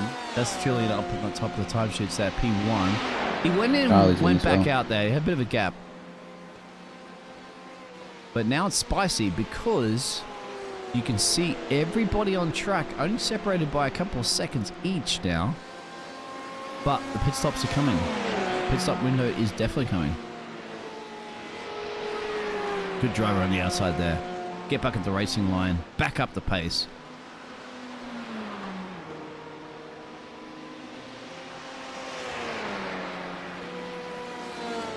Charlie's in, Roger's in, and Mike's is all in. Alright, let's take a look at Charlie then for a moment.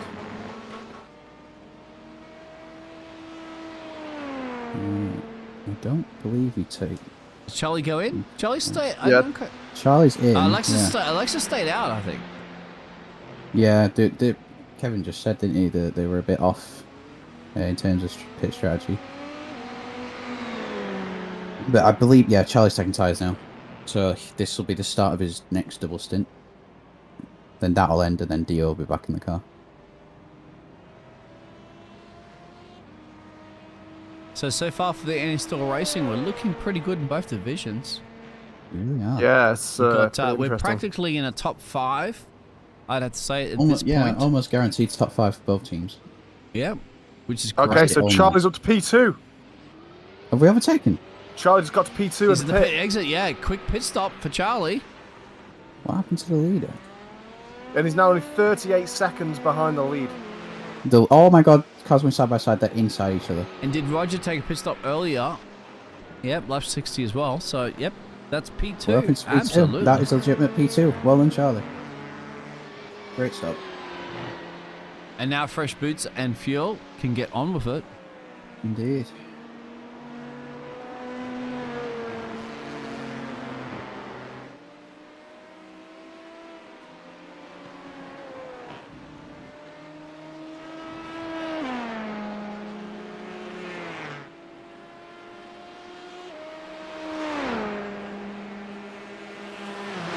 He's got nice clean air too. Not much traffic up the road for a bit. He's got 11 seconds to a P1 ahead of him, which will just eventually pull away. But then it's 25 seconds, 26 now, sort of, to the next car that he can overtake on track. And this Anti-Stall Racing car is looking pretty glued to the track as well. It is, but we've obviously driving the same setup. Whenever driving it, it's seemed really, really stable throughout every single part of the circuit. So it's really, really nice to drive. Charlie did a little race yesterday, and he seems to get the most out of it, what he could have done, and that was pretty quick. So I'm hoping if he can keep up the pace, we can be in a good position. Yeah, Roger up the road there, 38 seconds. Both took the pit stops around the same time. Now he's got to chip and chip and chip away at it. Like, you know, you're trying to create a statue. You just chip a little bit each lap. That's all you need to do. Looks like Mathis is going to be slowed down by Johan as well if they're going to be tussling a little bit. I hope so.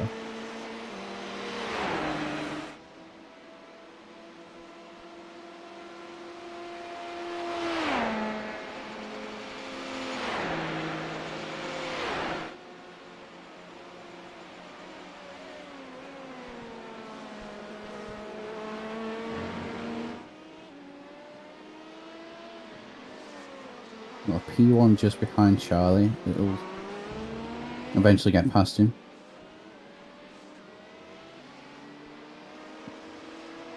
That's the Grandma's racing car.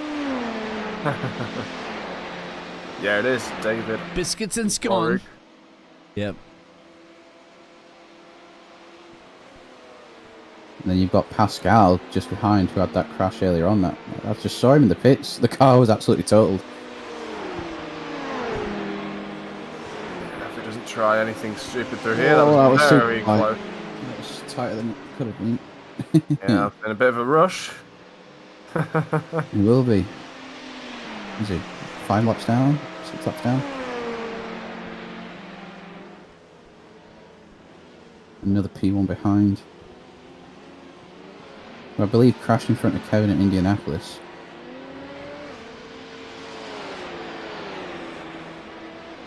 But yeah, that is a legitimate P2 though.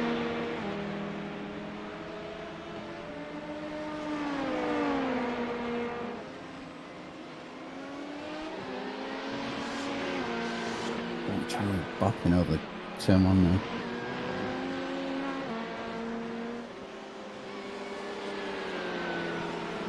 Seems to be okay.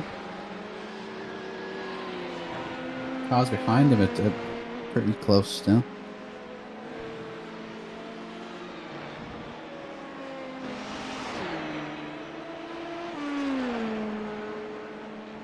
I don't know if you noticed, Biggles, but on the side of the car, you can see the number plate. You can see those two blue lights. Which one, sir? So if you look at the 71 on the side of the car, you've got the two blue lights. 1 sec, I'll get a shot for us if we can. Yeah. You might be able to see it coming through. Here we go. You set up on this now. There it is. Yeah. What's that? So that's to indicate. I think it's for the top 3 cars. 1 light's P1, 2 lights P2, 3 lights P3. Wow. So that'll be helpful to spot during the night session. Yeah, I mean, GT cars obviously have the extra LED on there, but yeah. I did not know that. That's pretty cool. If I'm not mistaken, I think the P1s have that as well.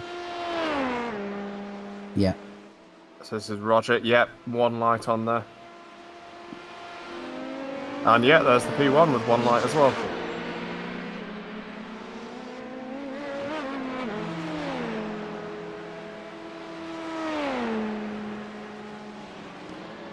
Hoping that 71 car has 1 light on it by the end of the race on the side. Absolutely. That's the aim. Yeah, we'll end the broadcast of the Install Racing team is not P1.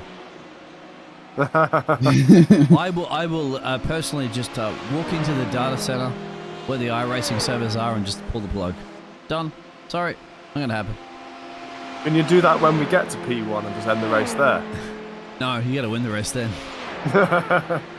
Can you? I sent you a DM as well too. Can also as well. I'll ask you a DM about something else. As Charles Start is getting past the Ferrari, as the Ferrari takes out the witch's cone. Try to cast a spell. Don't you cast a spell on that witch's cone. See the other 2 P2s behind us, and he's still there. I mean, they look as though they're closing in ever so slightly, but they're still close to each other, which could help us in the end if we start fighting.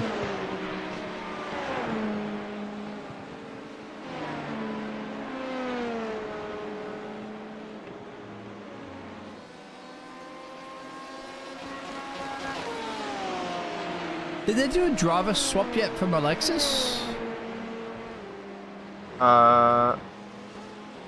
They have not, but 1, 2, 3, 4, 5, 6, 7, 8. I'd expect him to come in within the next 2 to 3 laps. Yeah, I thought we heard, obviously, there from Kevin saying it was about 4 laps of fuel left, so I would imagine we'd be getting close to the driver swap time. Yeah, I'd imagine. I mean, if he didn't take fuel and just fix damage.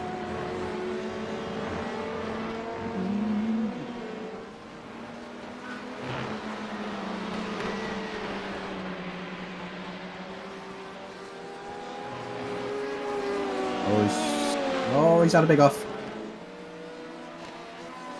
That's a big off for Alexis. Down at Mulsanne again. Any damage? No, he managed to keep it out of the wall, but... Okay. That's been his Achilles heel, hasn't it? But yeah, further really back, if we do check our other driver, of course, there's a bit of traffic coming out the road. I was curious to see how we navigate that.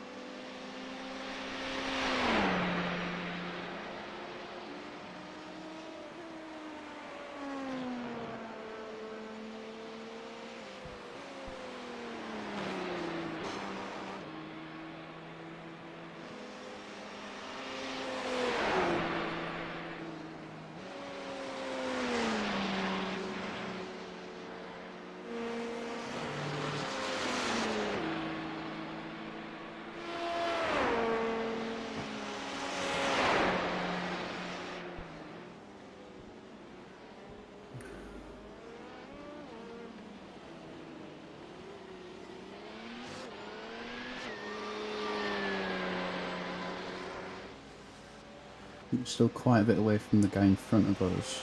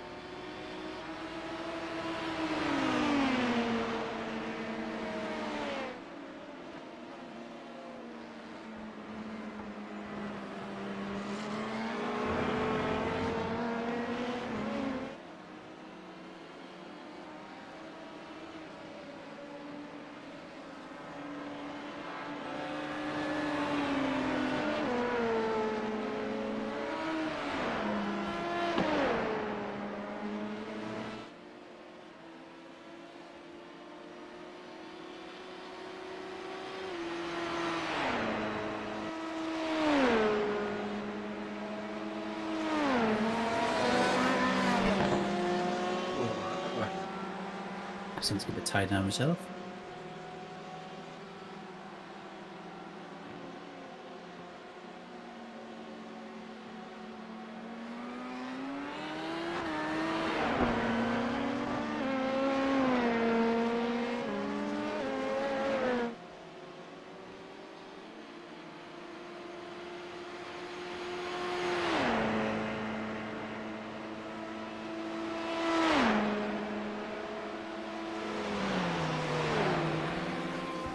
A lot of time between these LMP1s now.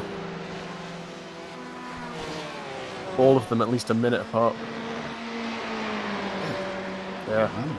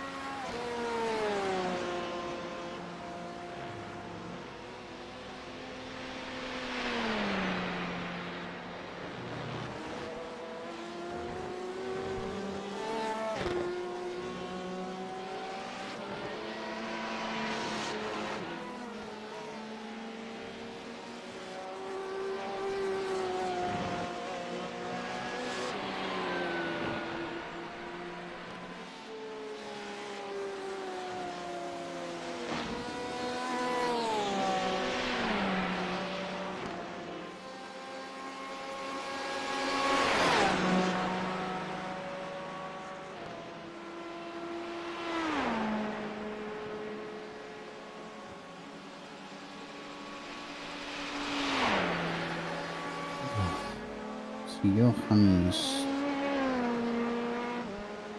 He's not really closing in as much, but...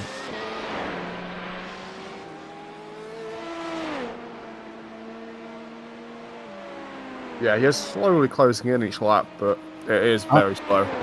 Car 30 has dropped off. Real Car 30. bad. Who's that? He was leading, or they were leading, before they came to the last pit stop.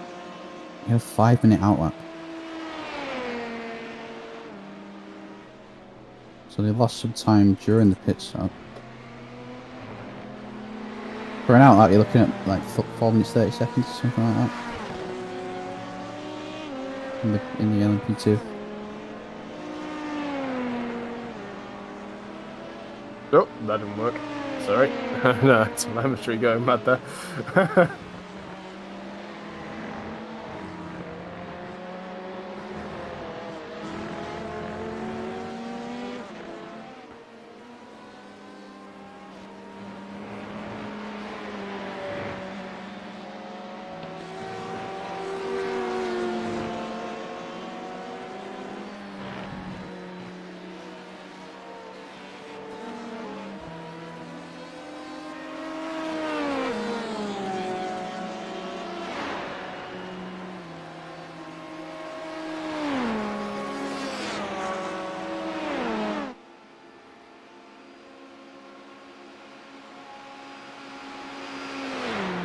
Contend, but the sun's starting to set a little bit now. Yeah, any idea what time on track it is? Just gone 12 minutes past 7 on track. Oh, it is about an hour ahead of us. Yeah. Track's down to 30 degrees Celsius. That's looking fine. Winds changed more northern, stayed at the 16 kilometers an hour. Oh, it's picking up. Actually, now it's just picked up another 4 kilometers an hour. 5. So it's 21 kilometers an hour northern. So that's one to watch for. Another big. Oh, now it's coming back down northwestern. Yeah, the weather's. I don't know if that's just the car sensing it, but the wind's really. Changing, yeah. Yeah. It could also be at different points of the track as well. Yeah, that's what I'm thinking.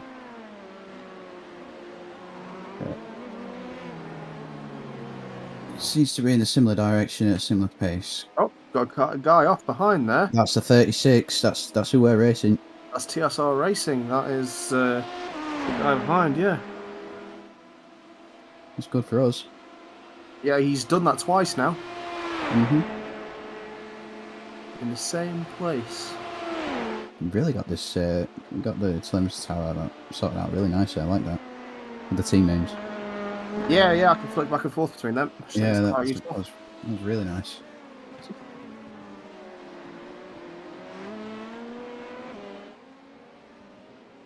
Have we got anyone to cover the night section? No, not technically.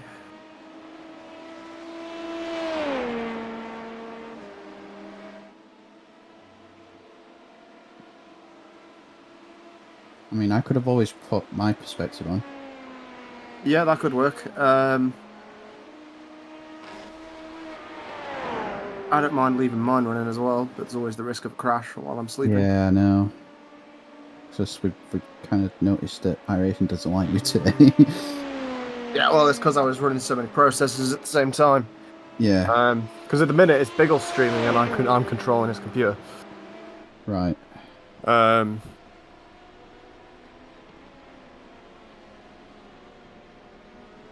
So we'll have to cut the stream when it hits the YouTube limit and start a new one anyway. Yeah.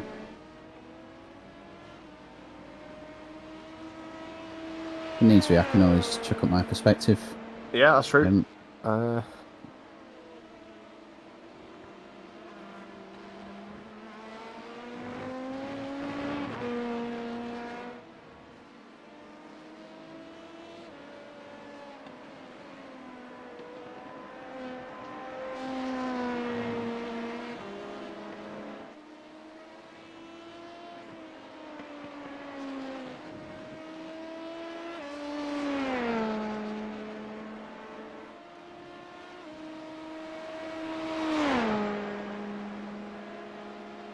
A bit of no man's land at the moment. Yeah, seems like Charlie's got a lot of space around it at the minute. Same goes for... Oh, Leon's in the car up ahead. He is, yeah. So now it's time to try and see some blistering pace from Leon, see if you can get a position maybe. It's a long way away. Yeah, this is his outlap, I think. He's just jumped in the car. We should see Charlie stopping soon as well. But our LMP2 team, up 10 places from the grid. Yeah, I mean, on track to try and take the win as well. Yeah, exactly. I'd love that. I really would love that.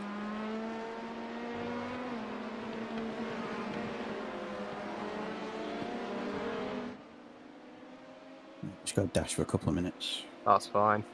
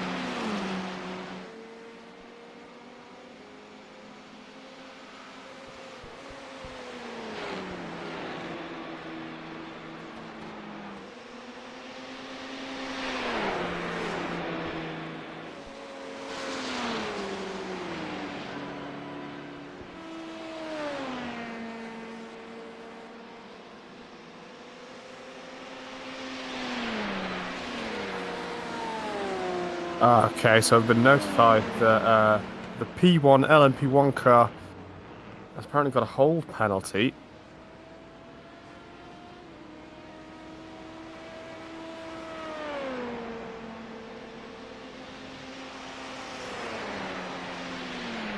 Potentially of 5 minutes long.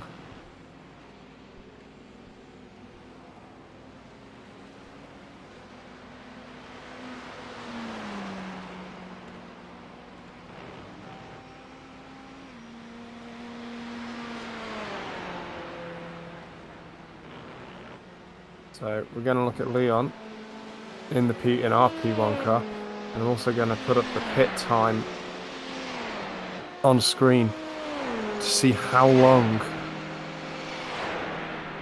that now Joshua stays in the car.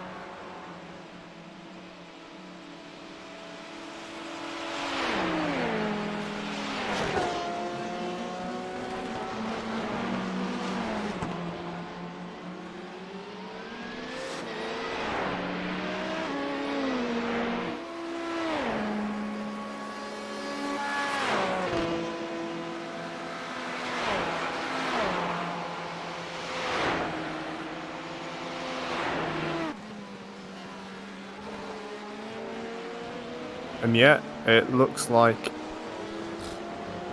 they are going to be holding for around 5 minutes now, taking a penalty, supposedly for sandbagging.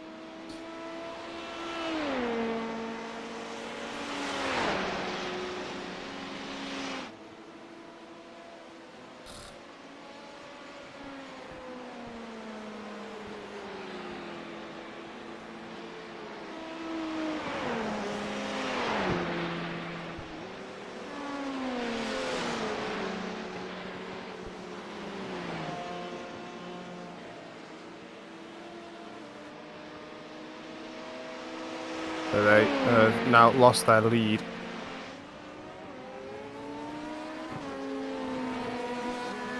And we should see Leon and Anthony also pass very shortly, maybe one more lap until that happens.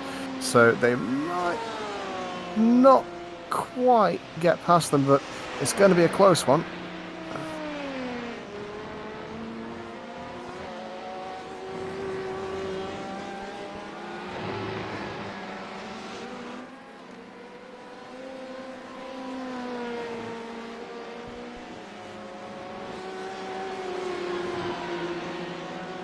Actually, when they got black flagged, they would have had to take that within 3 laps, so it's completely scuffed up their hit strategy as well now.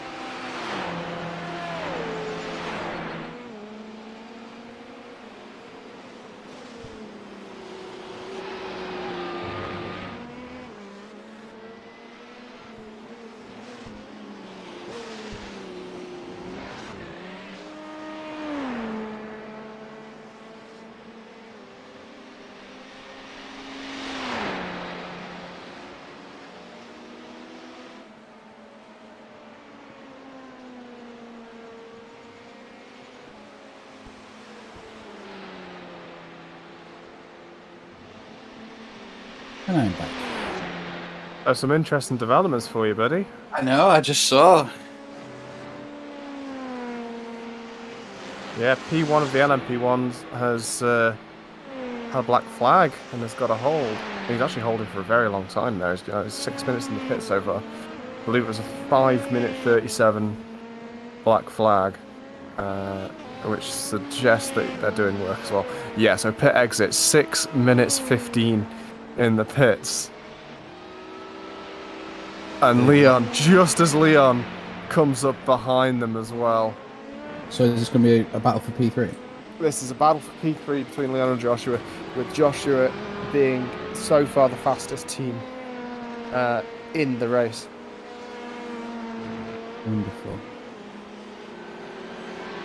So we need to see if Leon here can pull out what he had at the Nürburgring. Yeah, he's right on the back of him. He really is. He's already got that rhythm. Oh, they've been black flagged again. They've been black flagged again. Wow. That's a second black flag. Well, they did say in the driver's briefing that they were taking no tolerances, or they would give out hefty penalties, for big infringements and stuff like that. That's a huge penalty. That could be like, if that's the same amount again, if that's the same That could be. amount of time, that's another. That's P3. That's another 5 minutes. Yeah. We're P3 on track right now anyway.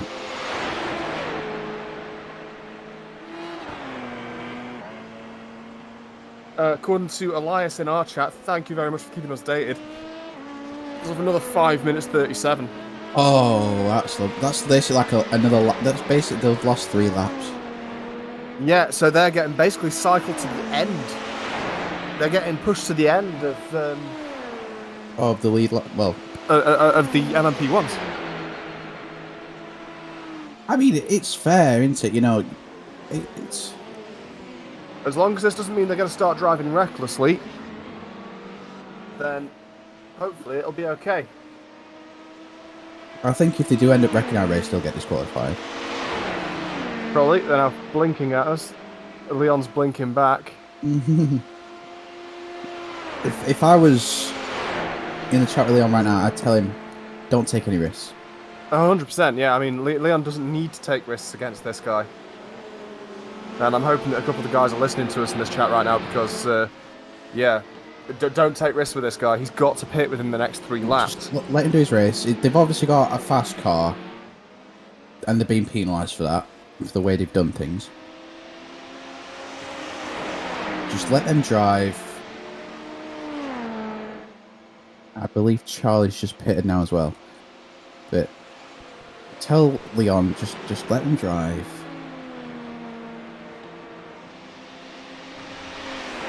She'll end up getting the place back anyway.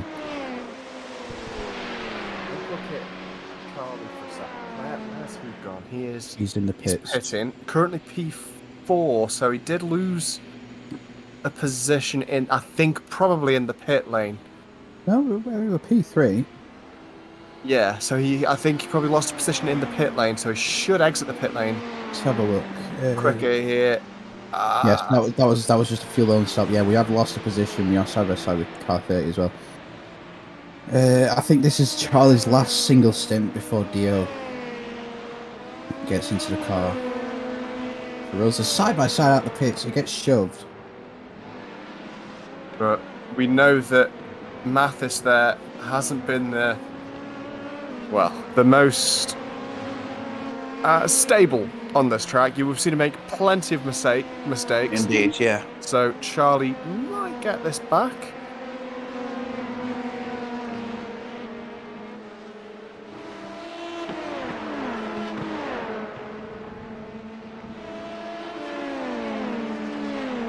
Always terrifies me, that corner that we just saw with the... Oh, Tete Rouge. Yeah, it always looks like the rear's going to step out with how quick Yeah. they take it. I mean, in the car when you're driving it, the car just fixes itself to the ground and you can just fly through it.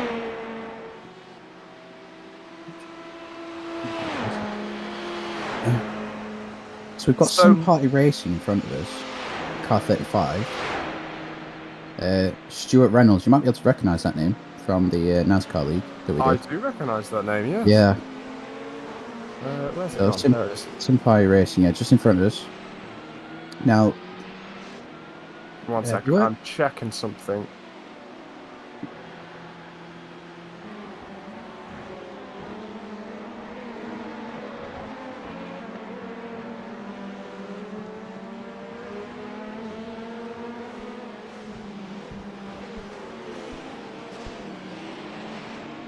Interesting. What's that? Apparently... Okay, so both the teams... Yeah, both the teams got a black flag. The black... Oh! Car 33 is... I saw they have a meatball, yeah, they've just... That car is absolutely total. Yeah. I think they could be calling it now, to be honest. Yep. Team Racing Black. Their car is not there anymore. Purple, however, still running. Yeah, well, they have to take a black flag within 3 laps. Otherwise, they get a full disqualification.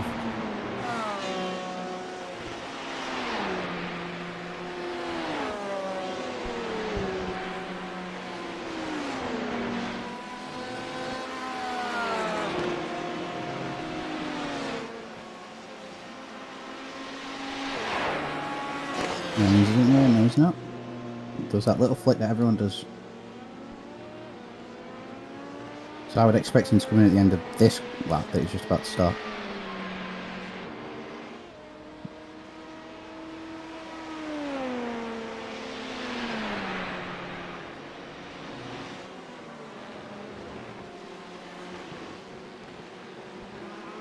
And we're just about getting into 5 hours on the race now. Indeed we are. Oh, sorry, 4.5. I was looking at stream time, not race time. My bad. That's 19 hours, 19 and a half hours remaining. It's gone pretty quick so far. It has. And I really hope that our Install Racing guys can keep it up because they're doing amazing, let's be honest. They are indeed. I mean, with the looks of things, we could be getting even closer to the top of LMP1 and LMP2. I mean, in both categories, we've got a chance at podiums here. Yeah, 100%. Theoretically, we're already running in podium place in both categories. Obviously, with the Team Racing Purple car, who's just had a spin, actually. He has. He's feeling the pressure now. Well, that's... I believe that's Leon just shot through as well. Yeah, Leon is P3 there. So, Joshua Kazan, he's trying to really push and get the most out of that car. Yeah, they're going to be incredibly frustrated. Yeah, the stream seems to be a bit frozen. The timing tower... Oh, there we go. The timing tower was still going, but the picture was frozen. But we're back on there now. Yeah.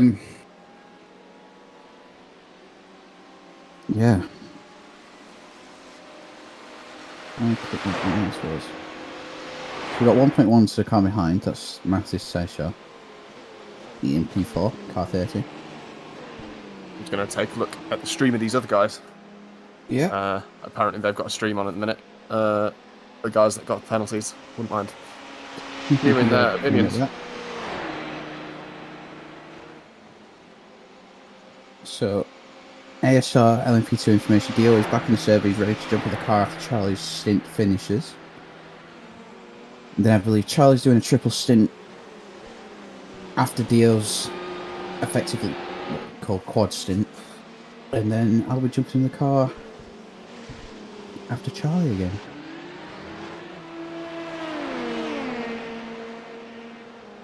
I just hope I don't mess it up. I'm sure you'll be absolutely great. Just keep it chill, man. Keep it chill. If it's still kind of light when I jump in the car, I'll be alright. So I'll be able to get in the rhythm of things and then spot my things a lot easier. But I think I will do a few practice laps just before to be safe.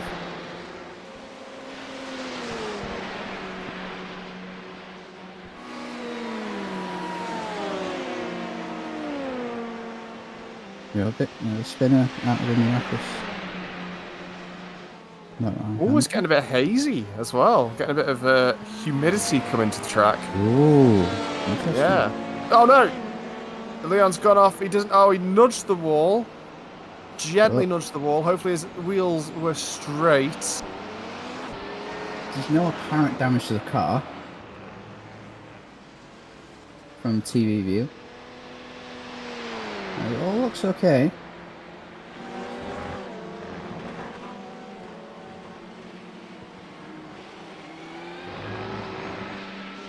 Yeah, steering looks fine. Good, good. That's all good. The P1 side of things. Yeah, we've got 5 minutes of time to get in front of these guys, because these guys are going to come back with a vengeance. I think Charlie just had a slowdown there, and then we've lost a position. I think Charlie just had a slowdown there.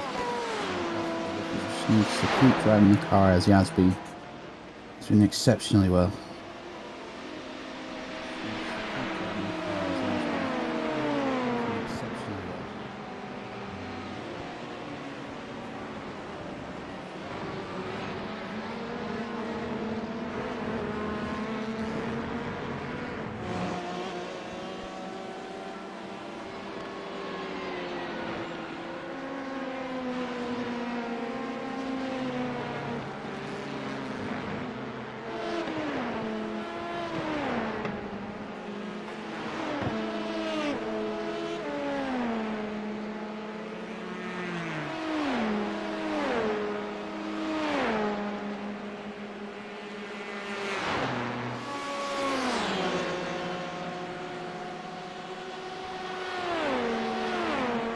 Go.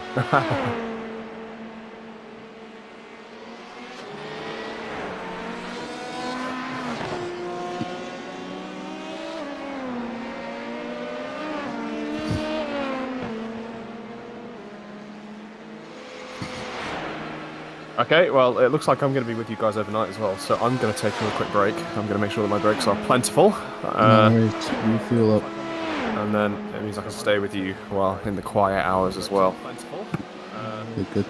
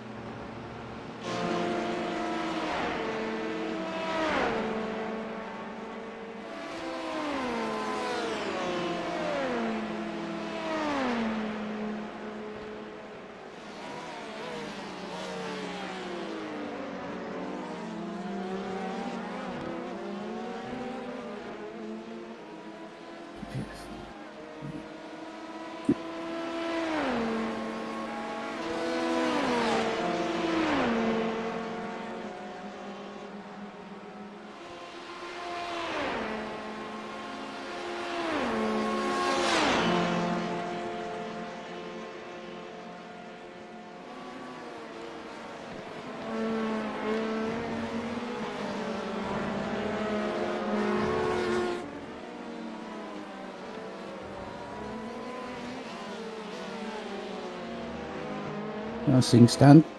19 hours, 30 minutes to go of this race. Current track time is 7:45 in the evening. Track temperature 28 degrees, air temperature 25 degrees.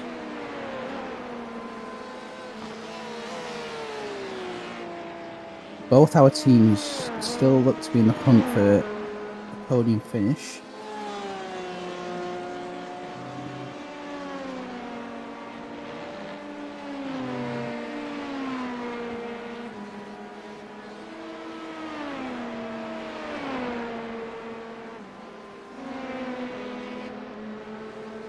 Leon in the car for the P1 soon, doing 1:15s.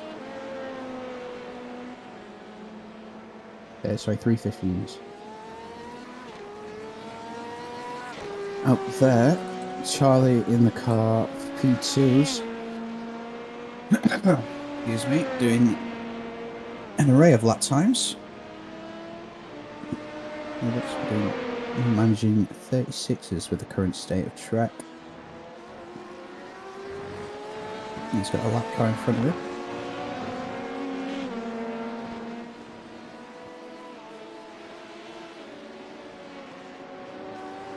Okay, in front, managed to stretch it out up to 13 seconds now.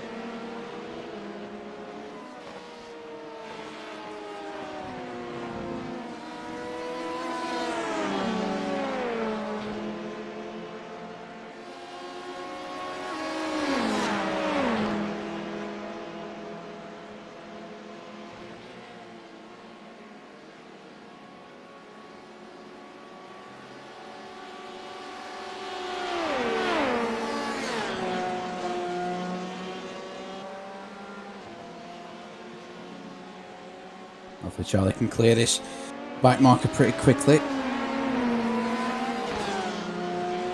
Just seems to be holding him up a little bit.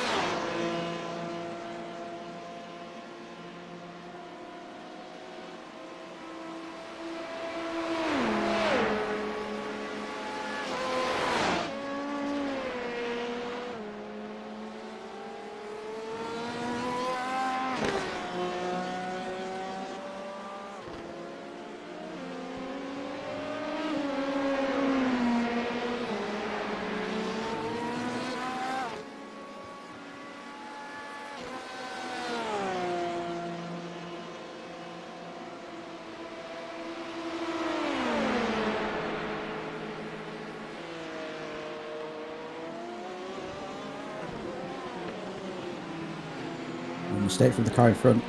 Let's give Charlie the opportunity to get past him. And the P1 to get past both of them.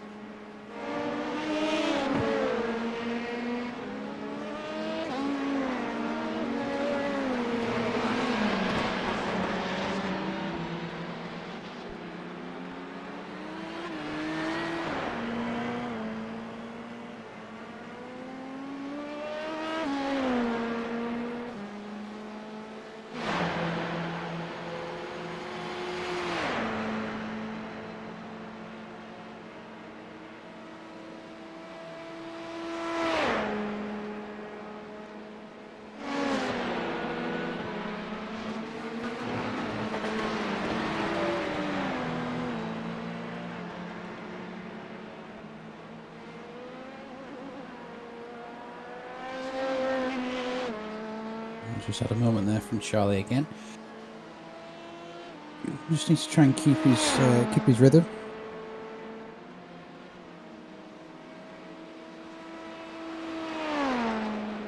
He's got easy gaps to both in front and behind him, so he doesn't need to take any risks.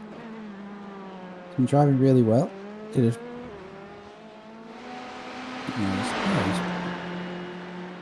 Dio did a first good opening stint. Charlie hopped in a lap 41. He's been driving well ever since. Managed to do a 34.896 last lap.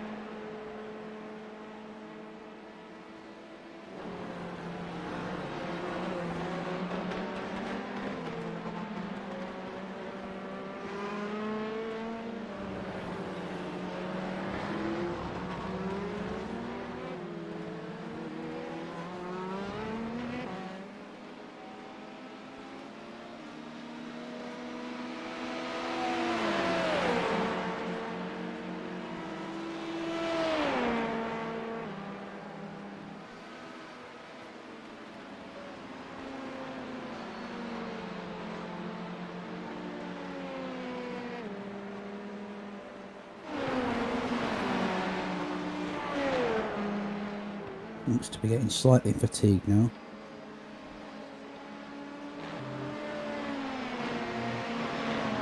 I would imagine he's got about 5 laps left of this stint, so if he could just try and push through those, he can give his teammates a great chance to jump in the car and get the most out of it, in the best position they can be.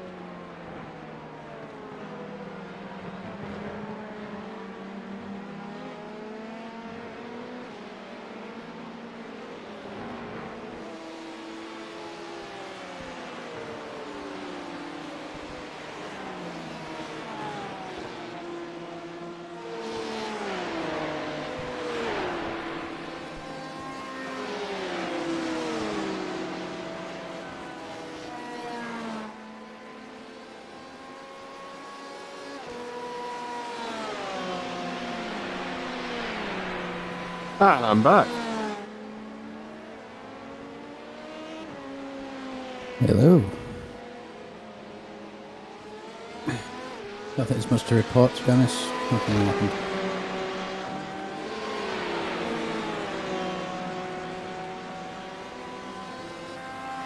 Yeah, looks like everything's still where it should be.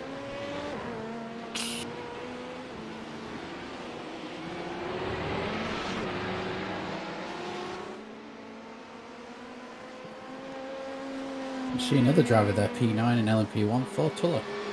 He's racing an F4 series. Oh, yeah.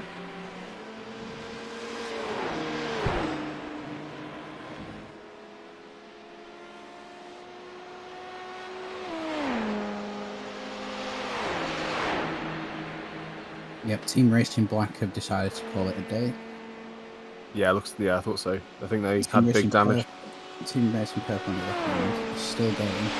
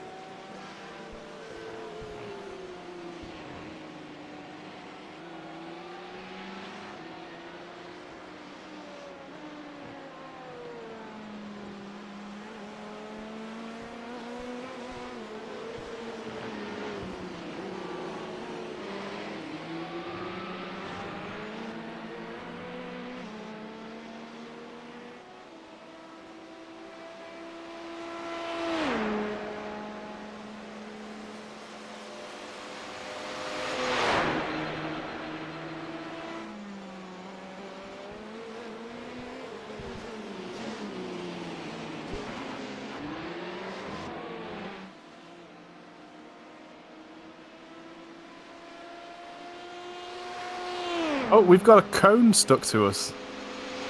We do. There's a cone. He's picked up a friend. That's only on stream, because in sim I cannot see that. It's on my screen and it's on Biggles' screen. Remembering that Biggles is still the streamer here. And it looks like the cone's despawned now. Oh, yeah. You say I looked in sim and it wasn't there. I was quite confused.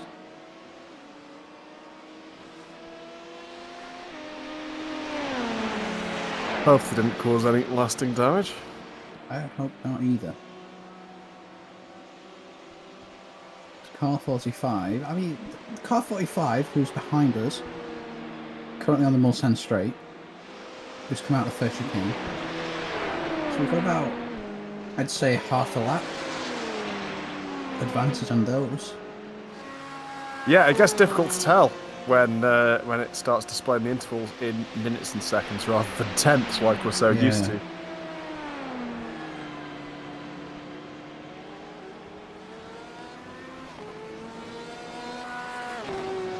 I was just trying to gauge it from position on track, but seems to be, both cars seem to be alright. We now have John Suggs in front of us, whose laps aren't the quickest.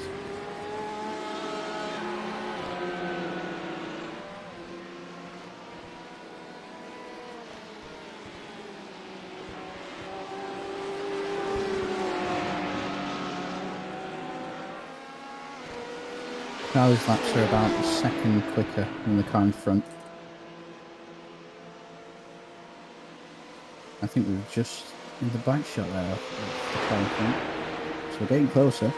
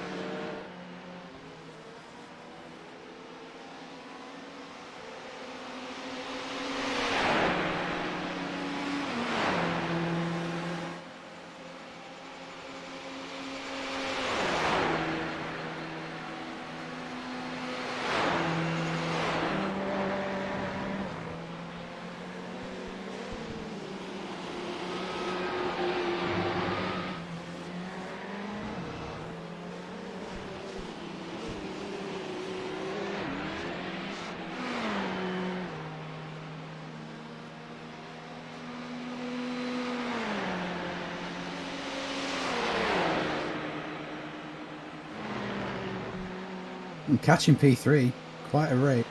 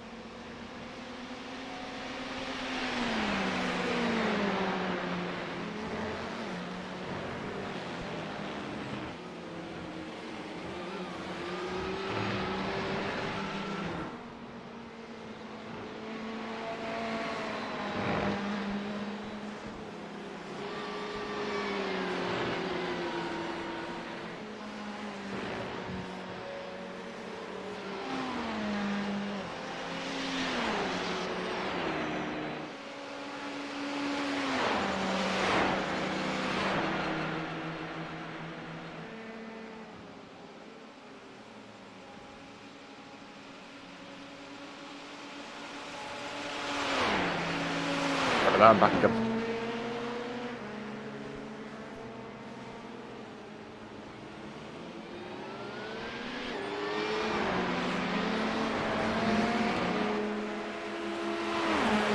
I think that was just P3 going through shot then. With the 71 car.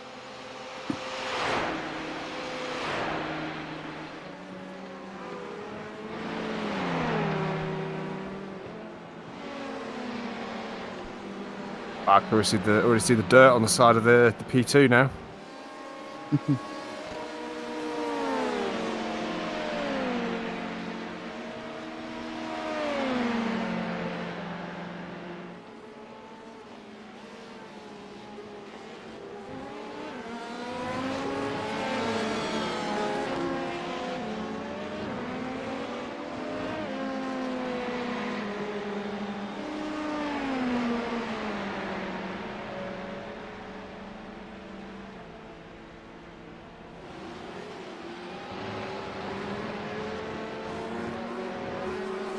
Yeah, lap times for the car in front for the last 3 laps, 37, 40, 38. Whereas for us, 34s. Yeah, so he is catch. No. Oh no! That's bad. Check his steering Damage. if you can. There's a bit of damage on the front right. Just head on with straight wheels, so hopefully nothing too bad. We did see Charlie bring it home with a completely bent steering rack yesterday. Steering seems to be fine, so that's good. Oh, that's a pain. Lost a little bit of time, lost a position, I think. No, we didn't lose position. We just lost time. Yeah. Which is unfortunate, but like we've said before, there's plenty of time to bring that back. There is a bit of splitter damage. It doesn't actually look that bad. There's a bit of a wheel cover damage as well. It might affect us a little bit in a straight line, but I don't think it'd be too bad.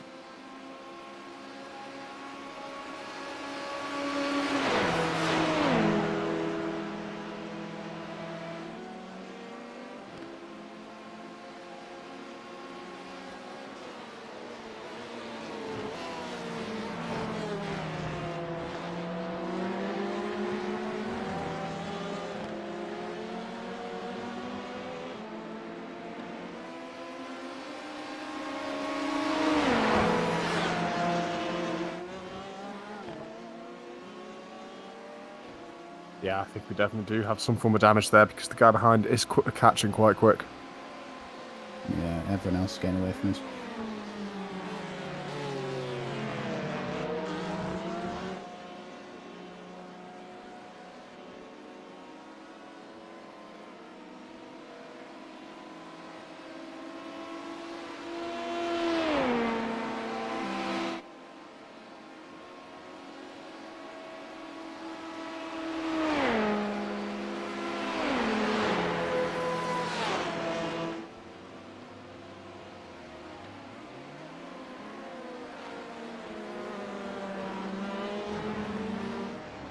apparently this guy in front of us caused someone else to crash out, so we've got to be careful.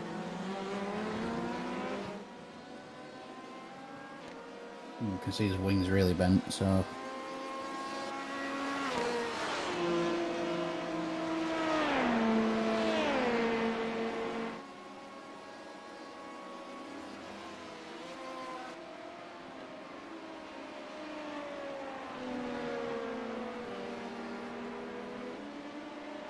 Oh, yeah, no, it's definitely affecting the car. We have some sort of steering damage now, I'd imagine.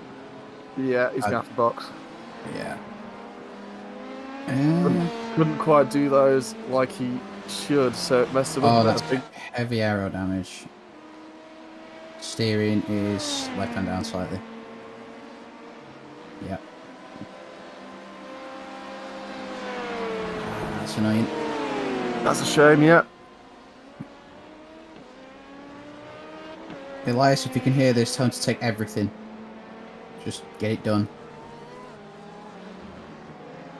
Feel free to jump into the chat if you want. That's alright.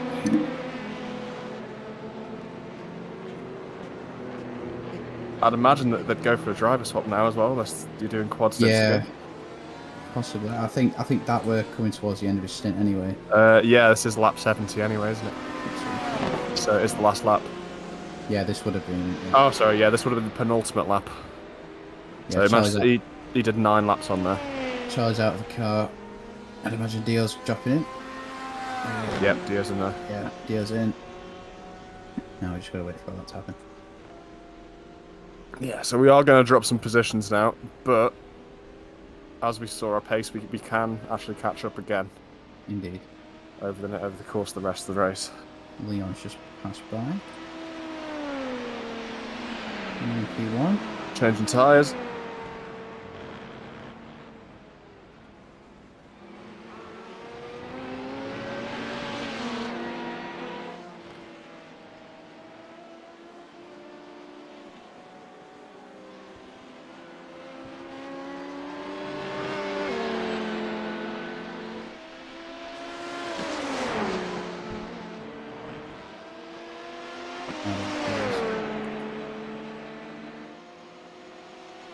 Yeah, it'd be helpful to know how long the repairs are for. Well, the next car behind is car 49, who's going down the north-south straight into the first chicane, so we should be okay with that.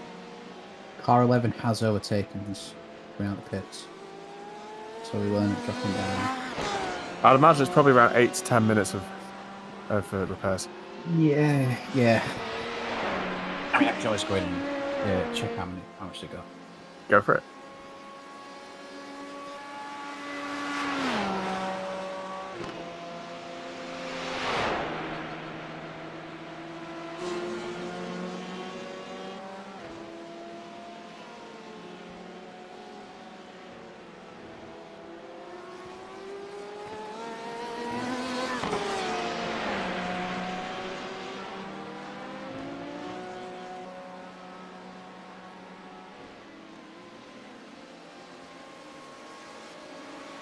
Hello. Hello. Oh, hello, George. Yes, I was expecting a different voice. I know Brody's coming back as well. No need to worry. I'm here. Have we got a video ninja linky thing? Yes, we do. What for? For me to watch. I'm not excited. Oh, fair. I could load in, but I'm going to have to load out and go load into the split 1 and 2 in a bit. Yeah, we've got about 5 minutes of repair time.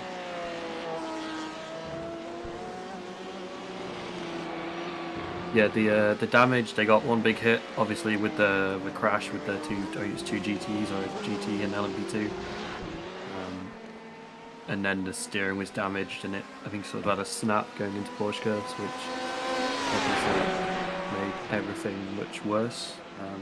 And then the steering damage a little bit more, but I'd say, I mean, Brody, you drive these cars as well. I think 5 minutes is pretty lucky from the hit and the amount of damage. Yeah. I mean, my prediction was about 8 to 10, so yeah, that's good. Yeah, I was going to say, I mean, for 5 minutes, that's to completely fix the steering and everything, and there was only 1 minute of required on that, so that's massively lucky, I'd say. It really is, yeah. Normally you get like 10 minutes, like Gez said. But Oh, getting a lot of blinking from Leon right now. That's my end, that is. That's not... Yeah. Strange. 5 minutes, that's like a lap and a half. That could easily be pulled back with the right run. That LMP1 team? Just been told something may have happened. No, looks fine here to me. I think it might just be the internet. Yeah. I think it is Leon's connection. Well, it looks fine on stream. That's all good. Well, the thing is, what's happening right now, George, is Biggles is streaming, and I'm controlling his computer. I'm just going to go and ask the drivers then quickly, because it looks like they've seen that there's a problem. Yeah, got massive ahead of just before test release. Just that. Oh, it was my connection screwing up, because I've got a lot of things running right now, so as soon as I turn on a stream to George, it just started going insane. Yeah. Apparently nothing happened, they told me. Yeah, George, it was because I started streaming to you as well. My internet was just giving up. I think because... Brody, could I get a screen share then? Sorry. I think because it's the weekend and everyone's home because it's the Jubilee, I think our house internet can't cope with multiple streams at once. Brody, if you would oblige when you get a chance. Can you see that? I definitely can, and I will now get the... Yeah, I can see what our audience will be seeing. I'm just looking through the sim. I'm not on OBS or anything.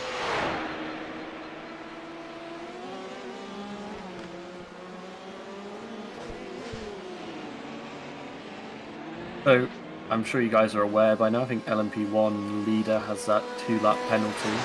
Yeah, the 33 car just smashed up and called it a day. Apple's. I think if these guys continue to do their 5 seconds a lap quicker than the rest of the field, there might be more penalties coming their way if more people decide to protest for that. Good to say, LMP1 car, I'm not seeing it out in our livery yet. It's very, very neat and tidy.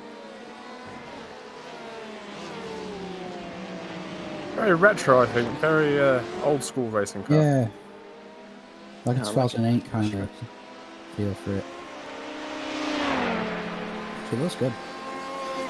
Obviously very limited by the shape, especially the LMP1 of Yeah. what you do with it. It's a aero bits, unlike the other ones. That's why you can see how much speed they have, not just on the straights using the boost system, of course, but through the corners. You wouldn't believe they're going flat basically through these Porsche curves here, which is, considering I've been driving the GTE around here this week, it's just incredible that they're able to just keep their foot in so much through this collection of corners. Gotta go back to our other guy. Who's in the car now for our... EO's back in the car for the LMP2. He is back in the car, and he is out on track. Yeah. I'm lost in the pit lane, it looks like. Yeah, back in P14 now. 2 minutes behind P13. Oh yeah, almost every one of these cars is on the same lap. There's a 1 lap difference between, I think, the top 5 or 6 at this point in these guys, but that's all going to swing different when these guys come in for their pit stop anyway, which will be due about now for most of these guys. So, if anything, got more of a race now, so could be fun for the drivers. Yeah, so we'll come back and revisit the LMP2 shortly. Let's take a look at Leon again at the front here, P3.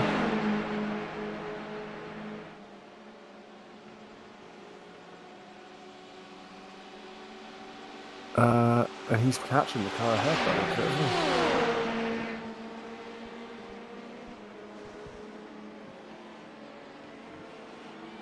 he? Made his way past a couple of LMP2s from the looks of it.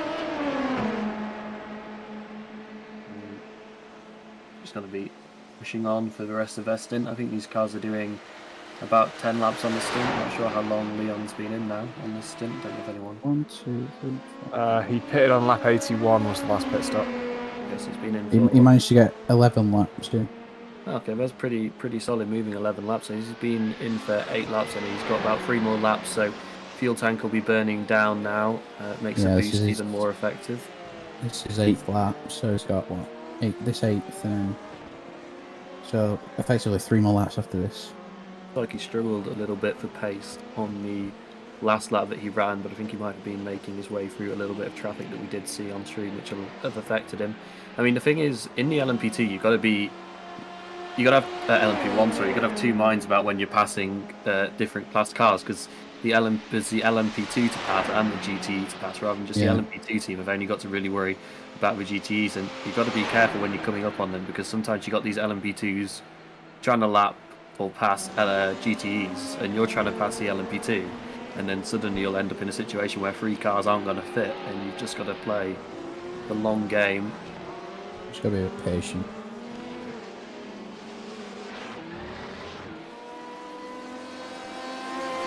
I would say the guys are all feeling pretty confident, with the cars and out there to enjoy themselves. But a good race so far. I've been in and out, seen a couple of little bits of it.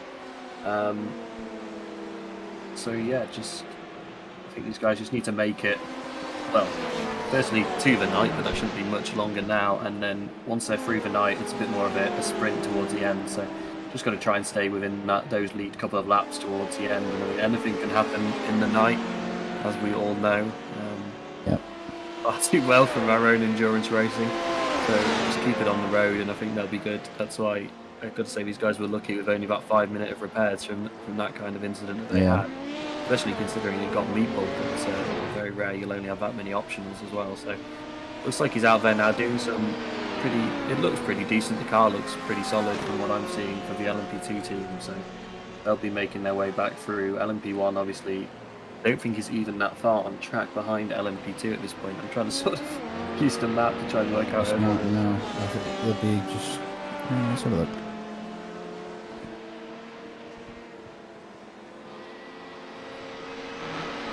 Yeah, so it's just heading down to test routes now. Yeah, pretty close on track, especially given the pace of the LMP1. I'm sure they'll be making a move pretty quickly. I think that was the LMP1 lapping another LMP1 car, if I'm not mistaken. So I can expect. Like to tell sometimes. I can expect Leon to be hitting Dio either at Mulsanne or down towards Indianapolis. Well, you're just going to see that gap that they do have at the moment, the two teams, drop massively on this straight, because that LMP1 will be draining the battery. You'll use, I think, up to about 70-60% of what you'll use in a lap. That's not of your battery. You don't deploy the whole battery around Le Mans in the LMP1, because if you do, you will not regenerate enough throughout the lap. So I think we were using, when I hopped in some practice with these guys, about 85% of the battery throughout the lap. Otherwise there's not enough chance to regenerate enough of it, because there are a couple of hard braking zones around here, but a lot of them, especially in the LMP1, sort of just become lifting zones, so you're not regenerating too much on the brakes. So you only want to be using about 85% of that battery, and you'll probably get up to about, you'll probably use about 60% of the entire battery, and then probably about 75% of your usable energy just on the Mulsanne straight. Obviously boosting out of each chicane to get up to speed. They have, as I'm sure most people know, what we call a boost map, which tells them how much energy they'll be using at each section of the track, and you'll sort of stick to that. That's the way to get optimal lap time. But obviously, coming up to lapped cars, you're going to adjust that a little bit. If you think you're not going to catch them before the braking zone, it might be better to hang back, not use as much battery, and then get them on the next little run. So that's something that will definitely be running in the LMP1 team's mind as they come up towards the LMP2 team, just trying to gauge roughly how far apart they are, and it's really not very much now. I think they're on the relative. That's now. 5 seconds and counting down. There you go. And then you can just see how quickly on stream that gap is dropping, just because of how quick that LMP1 is on corner exit and mid corner as well. So we're going to get to see them making a move team on team. Hopefully they can do it in a sensible way for each other. If you're racing against other cars, you're not always going to be as nice to them, but it looks like they're going to catch each other quite nicely. I'm hoping not going into the chicanes, but it looks like they might be. I'm hoping they're going to catch each other on the exit, and it looks like they will now, because one thing the people who haven't driven the LMP1 might know is, even though it will be much better on the brakes than the LMP2, sometimes you don't actually want to use all of that braking ability because you want to brake less for longer, and it will allow you to regenerate more energy, which is often why you won't see them AC flashing the light, warm you up. That was nicely done there. Perfectly choreographed on that race, and no one lost any time. Got in nicely, and LMP2. It looks like the LMP2 team catching the GT. Not quite the perfect time. It's not cost them too much through there. No, look okay there. Got another GT coming out. Yeah, 6 seconds up the road. But yeah, that's what I'm saying is the LMP1 isn't really going to be beating anybody. I mean, it can, but they're not going to want to be making their moves on other classes in the braking zone. They're going to want to be doing it on corner exit, which is something that we don't always see in multi-class. I suppose the LMP2 isn't always necessarily better on the brakes than a GT3, but obviously GTE's running here, so they do have a little bit of an advantage, as none of these cars that we're running have ABS. LMP2 team just looking to keep their heads down now, put some solid lap times in. I mean, Dia running a 33 last time round is already pretty nice, considering the qualifying driver did a 32. Not quite sure who that was. So to be running a second, I mean, obviously he's had more time to get tyres into the window. Conditions are probably quite a bit cooler, obviously, and we all know track condition makes such a difference here around the one. We'll see those lap times come down drastically in the night as well. So that's when we're going to see who's truly confident as well. You can see track temperatures drop further to 27 that degrees. was the LMP1 having an issue there. Oh, did not see that ourselves. I'll have to get back to it. That's that's what's shown on stream right now. LMP1. Yeah.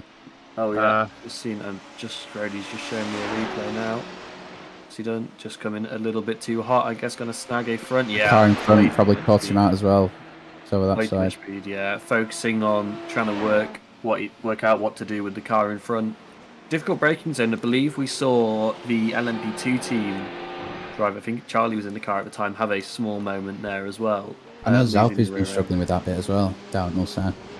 It's a very difficult braking zone. I'd say the only car I've ever felt really comfortable there every time round is a GT3, because you can't lock the brakes in the same way you can in these. And as I'm sure we'll see from the sort of aerial shot at some point in the race or an onboard, is that the braking zone isn't straight, and you kind of got to take a very weird line into the corner to keep the car straight, because these cars can't brake with steering input in very much at all. LMP1s can handle it a little bit better, but not much. So you want to be as straight going into the braking zone as possible, which is kind of hard when the corner it's got quite a big kink in the middle of the braking zone. So they tighten up the corner even more, and you don't want to be slowing down any more than you have to. Especially because in the LMP1 you're just going to have to use that boost to get back up to speed. Exactly, and it's just a waste of boost in the end, and you just leave yourself vulnerable. You know, the situations come further along the lap. Yeah.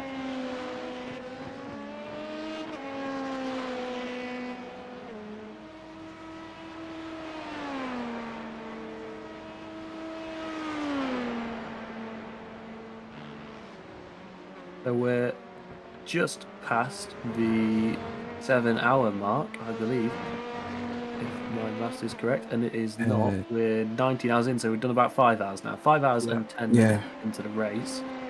So about 50 minutes time, and we'll be reaching the quarter distance mark. So that's the time where people are going to want to sort of be reassessing any driver swap times, any strategy changes, who's going to be in throughout the night. As I said before, it makes a massive difference to lap time, so you kind of want the guys who are going to be able to absolutely extract that peak performance in there in the night, because that peak performance is going to go from being a second to maybe 3 seconds time difference.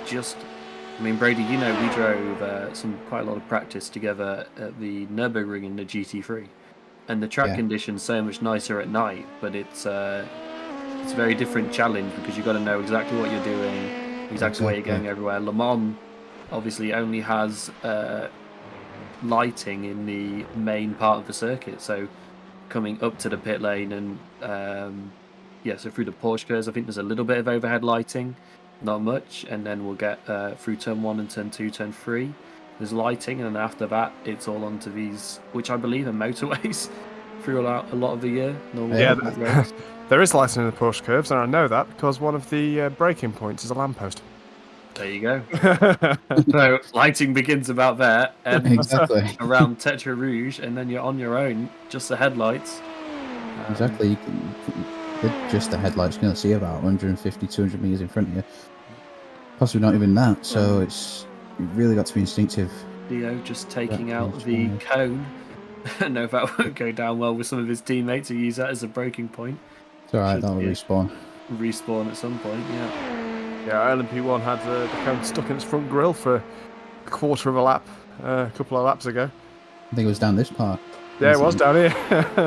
Probably the exact same cone they removed then.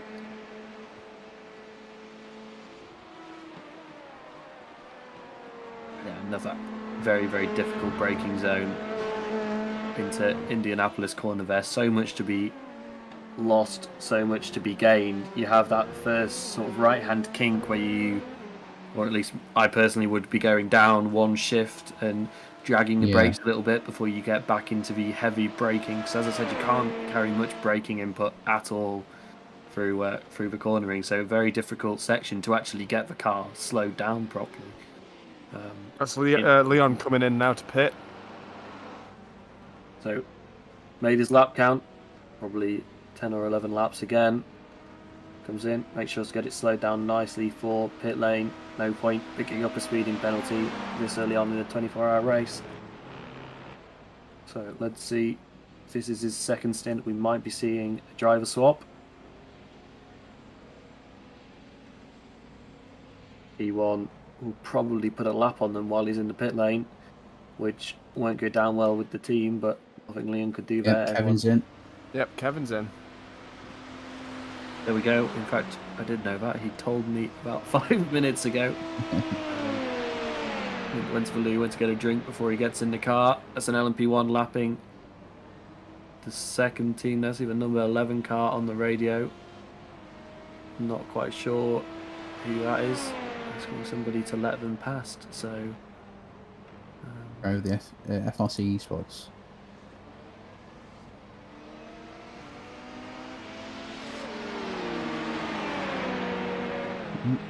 he's asking the 39 car to move out of the way, I believe.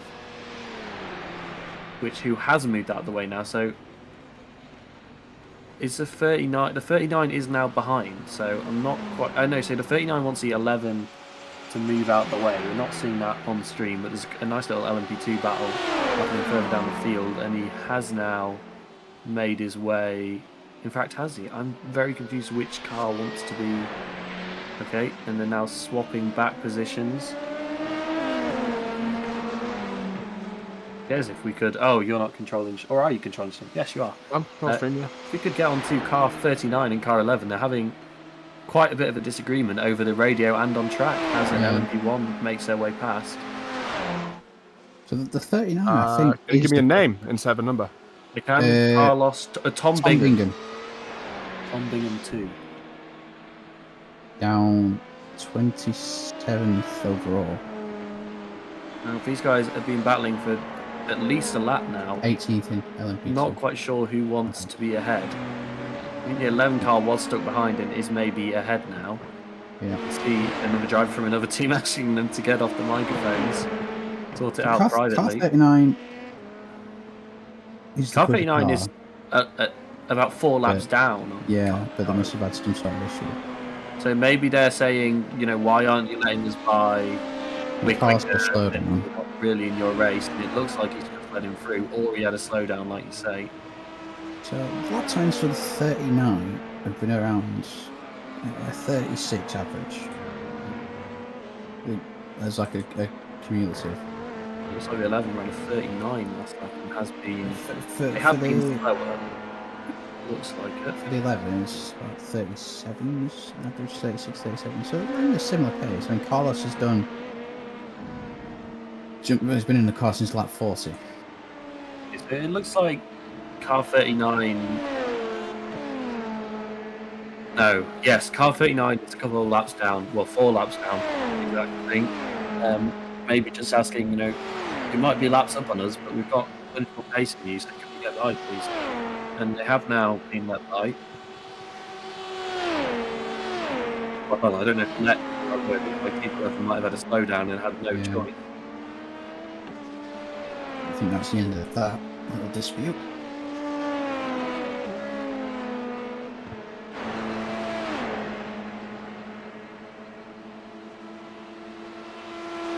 We're on track of the LMP1 team right now. I wonder if they can the traffic. Porsche curves. So Right, they're well, closing on the PT team. For a lap, in fact.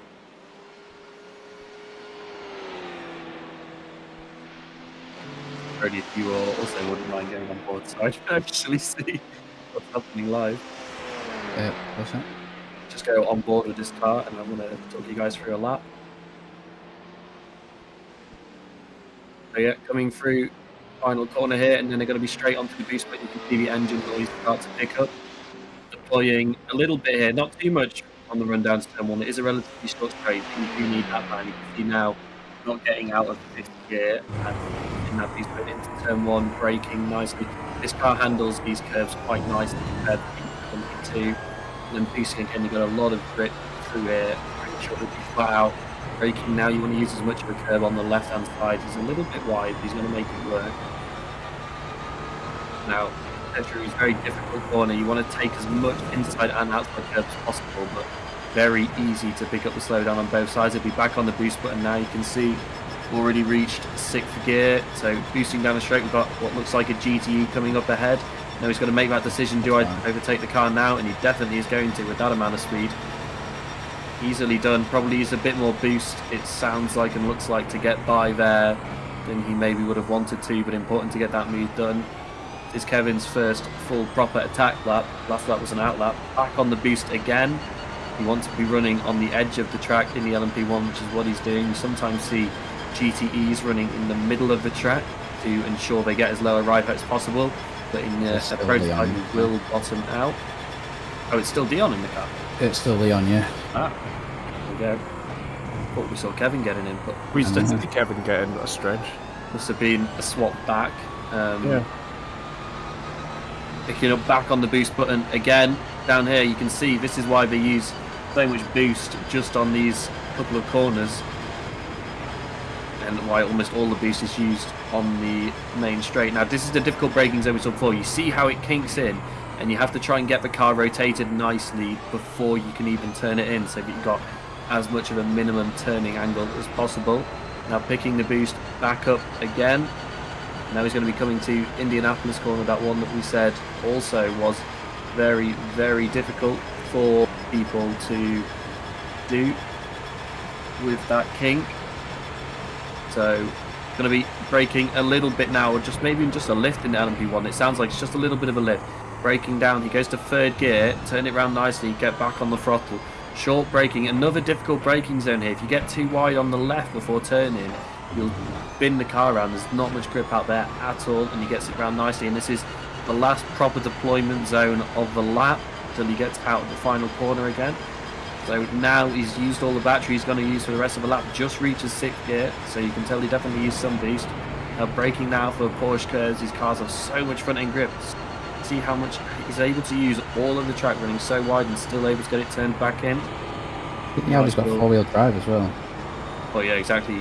You can see how wide they're able to run, and it still turns in. And LMP2, you'd have to be giving up so much speed to be able to make that work. And he's going to have to try and pass this LMP2 into the chicane. We've seen this go wrong for people before, and you can see he carries a lot of speed. It's going to lose him a little bit of time on the exit, but he still makes it work. Whoa!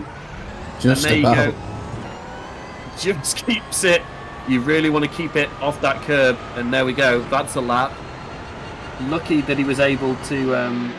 If we get a replay of that, because actually from off board, you'll see just how much curb he takes liberties with.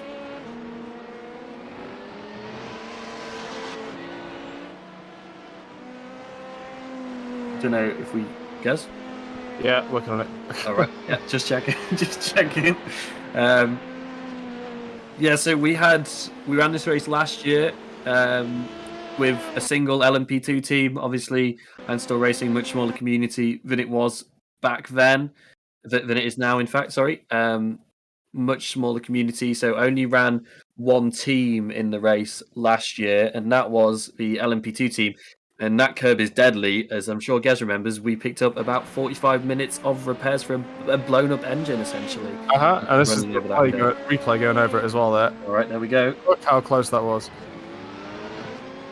Yeah, I mean, you can see just gets through, and then the second cut, runs deep in the first part of the chicane, then to try and make up for it, runs deep again out of the second chicane, because he's trying to avoid taking too much of that curb. In a GT, you'll probably get away with it. Not so much in a prototype. It will break something if you use these curves too much. And it's just the P1 team and the P2 team back together on track. P1 team gets through. I think they both had to pass that GT event as well. You can just see the commitment the LMP1 has it in the corner, and it's just the LMP2 cars just disappeared out of frame essentially. Almost 2 seconds just away from one corner. Yeah, it's absolutely insane. But you can also see that's why the frustration sometimes creeps in if they're stuck behind a slower classic car. Indeed. He gained just half a second in the brakes from Dio there.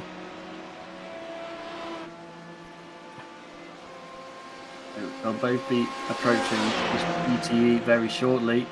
Dion will probably unless he can get past here.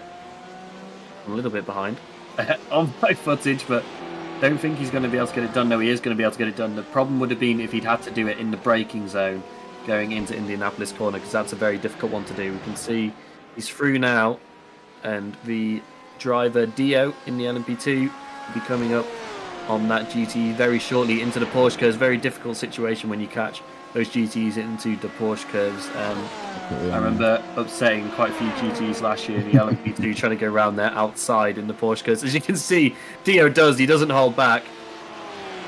That was Leon. Oh, that was Leon, sorry, in the LMP1, so much more potential to do it there. Dio's stuck behind him now. The mover isn't well liked for GTEs. Is this one that he's going to try and do? And he does make it work. Now, that's not going to make you any friends. But he's made it work. He's got through. It's a very satisfying move to pull off, but it's not going to make you any friends in the race. But that's not what they're here for. They're here to charge on and make up those positions they lost with the repairs. See, the sun is starting to set now, so that track temperature will be coming down. Dio ran a 32.7 last lap, and he's just crossed the line, ran a 34.1, lost a little bit of time passing those cars, I believe. Track temperature down another degree to 26 degrees. Air temperature 23 degrees. So it's getting a lot cooler.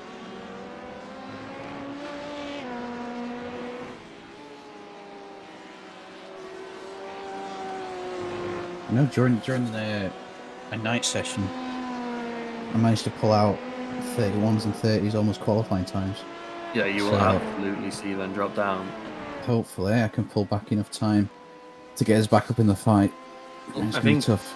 Even if you're running 33s, 34s consistently throughout the night, that'll be enough to pull the team back into a much higher position as people see things start to go wrong in the night. We see in proper, real life endurance racing, especially. I know IMSA definitely does this. I think World Endurance Championship also does this. Different car classes have different colour headlights, so you can see what's coming in your rear. Oh, big snap there for Dio. Keeps it going though, and passes the car, so he's done what he needs to do. Very good save that was. Yeah, you can't see what's coming up behind you. You can use your relative, of course, but sometimes there's a big gaggle of cars behind you, 5 or 6, and you don't know who's who. And it can get a little bit chaotic because you can't identify from headlights and rear mirrors. You're relying on your teammates around you. And if people are tucked up behind other people...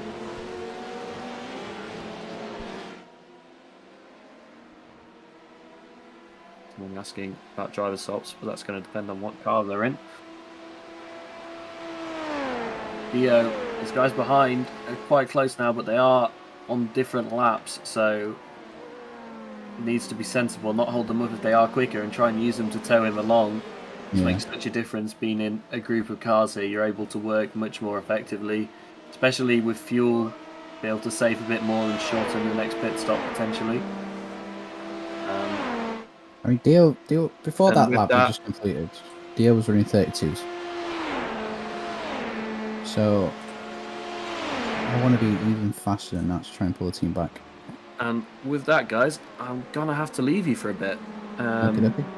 I'll be in the steward's room, I think, for the next 3 or 4 hours, and I'll maybe join you later on. So I hope everyone has a good race, and yeah, let's carry on moving forwards. Sweet. Cheers, my dude. Thanks for turning up. Yeah, no worries.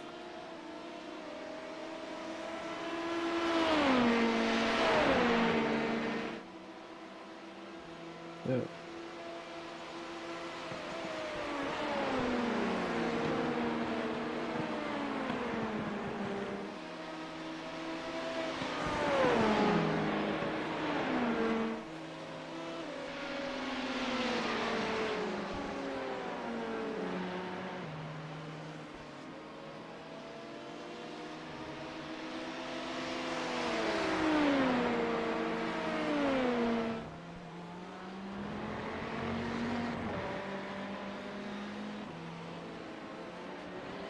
I didn't mean to disconnect. It's alright, no one noticed. Streaming to stop sharing screen. Let's yeah, I think I'm gonna just take a quick break, try and have a nap. That's fine. So hopefully everything goes swimmingly until I come back. Yep, I think stream's probably going to go a bit quiet for a little while. While I get a few things done that I need to get done, and then we'll be back later. At what time does your stint start? On the schedule, I think it said 10:15, precisely, something like that. Okay. I expect that some of the daytime drivers will start heading off to bed probably by around then. So I'll come and join you when it starts sort of dropping off, and I can keep the stream going. Oh, hang on a minute. It looks to have changed a little bit.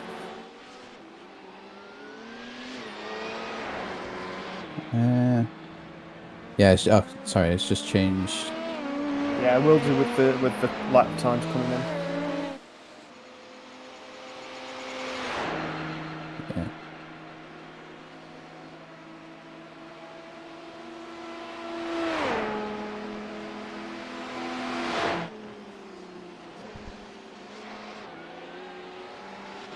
Yeah, so it's shifted forward a little bit. Yeah, I'm just take a quick break and get charged up. Excellent. Okay, well, any watchers, we are going to go a little bit quiet for a while. I'm going to leave the stream running. So hopefully you get to see some action. And we'll be back very, very shortly.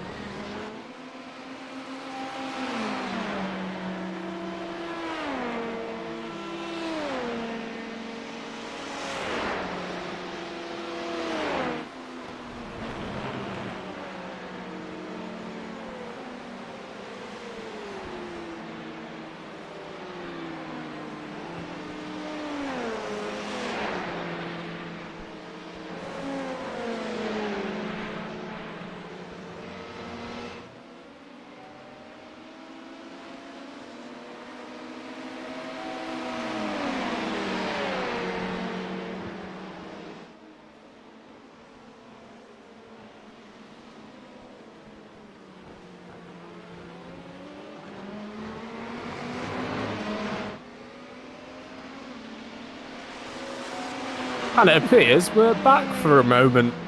We are. Yeah, it's going fucking well. I'm sorry for my language, but it is past nearly 11 at night, and I've had a few drinks. So,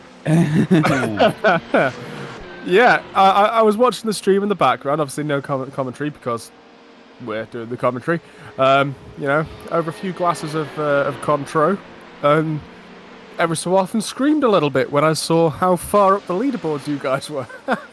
Yeah, it's been quite interesting actually. I know Benny's had a couple of incidents. I think we've been involved in a crash actually. Kevin got took out. Oh, really? Yeah, one of the LMP2s just slowed across him. So that's been protested. But the guys have said it doesn't seem to be harming the car too much. We're matching pace with the guys in front who are P1 in the LMP1 class, so that's good. The steering's messed up a little bit, but it's not really affecting pace that much. So everything's stable there, and then in LMP2 we're back up to P7, which Charlie and Dio managed to wrestle something together and just pull something massively out the bag. There's been a change in schedule for us in the LMP2. Okay. So we've done it so Charlie's doing a quad stint now rather than a triple stint, and then Mikkel's going to do a quad stint. Okay, and then it's going to be you. Then I'm going to do a quad stint, yeah. Okay, so that's good. That should be around 2:25 UK time. I get in the car. Nice. Okay, well, you know, I've decided I'm going to stick with you guys. Hopefully all night if I don't absolutely crash. And what are we on the stream now? We'll come to the 9 hours 15 minutes mark. Obviously YouTube can only take 12 hours of a stream at once, so shortly... Oh, we got an issue. That was a good save. Good save. No, it wasn't a good save. That was Benny. Had an issue. He's in the wall. In Indianapolis. It's not caught that for me. Oh no. Oh. Yeah, that was a big one. I'm back. Get it, guys. That was a big one. He's got no headlights. He's missing the whole front end of the car at the minute. That's going to be repaired. How's he going to say? Honestly, yeah, it's got a shame. Let me see who's in the chat for P1, guys. Leon, it's just Leon and Benny there. Let's go take a replay of that. Yeah, g'day guys. I just woke up. Oh, hello. He's got no headlights. How's he going to see anything? What yeah, happened? well, he just crashed. We're just going to take a replay now, if you can see this. And who was it? That was Benny, unfortunately. He was doing so well. We were P1 for a while. Oh, wow. Let's and this was a P2 crash, unfortunately. So this is the LMP1 of Benny. And just snapped. Oh, yeah, he tried to overcorrect it and whip. Oh, that's a big damage impact as well. Oh, I feel. Yeah. So, yeah, let's, just, interesting. I'm going to move this over here. Anybody looking at his cockpit? How's his steering? Because if his steering's straight, then it might be a bit less.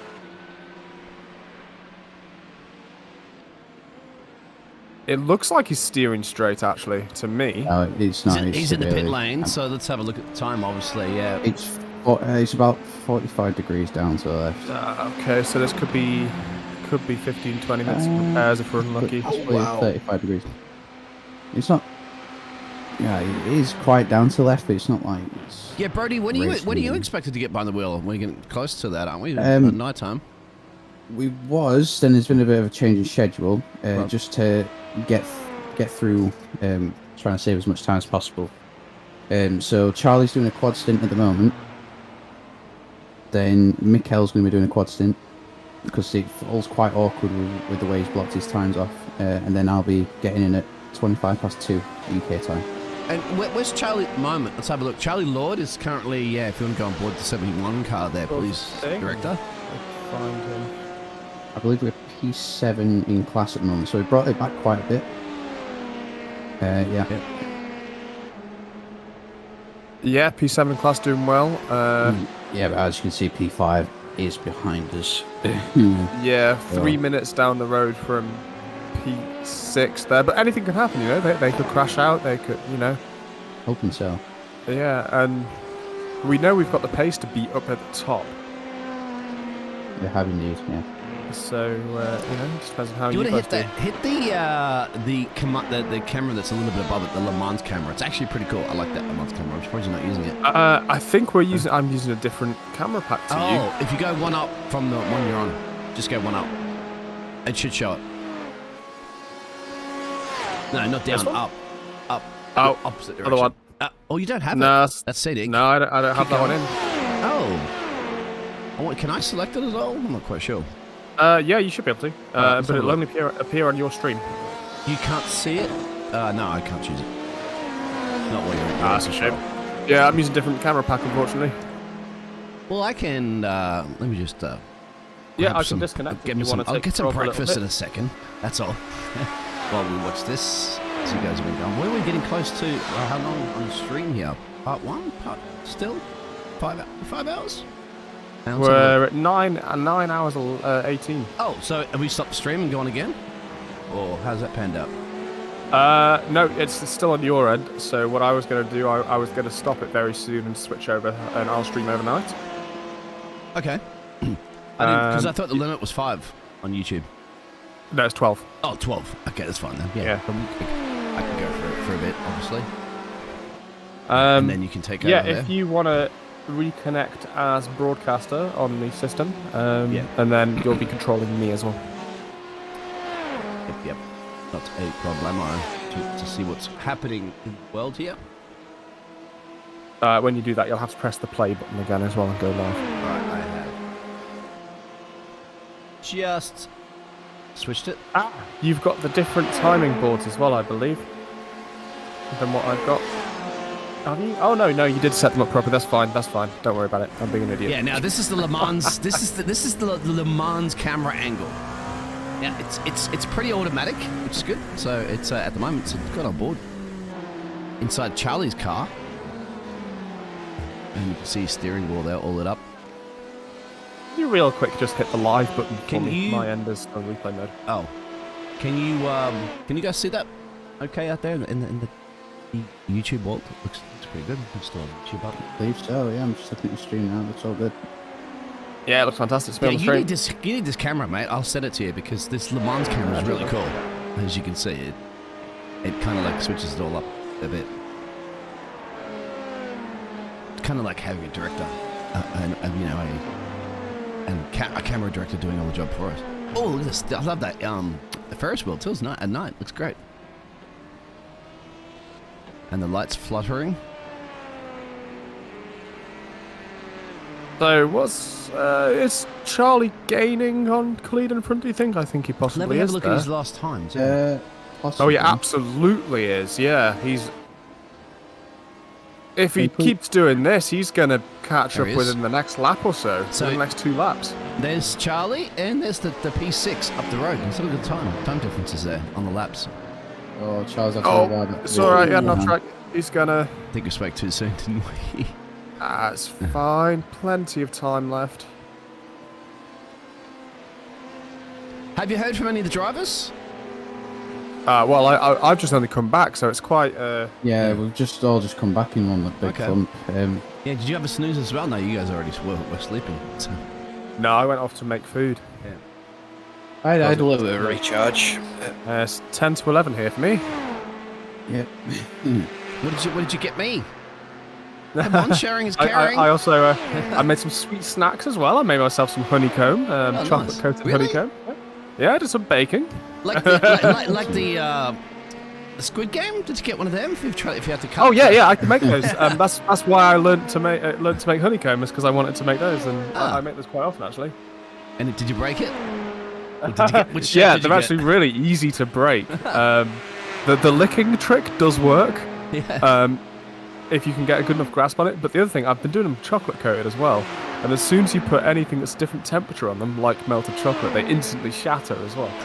So, but yeah, great bit of... I love working with sugar. I always make like toffees, fudges, honeycombs, all that sort of thing.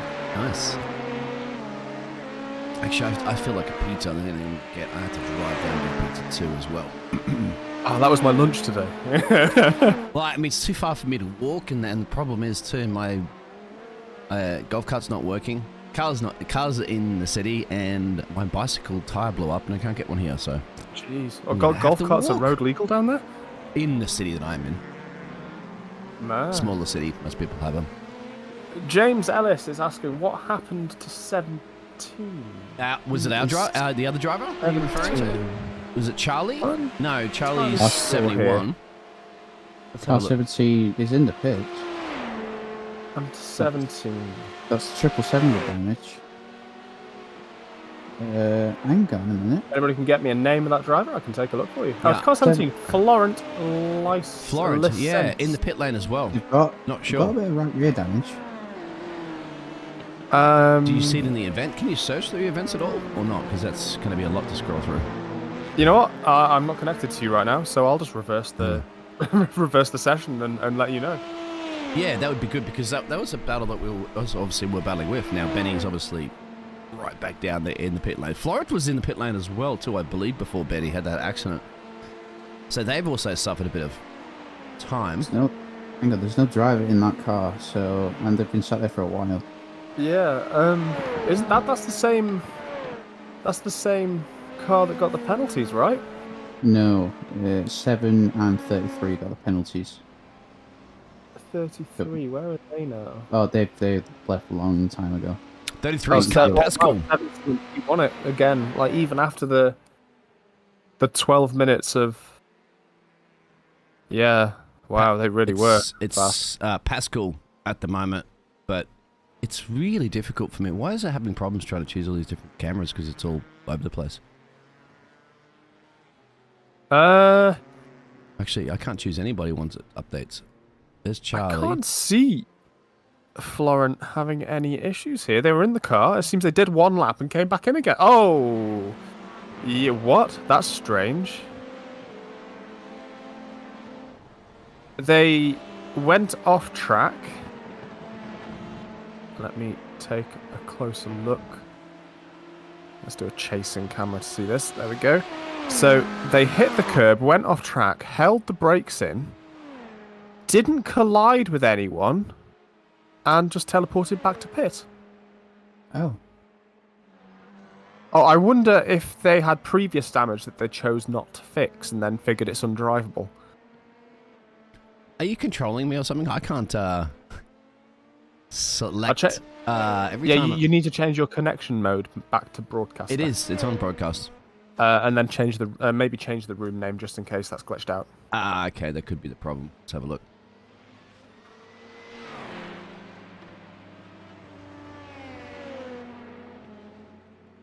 Because it's not allowing me to select, but the timing table's going all over the place, mate. So no, it's still doing the same thing. Maybe I need to refresh or something. Any info from Benny? How long have they got? Do you know? Yeah, I can pop and have a Yeah, go jump in, because I think that's probably useful to know. Yeah. It's amazing that the viewer count just starts jumping straight up as soon as we get talking on here. It's strange, isn't it? How do people know? It's Kenny. Let's have a look. We'll put the information back up again. You're in replay mode right now, buddy. Mode, yeah. Yeah, and you go live.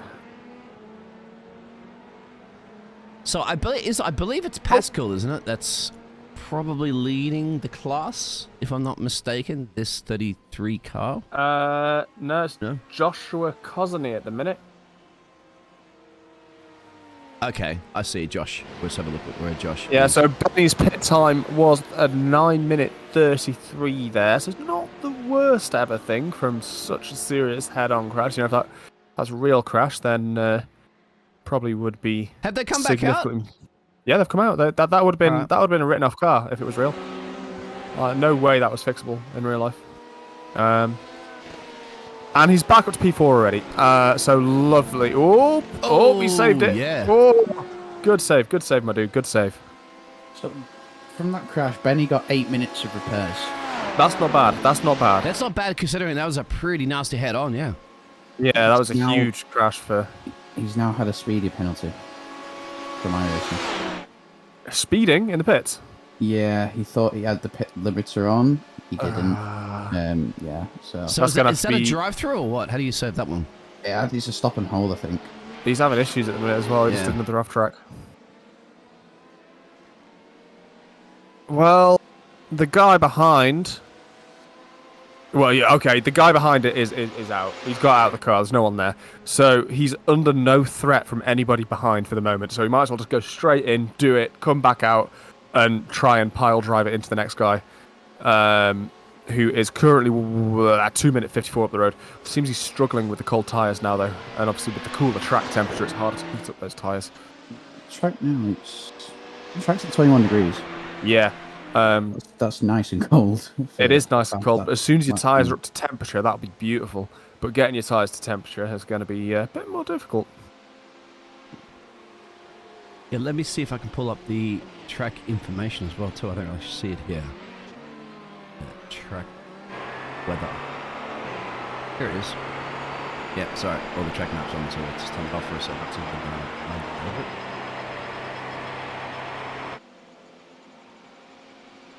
19 Celsius, mate. Somebody's 19? 19 air... Yeah, 19's air temp, 21 track temp. Okay, track temp. All right. Still pretty chilly. Yeah, it is, isn't it, actually? I mean, that's quite a nice evening, that is, but...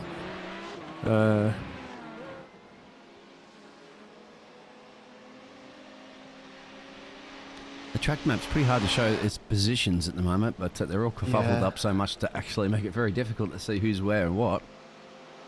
We got class display on. Let's have a look. Did that work? You'd have to set those colours up yourself. Oh, yeah. And I was trying to do it earlier while you guys were talking together. It is a pain, I'll be honest. So Benny, he's got, it looks like a picture of Toto Wolff there, ready to fight. Yeah. So, let's see.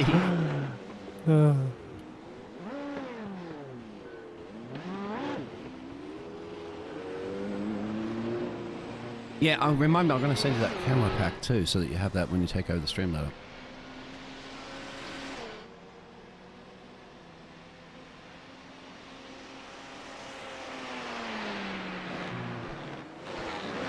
Let's keep it on his lap times relative to the car up the road as well, which is that Kumo? Kimo?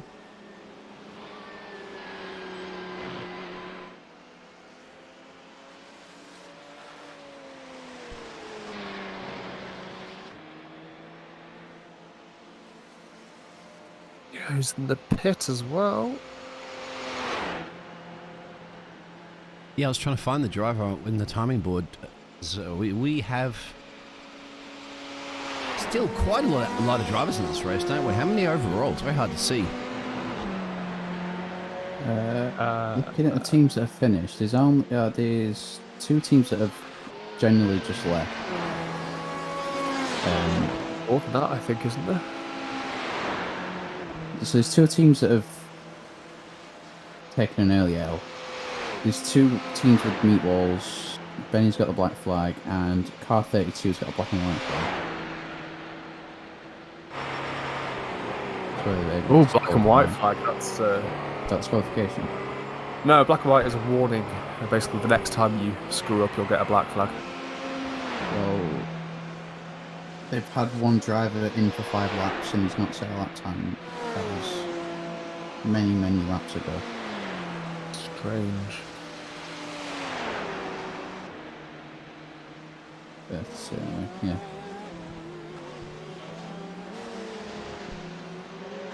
Okay, how's Charlie? Is it Charlie still in the car? Yeah, Charlie's done so many laps.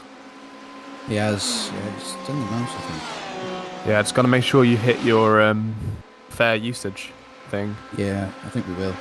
Yeah. I think it is only like 1 stint each, isn't it? Is fair use. As it stands, I have to do 49 laps. 49. So that's four stints. So 5 stints. So I've got a quad stint coming up. So yeah, you'll do it in that and then 1 more. That's more laps than I remember. it is. Well, maybe because we did the 5 people in a team last year. Yeah. George was saying you only had 1 team, but that was because you had such a small community back then. Oh yeah, it was a year ago, you know. Yeah. Now it's a year ago we probably would have been at maybe 250, 300 people. And now we've surpassed 1,000. Yeah, we got over 1,000 a couple of days back. So it's going well, 1,000 guys in a year. Hot tub members don't account. Damn it! No, they obviously don't join. That's great. Is he going into pit lane at the moment? Is Benny going into pit lane? No, it just looked like that for a second. Yeah, no, that was just me. He does have the black flag. Yeah, he does need to. Oh, yeah, he is in pit lane. There it is. So Ben's going in. This will put another lap on Florent as well, so we're really safe from behind now. Alright, so it's P4 is the least. Let's have a look at the pit time as well, too, in a second. Not going to show it live. No, this will be a 30-second hold, I believe. Oh, this is the stop and go for the drive-through. Yeah. Yeah. So 30 to 40 seconds hold. 40 seconds, okay. Possibly. It sometimes is, but... Yeah, but Florent is still, as you said, and in the pit lane from behind. They're not driving that car. Exactly. They've been in pit lane for the equal amount of two laps. We're still in the lead lap, but with Josh, which is good. And Josh is the one leading. Yeah, they're leading after getting 12 minutes of penalties. But that's come down to incidents from other teams. So, I mean, we did get taken out, which was not nice. Kevin got took out. Yeah, coming out the second Mulsanne. Here's Benny coming out, but he's got a car coming out just ahead of him as well, too. That's the 17 car. And that's Florent. That's Florent. That's Florent. That's the driver's been there forever. And he's just grabbing like hell. He's come out and he's gone straight into the wall or something. What happened to Florent? His car's crabbing. He must have been in control of that or something like that. Or maybe he's got up and gone to the bathroom or something, and his little brother's jumped into the ring and driven the car out of the pit lane. Have they completely destroyed their car? I think so. I think so. Yeah, because they're not doing anything at the moment. And I mean, he just stayed in the pit for what, 9-10 minutes? Yeah, drove out and then hit something. Yeah. Let's have a look at the replay of that. I'm gonna look on cockpit view. Yeah, this is the back in the pit lane again too. And he just left. They're out. Yeah, no, they were severely left hand down on steering. That is incredibly annoying when that happens to you in the race. It really is. So it's very annoying. It's happened to me a lot in IndyCar because of how easy their steering is to damage. Mm-hmm. You go back into the pit, hope it's fixed, and then come back out and it's not fixed. But yeah, really annoying. So Charlie, on the other hand, our 71 car, currently running in P7 in that division. Not too bad. Let's have a look. 2 seconds. Just 2 seconds down the road there. So this is going to be interesting. Let's have a look at those lap times and see. I think that's 2 minutes 16 seconds. 2 minutes 17. Oh. The gap to Is that the interval's showing 2? Oh yeah. Is it 2 minutes? 2 minutes 17. But he has been cutting that at certain points in the track. I've noticed. So the car in front. They came in 4 laps ago. So they're a bit out on the pit strategy. Yeah, we are. I mean, we only pitted a couple of laps earlier than him. Charles managed to do 34s. Yeah, let's have a look at the pits. The guy in front's doing 31, so me slightly eke out the time, but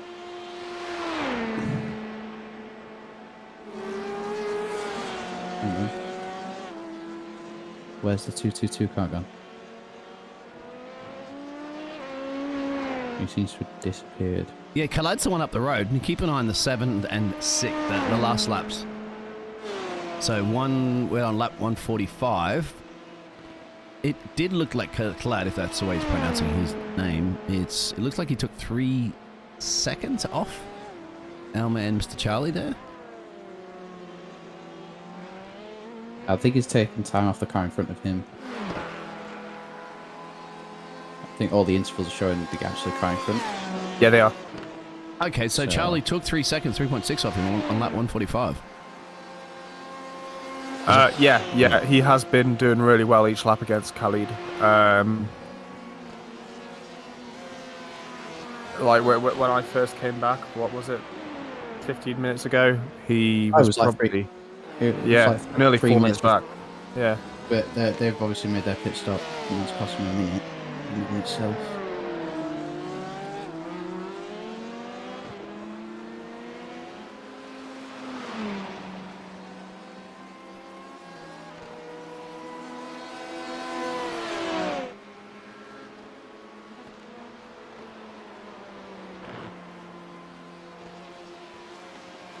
Right, so Benny just went a lap down. P3 overtook him. So we're a lap down behind the number 8 car. Yeah, that's right. So we're a lap Let's go down on board for a second while I get one of those honeycomb sweets. I wish I could get one, actually. It's the only problem when I'm in a small town that there's no fast food or anything like that around. No sweets shop you can go to. You got to make everything yourself. No, but I do want to see if I can get pizza. I have to go pick it up. I can't get it delivered. It's only 4 in the afternoon there for you, isn't it? So surely the stuff open. Yeah, they're open. It's just that it's a bit of a walk, and my bike is said not working. So I might ask my neighbours if I borrow their car.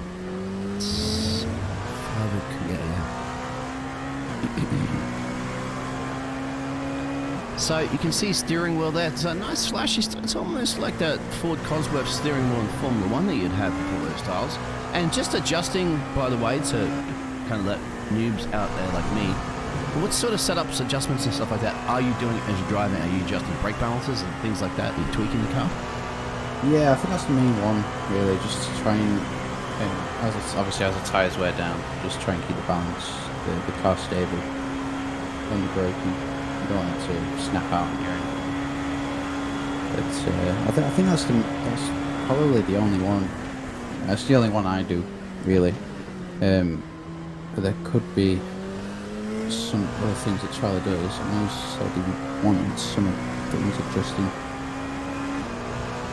as he was Can you use your windscreen wipers? Looks like he's got a bit of bug there on unless it's a bug on my screen. You take those off in the pit stop with the windshield tear off, which does save you literally a second if you don't tick it when you go for a pit stop. Yes, it is a way of. It doesn't seem like much, and it isn't much when you just race in a normal short race. But over the course of 24 hours, you want to pay attention to when you have that ticked. Otherwise, you will be wasting time if you don't need it.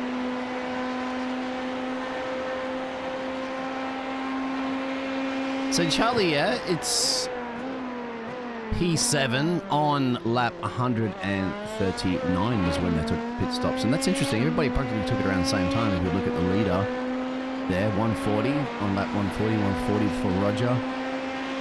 Ooh, I thought he was going to start the rear end stepping out then. Went completely past there. Well, obviously they're different classes. That was fast, wasn't it? That was insane. Yeah. As you can see, it's flat out here. And this gives you an indication, obviously, because we're not in board the car, what it would be like a cockpit view, of course, which I'll show you right now. This is what it's going to be feeling like for you, Brody, in a bit when you go driving. Mm-hmm.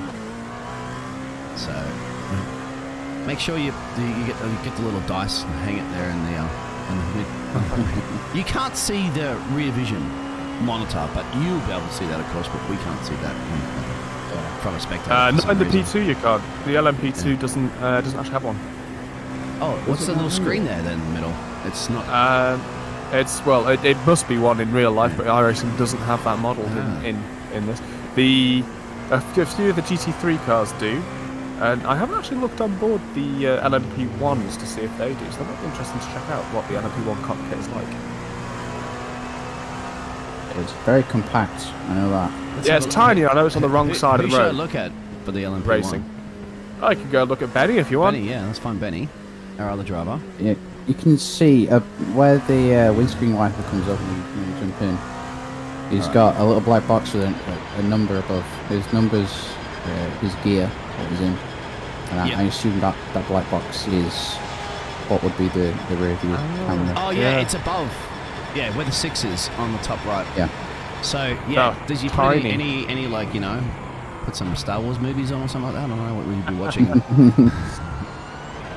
It even tells you right up the top, if you look, it says brake 300 degrees to 450. It says engine revs below safety car at 3,000 RPM. Pit speed, 2,500 RPM in first gear. There you go. And electric drive there. He's got traffic up the road here too. Let's have a look how we can navigate past the 41 car. Yeah, this is where you'll start seeing how much quicker these things are as you just disappear going past the GTEs. Oh, both of them as well. Bang. And that's fifth gear up, and you can see the revs pulling up now. Red lining should switch into 6. There it is. He's got was that a bent steering column? Yeah. It is a little bit, isn't it? Because look, it should be straight there. I'm wondering if he didn't take all of his optionals when he was in the in pit. Oh, there's a car going around ahead of him there too. I was like, where are these headlights? They're facing the opposite direction. That's the thing at night time, isn't it? You can really see if somebody goes off because of that. Yeah, it's bent. Absolutely, you can see it. Yeah. How much of a pain is that when you're driving, like having to do that for consecutive really laps? It's horrible. It's hard to adapt to. Could you just in the settings of your steering wheel, just change it? You can. You could recenter your steering wheel. Recenter the steering wheel, I think, because that's obviously cheating in the virtual world. In the real world, you can't. But that would be interesting. I want people to do that. I know on Fanatec wheels, it's really easy because it's just a button combination that you can do while you're driving. And that's what I figure, isn't it? But it would still probably throw you off visually seeing that. Well, the other thing, the thing that more so throws me off is, so if he's got a bent steering wheel, so he's essentially turning right now and goes straight, which means his car will more easily turn right than it will left. So all the right corners he's got, you're going to get oversteer. All the left-hand corners you're going to get understeer.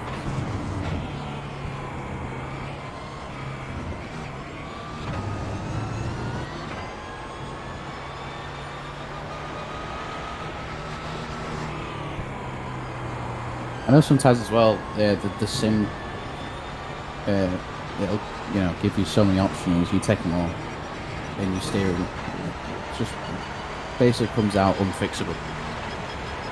Alright, I apologise. I'm going to switch you guys over to the audio real quick there through my speaker, so I don't have to keep wearing headphones the whole time. Yeah, it's probably annoying wearing headphones for this long. It will be. Yeah, so just 1 second. We'll just be a little pause of the audio real quick, but get it there.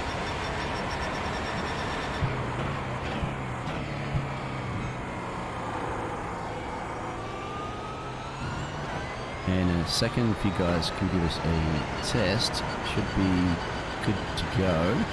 Testing, hello. Yes, On the stream? Yep, back on the stream. That's good.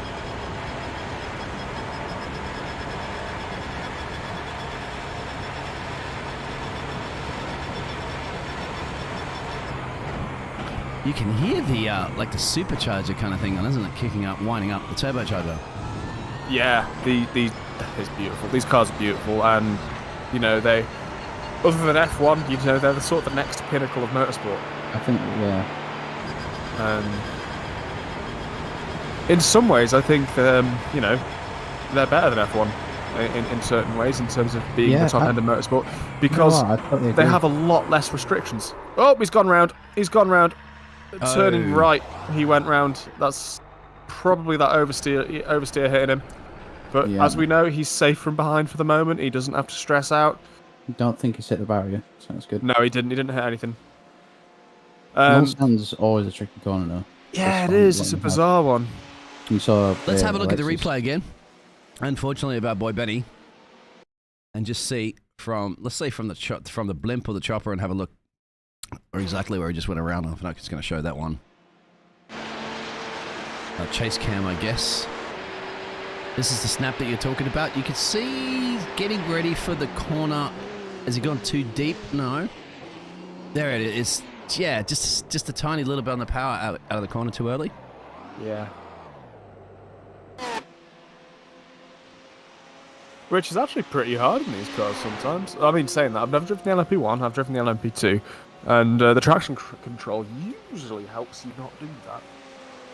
I mean, we are a lap down, which is not too bad considering 9 hours into the race, from the leader Joshua.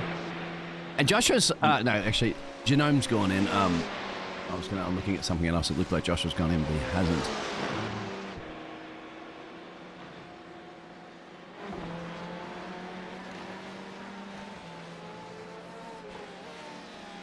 Now, how's our other driver, of course, out there, guys? Welcome. If you are tuning in, we are 9 hours down. We have 14 hours to go here in Le Mans. So it's going to be ending at 7 o'clock in the morning for me tomorrow. But I've had my snooze. You guys at some point will have to have your nap when I take over, of course. Well, I intend on following this through to the end. So I'll be here. All the way. I like it. And Brody, of course, has to drive, so he's got a bit of work to do as well. Yep, I'll be driving, and then I think after I've driven, I probably will join you back in the booth.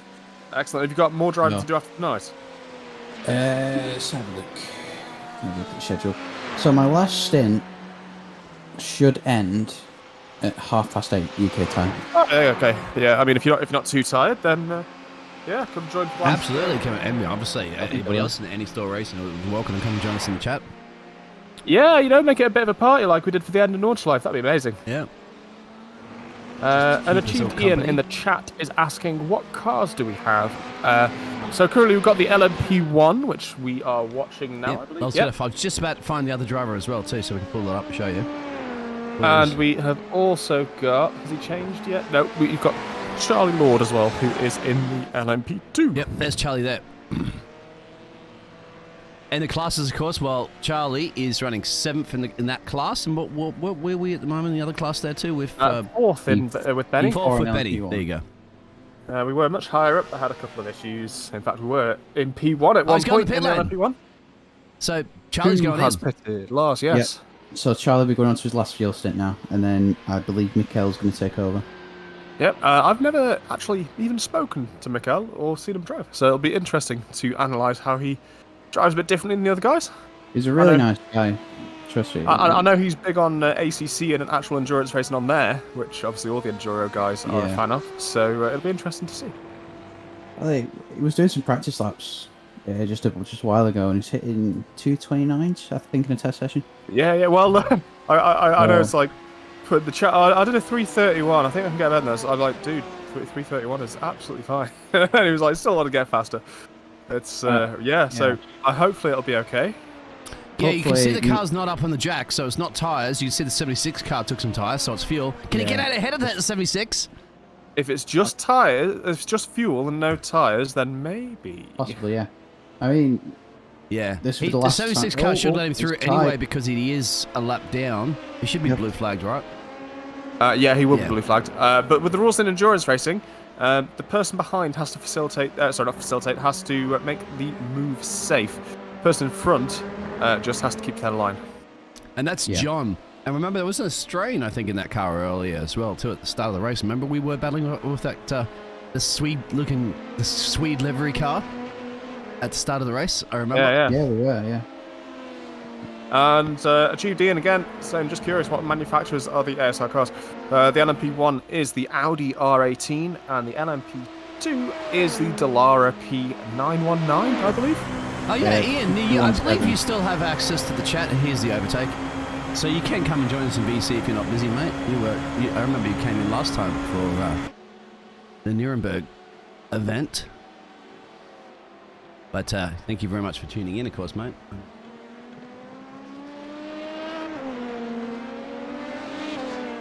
Yeah, these cars are great. Sorry. Yeah.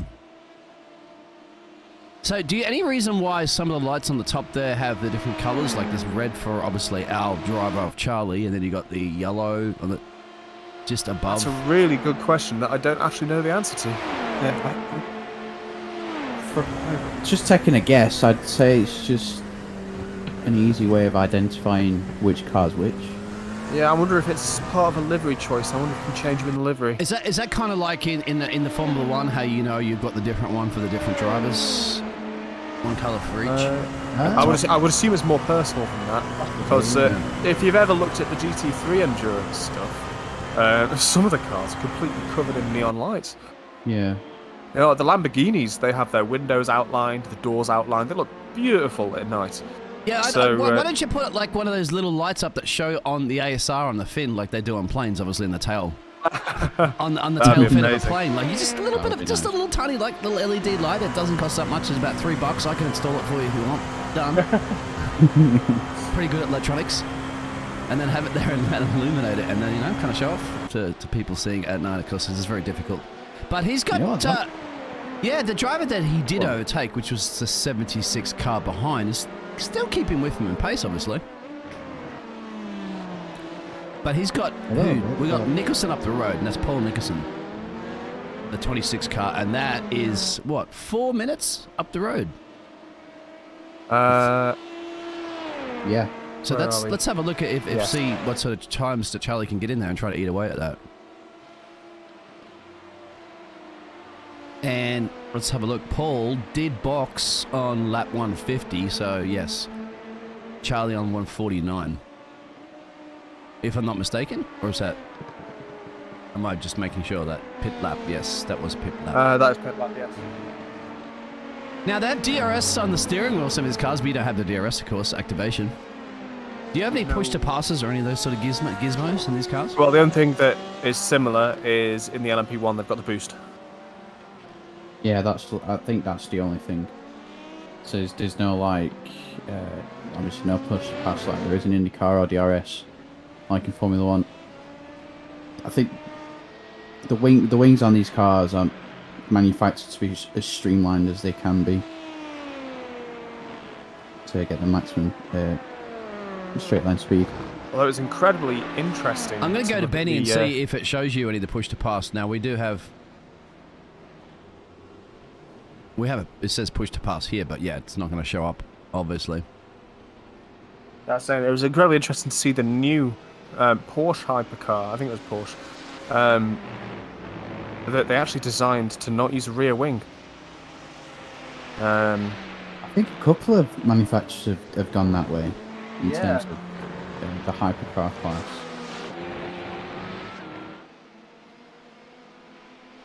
It even showed you inside these cars too as well that I was looking at. Like you got a little heating button there, so if you got your AC, you can adjust that if you want to feel comfortable, of course, in the car. You need to go in cockpit there for a second and have a look. Of course, you can put your favourite DVD on, your movie, stream it. You can see he's got the vent there just above him, the airflow. A couple of switches on top. And he can still see he's got that steering, obviously, angled a little bit because the steering column bent a little bit.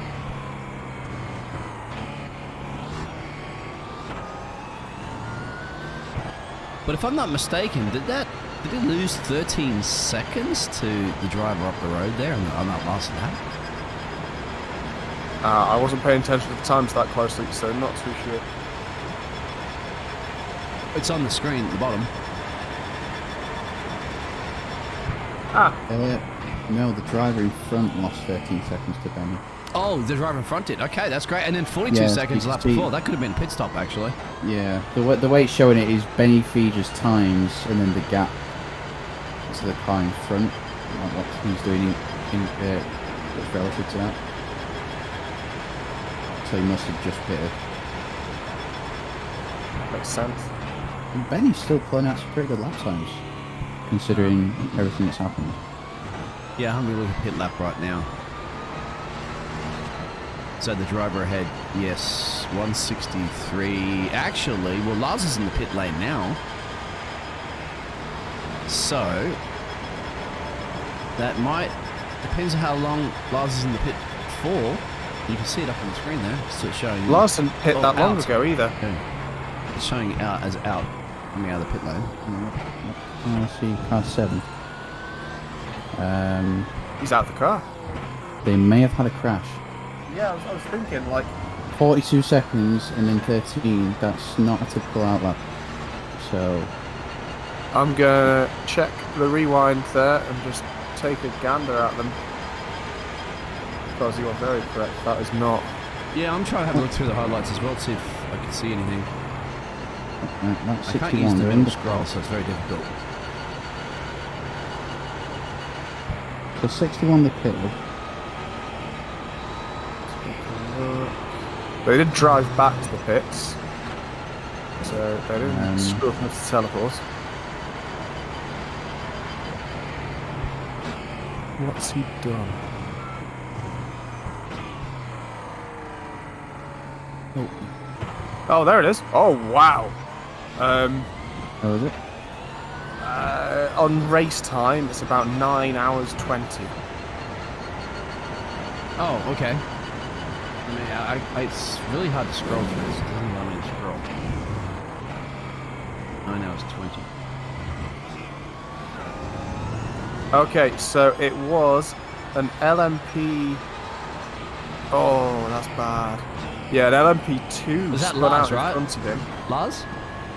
Yeah, Lars. Yeah, an let's have a look. LMP2 spun out in front of him. So he stopped, managed to avoid the collision, but then because he stopped, some guy ran into his rear. Oh, I've got 917 as well.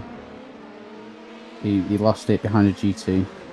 Okay. Put it in the barrier. That's heavy this right is the side replay, damage. Lars. There it is. Yeah, car spun around ahead of him, and then he got hit from behind. Yeah, that's very heavy right side unfortunate. You damage. can see, and he's had to wait because they're sitting there telling me a bit of a stare-off competition is not going to work. Yeah, Benny has got the position back, and now he just needs to put laps between us. So we're running P3 now. We're running P3, guys. Right. Achieve D and asking the boost on the LMP1 is automatic, isn't it? No, you have to push a button. You got to do some work, Ian. Can't have the car doing everything for you. I mean, otherwise we'll have the cars start artificially driven. We don't even need drivers.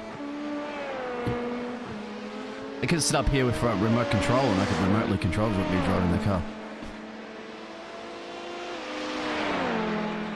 So that is great that we are up into P3, and we, of course, every time I'm saying that, means the Anti-Store Racing team. Because even in the casting box, I'm a part of the team. And you have been for a very damn long time. You've been with us since the beginning. And as a cast, I'm supposed to be neutral, of course, to everybody, but hey. We can bend the Yeah, rules a little bit. It's all those honeycombs I'm passing in the desk. Yeah, you can. Hey, that, you get it. Yeah, sugar rush. I'll get a sugar rush, mate. That'll keep me up. I've already had a snooze anyway, so it's all good. For that, I'm up for. Well, I'll have to probably snooze again before the end of the race, but at least this evening here, as it will be going nighttime, where I am, of course, in Panama. So the only difference, of course, is that I haven't had the rain today, and obviously you're not going to get the rain in the R race. Wouldn't that definitely spice it up for a 24-hour race, mate? A bit of rain in the mix at night? Well, hopefully after the next update, we will start seeing those things. Imagine the concentration you would need. Like, I mean, daytime rain, yeah, but nighttime rain on top of it. Well, I think it depends on how well they model the tyre model, because I don't think it's as difficult to drive in the rain as maybe the old, arcade F1 games make it out to be. Yeah, it's slippy, but there's tyres specifically made for this stuff.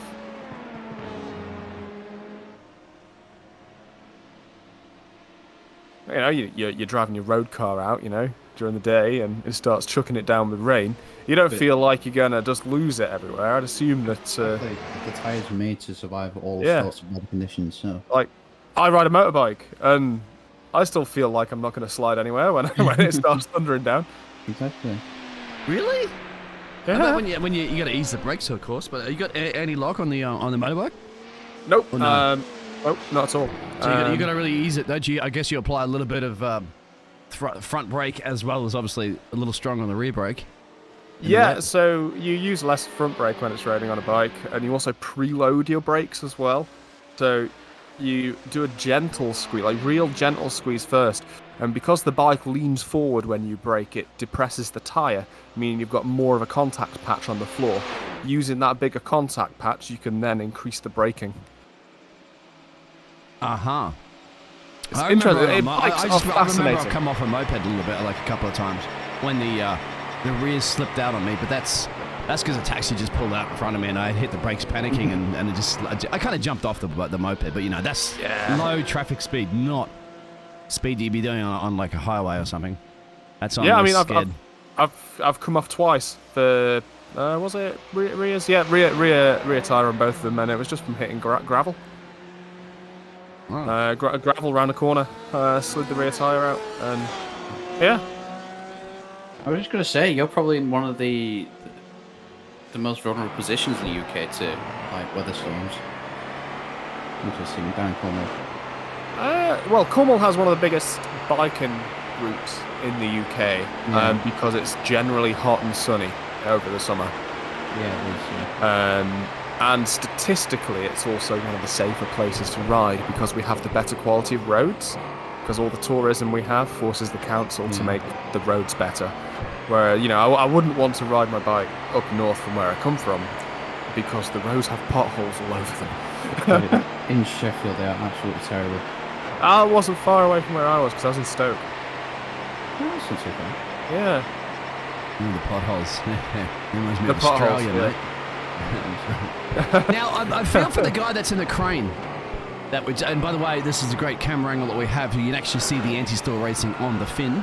It gets lit up every once in a while. He's going to endeavour to get past this car at the moment that's up the road, but got to not do it in the corner and gets it done out of the corner. Yeah, I feel for the guy that's in the those cranes, mate, for the cameras, like, because, you know, he's been up there for what, 9 hours and change or so at the moment, and he's been wanting to go to the bathroom for some time. Well, have you never tried being a profile spot operator in a theatre? Yeah, no, I have actually in the booth as I'm doing the lighting show, but that's obviously a small theatre, not those ones that stand up in the rigging, right? Sometimes. Yeah. Oh, I love that job. You can, but there are some automatic ones, right? Obviously, you can actually do it with. There is now, yeah. I recently tried a demo of a completely half automatic, half manual control, where you could literally connect it to the internet, sit at home with the picture of the theatre on your screen, and have a live camera on the end of your profile spotlight, and use a joystick to control it. And is that like drones now as well too in larger theatres, for example? Because some of those drones would be pretty. So they're too noisy, of course, and so that's right. Well, you use them in stadiums for stadium music gigs, and you can put cameras on them. And in Formula 1 too, right? In Spain they used the drone. It's amazing that they keep up, isn't it? Yeah, they only used it for that one corner, but I liked the fact that they're trying it. So now, that's Benny in, and we're going to get Leon. Leon's now taken over and control the car. Remember, Leon was in the last endurance 24-hour race that we did. I wonder if we can have a chat, obviously, to Ben in a second. Obviously, he probably wants to quickly get up and stretch his legs and run to the bathroom or something like that first after his driving stint. Yeah, it's been a while since we've had Benny in the booth. We used to have him in here all the time. But, you know, remember, he was the winner of the first ever Anti-Stall Racing F1 League. Yes. Now the thing is, obviously, in this case, we're looking at Leon. He's now jumped in. This is Leon's first stint, right, this evening? Second stint overall. Oh, so he has got a little bit familiar with the car under his belt and the way it's feeling and all that sort of jazz. They didn't do any repairs, so he would still just go in board. Still have to deal with that steering issue as well. Yeah. And how is that? Like, if you're going to jump straight out of the car and all of a sudden you have to quickly adjust to that steering angle, being different. It's very, very weird at first. But as time goes on, it's not too bad. You get used to it. You can hear the turbo whining. Just he's got caught damaged right at the end of the cornering as well, too, of the car up the road. Who's in our other car now? Is Charlie still there? Charlie is still there. We'll probably come in about 5 minutes time, so Oh, Khalid's really jumped up the... Yeah, he's been pulling out some great times. But now Charlie's only 1 minute 54 behind Anders. Anders, that's strange. Sounds like a last name, not a first name. It's like George Michael. It's like you got 2 first names. Yeah, exactly. Let's have a look. Well, I'm just trying to find our other driver, of course. I'm just having a look through all the time. And there's Charlie. Who did you say was after Charlie? Mikkel. So the steering's good in this Cosworth-powered beast. So, point actually. What engines are in these things? Has to be a Ford, right? It's got a Ford Cosworth on the steering wheel. Cosworth. Well, Cosworth make the steering wheels. That's why, because they're actually in the Indy cars as well. Okay. I'm not sure if it's a Judd engine. Cosworth make all the Dallara steering wheels, I believe. Yeah, it's got an IndyCar as well, haven't Yeah. Although I think did Dallara make F3 as well? I think they use Bosch steering wheels. they? Yeah, they did, yeah.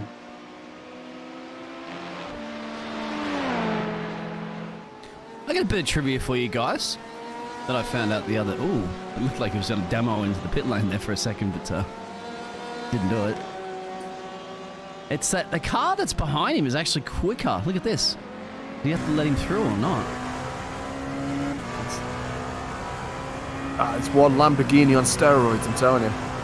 Is that a Lambo? Or is it a Ferrari? I think that's all right. Oh, there isn't a Lamborghini GTE, is there? No. Okay, so a bit of car information for anybody interested. I'm certainly interested. The Audi R18, which is our LMP1 driver, currently Leon Elwood. Engine is a TDI turbocharged diesel engine with a capacity of 3.7 litres in a V6 configuration. So it runs off diesel. And yeah, they're pretty quick. Like, my brother has a Volkswagen. What's the Volkswagen Golf? That's turbo powered, diesel. Got some boogie. Definitely got some boogie. Yeah. I'd imagine these things have a lot of boogie. But back to the trivia real quick. This is what I learned. Now, believe it or not, the carbon brakes, brake pads, that obviously are the carbon material, that was invented by Concorde. That's where that came from, because they needed to slow those Concordes down drastically, and they kept blowing up the brakes during the testing. So they needed another material to be able to slow the plane down, obviously, from its massive speed that it has for landing, and therefore they came up with the carbon brake design. Yeah, that's interesting. That's where it came from. Back in the 60s and 70s or whatever, while doing the testing for Concordes. And of course they're on the road cars now, practically. They don't use, what's that material that they use that's illegal now? I can't remember. There's a certain material I remember because my brother had some of those brake pads and he's like, yeah, you can't get these anymore because, it has some sort of dangerous material in it, but they're really good. Oh, I just found out a bit more car trivia here. That's really interesting. So, obviously we're running the LMP1 and LMP2s here. The Audi R18, which is the LMP1, was actually made by Dallara as well. Oh. Yeah, very interesting. It goes by the Audi name. Yeah, it goes by the Audi name. Obviously, it's got an Audi engine in it. Oh, yeah. Interesting. Yeah. Would the Porsche be the same, or? I don't know. I'm just trying to look what engine this Dallara P217 has got in it as the LMP2. Sounds like a Judd engine to me, but it could be anything.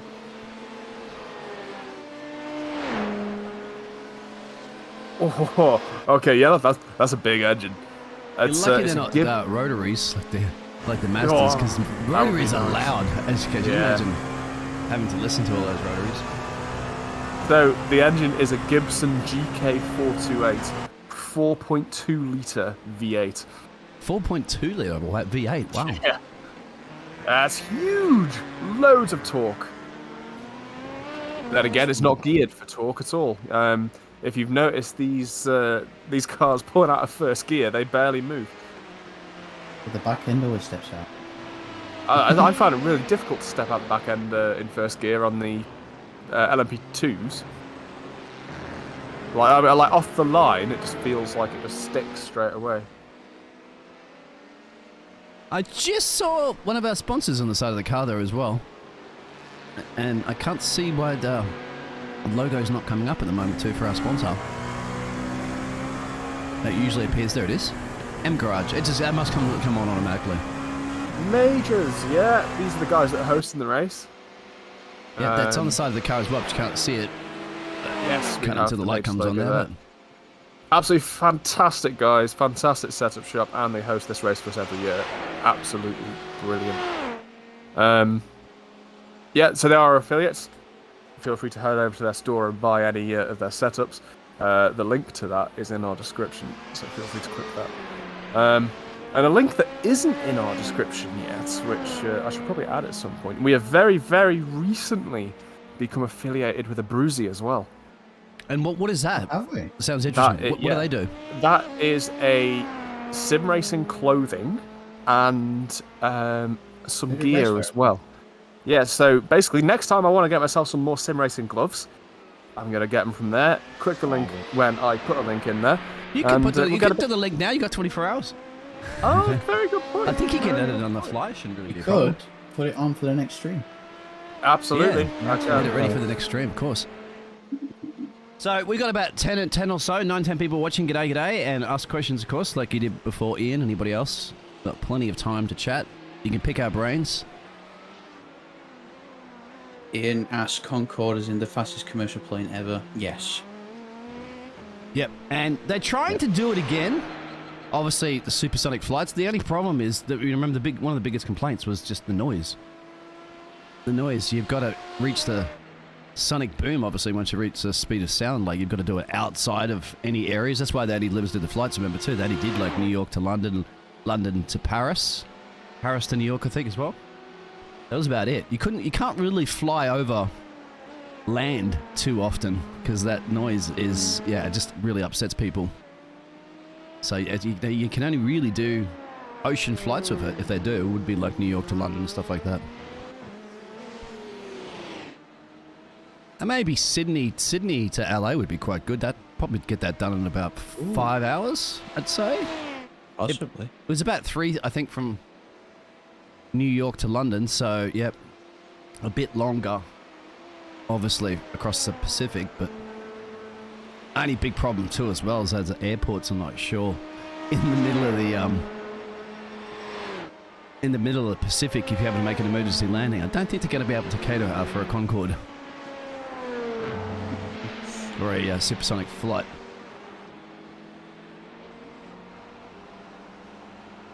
They are considering battery-powered planes for short distances, like hour flights, which would be interesting. Be better. You can't turn them around quick enough, but unless you actually had recharge batteries that you'd swap out. Yeah. Because the charging time would take you'd have to have the plane sitting there for about 3 or 4 hours. Yeah, you'd have and to that's have not feasible at that point, so you'd have to airport. actually have another set of batteries that you'd swap in and out, like load. Like a quick plug and play kind of stuff. Charge there and back, and then that's it. That plane's done for the day. Yeah. But obviously short flights because you can't get and heavy is the weight, isn't it, of the... Yeah. I love it, and on the angles you could see them go around, you could see the illumination on the steering wheel inside. It actually just kind of reminds me of feeling like I'm in a plane when they put the night lighting on. Like, yeah. When I'm flying to the States or something from Australia, that's a 16-hour flight, and that would put me to sleep, I think, inside that car right now if I was driving. So that's Charlie. Let's go check on our other driver to see how he's doing. We've got our new driver, of course, in that car, which is... I'm just trying to go through all these names here. Leon. Let me have a look for Leon. Just recently overtaken Charlie on track, actually. There's lots of things. Leon running P3 right now. Yeah, I'm just trying to see him on the timing to click on with him. Not a huge amount of threat from behind. Where is he? I can't even see Leon on here. Yeah, the guys behind, that team's still not racing. I think they've called it a day. They've called it, yeah, they've 100% called it because he had a massive smash. There's no driver in the car, but their team's still registered. So the next car behind is a sequential sim sport with one of our Formula 4 drivers who has just spun it in the pit lane, actually. Just coming into the pit. Oh, man, that's embarrassing. Thor Tuller. That's Thor, yeah. Let me pull a replay of that. Oh, no, he's going to embarrass him on camera now.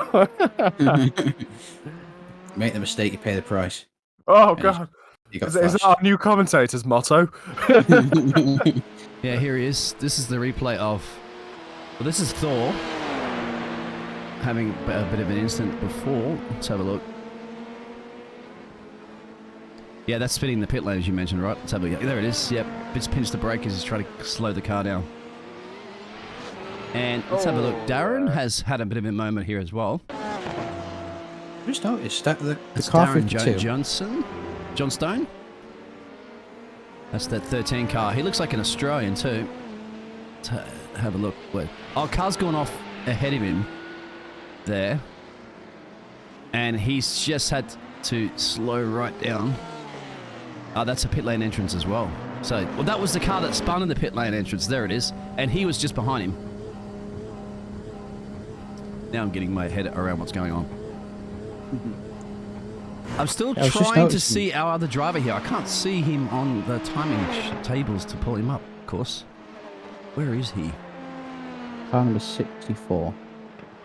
Yeah, but it doesn't show me all... How do I do it there, Gerald? If I can't see the name what are you asking? Our 64 driver. 64. Okay, you can change your display mode back to position in race instead, and he's now at the top. E3, he should be. Got 3 lights next to the number plate. Yeah, but just on the actual live timing itself, I don't see his name because it doesn't show every single body. So what do I change that other thing again? Sorry, I'm new to this. Press F3 to open the burger menu. Yeah. And then it's at the very top. Oh, that's right. That's that one we're talking about, right? Yep. So position in lap, and then change that to position in race. Position in race. And then you'll see Leon right at the top. That changed now. Okay. Oh, for the timing board, that's on my end. Okay, there it is. Yep, there's Leon. I just want to point something out for a second. Oh, look at the traffic up the road he's got. Oh, who is this? Sorry, I'm looking at Tiago on my screen, who is currently P2 in the LMP2 class. Their team has made it up 20 places since the beginning. Yeah, they started 32nd right at the back. Those guys mustn't 23, right? Tiago, yeah, the Brazilian driver at the moment, car number 49. Those guys... Oh my God, I cursed him. Those guys mustn't have made any mistakes, and then he crashed into a wall. That's Theo behind, isn't it? Let's have a look. No, that was Tiago. Because it says Theo that's had a crash. Did he hit him? Let's have a look. Theo's just behind him. So that was Leon. Oh wait, no. So Leon's gone to the left-hand side of the GT. Tiago's gone to the outside. He's hit a bump off track, and just popped into the wall. Oh, who was that we just saw on stream? That was the guy. That was Theo. Theo was ahead of Tiago. Tiago, the driver we were talking about before, the 23 positions gained. And Theo just went off a little bit, but didn't get any damage. We're back on board with Leon. Did you manage to see if you get hold of our driver before in that previous stint? Was he available for a chat? That was This is still here. You know what? I'll ask. You grab him by the scruff, I know. There's no ifs or buts. that was Benny, right? Yeah, Benny. He is muted currently, but hopefully he's there to chat.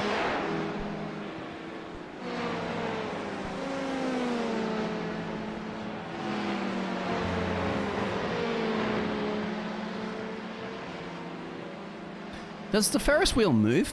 Oh, look at this. It's got a bit of traffic here. Leon has to be very careful.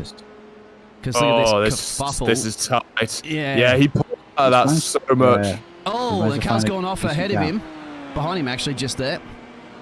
Straight on, but he's got to get past all these cars. Luckily, he does, down the main street. And there you saw the neon lights in that Ferrari as well on the outside of the window. It's absolutely beautiful. I love that stuff.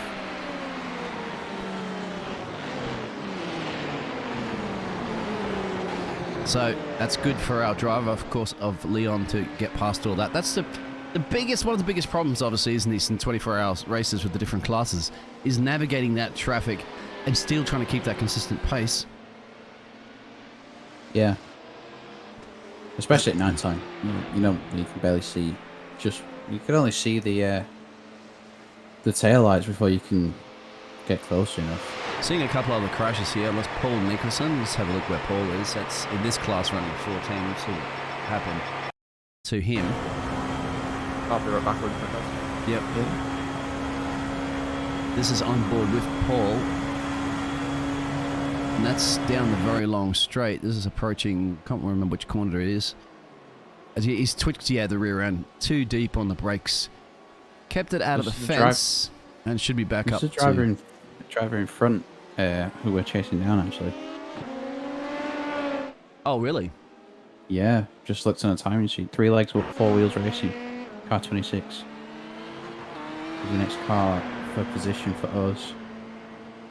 Yeah, we're a lap down on leader. In fact, so's Tommy in P2 as well, so they're both a lap down. Just trying to see on that track map with all those dots currently where Robin is. Paul's gone around again. It appears. They can't just drive it. That was he has. Yeah. So not liking something here. Let's have a look at that. Is that Mulsanne? No, that's the one after Indianapolis. So he's not liking the setup of this car. It's catching some of the drivers behind as well. And he's gone too deep there. There it is. Exactly. Really a minute behind him now, actually. He's had the back up too. But hopefully he can keep, for our sake, he can keep making mistakes like that. Yeah, well, that's the corner that Leon just went past. And that's where a lot of the drivers we've seen even at the start too. Remember, our drivers went a little bit deep there a few times. They had to, yeah.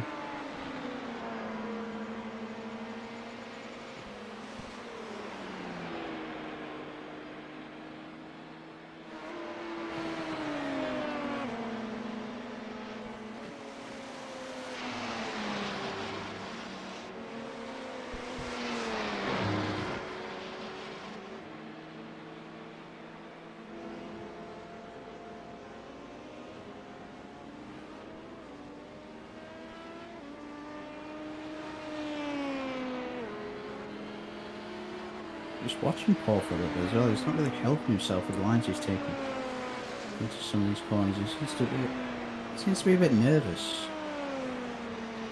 They're a bit tentative behind the wheel of that. Who's a little bit nervous, sorry? Paul Nicholson in the 26 car. I'm just watching him ever since that little bit. But it just doesn't seem to be quite confident in that car. Daniel Gomez C has had a crash. Let's go back and see what that is. He's currently running in P19. Yes, the 11 car. Has Charlie got a slow down? Possibly. Charlie's in. Charlie's in? Charlie's coming to the pits, so I believe Mikel's taking over the car. I'm just going to confirm that. Oh, there's a spin for the 11 car. So let's find Charlie. Yep, Charlie's in the pit lane right now. So yeah, who do you think is he going to be out of the car? Let's find out.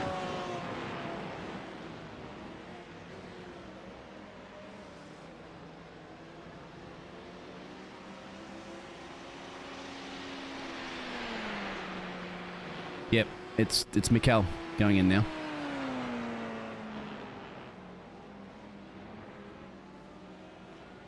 Mikel Fernandez. And I guess we see if we can get a chat to Charlie as well in a second.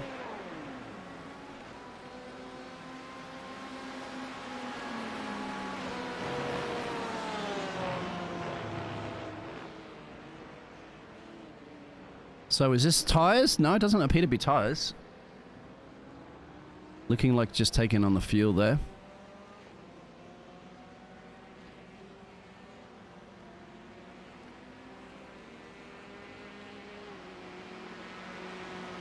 And that's the 222 car coming in the pit lane as well. There, Brody. So yeah, Mikel's in the car now. Coming out, and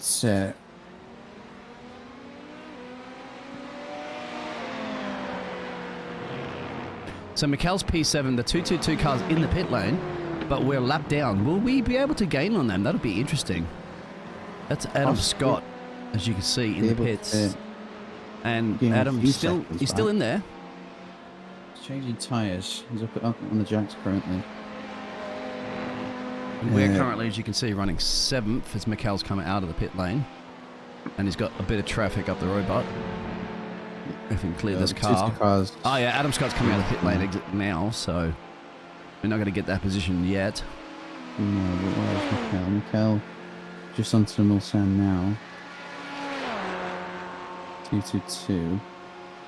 Just going to exit the pit. So we've got about a third of the lap. And you know what's it's actually quite amazing in this class, isn't it? Because if you look at it, look at that, 1, 2, 3, 4, and 5 are all just a couple of minutes apart. Yeah, just on the same lap, and we're 10 hours into this race, so we're getting close to the halfway point, and they're still that close. Is quite amazing. Indeed, yeah. Paul Nicholson's in the pit lane, so I wonder if we're going to gain anything in the Paul and Emery's actually a little bit down, but this is interesting to see if we can get it on Paul here, if they're still in the pit lane. I think he may just do fuel only. He's been in there for 30, 40 seconds at the moment. Usually, what, your pit lane about a minute and change for fuel? He's done a few very, very short laps, so I wonder if he is fixing damage. All right, so we should get this position here, because where is Mikel on track? Mikel is currently... Oh, he's just come out of the Mulsanne corner now. So oh yeah, you see there's the 7, the orange dot on the track map. So here it is, kind of come around the penultimate corner. Or was that the straight line? So the 26 has just come out of the pits. All right, let's have a look where the 26 is on that track map.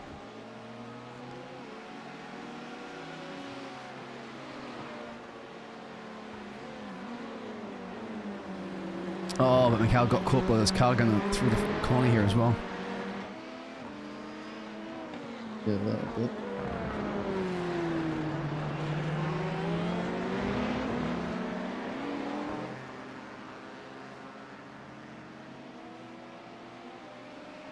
Yeah, so we gained 19 seconds on Paul Nicholson there on the pit stop. That is good time. And we gained at least 7.5 seconds on each lap before, so that's some really, really good time gain.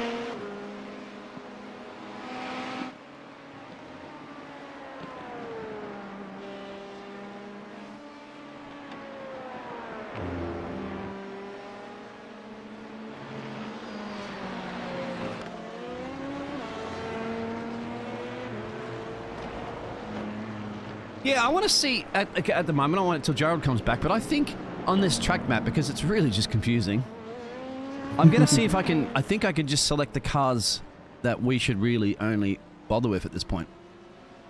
Because I want to see the cars up the road there from where our driver, Mikel, is.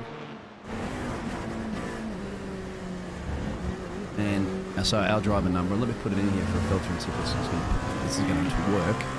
So we need the 26 car, sorry, the 71. Let's try the 26. And the 222. I wonder if it does work. Yeah, doesn't show up anything like that.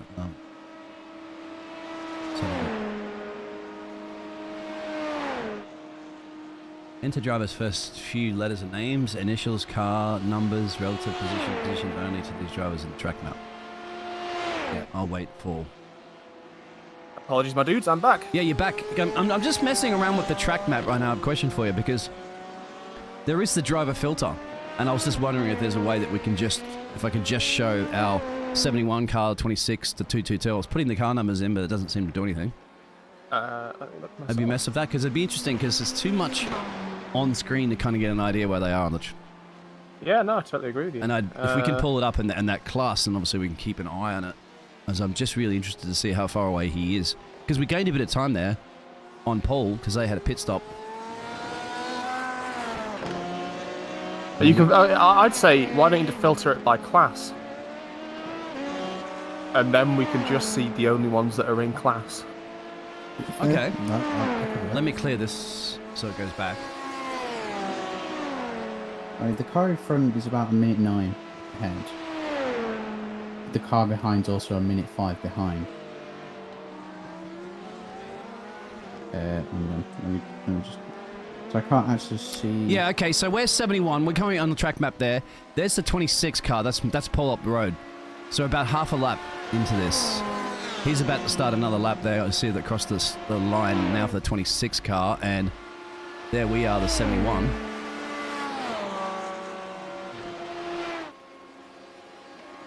Looks like Adam Scott has had a crash somewhere. Seeing? Let's have a look. This could have been a collision with somebody else too. This has happened a little bit further back. Now this is Adam Scott. This is the 222 car. So this is up the road. This is in our class. Look into the wall. Boom. Who was that? Sorry, Adam Scott.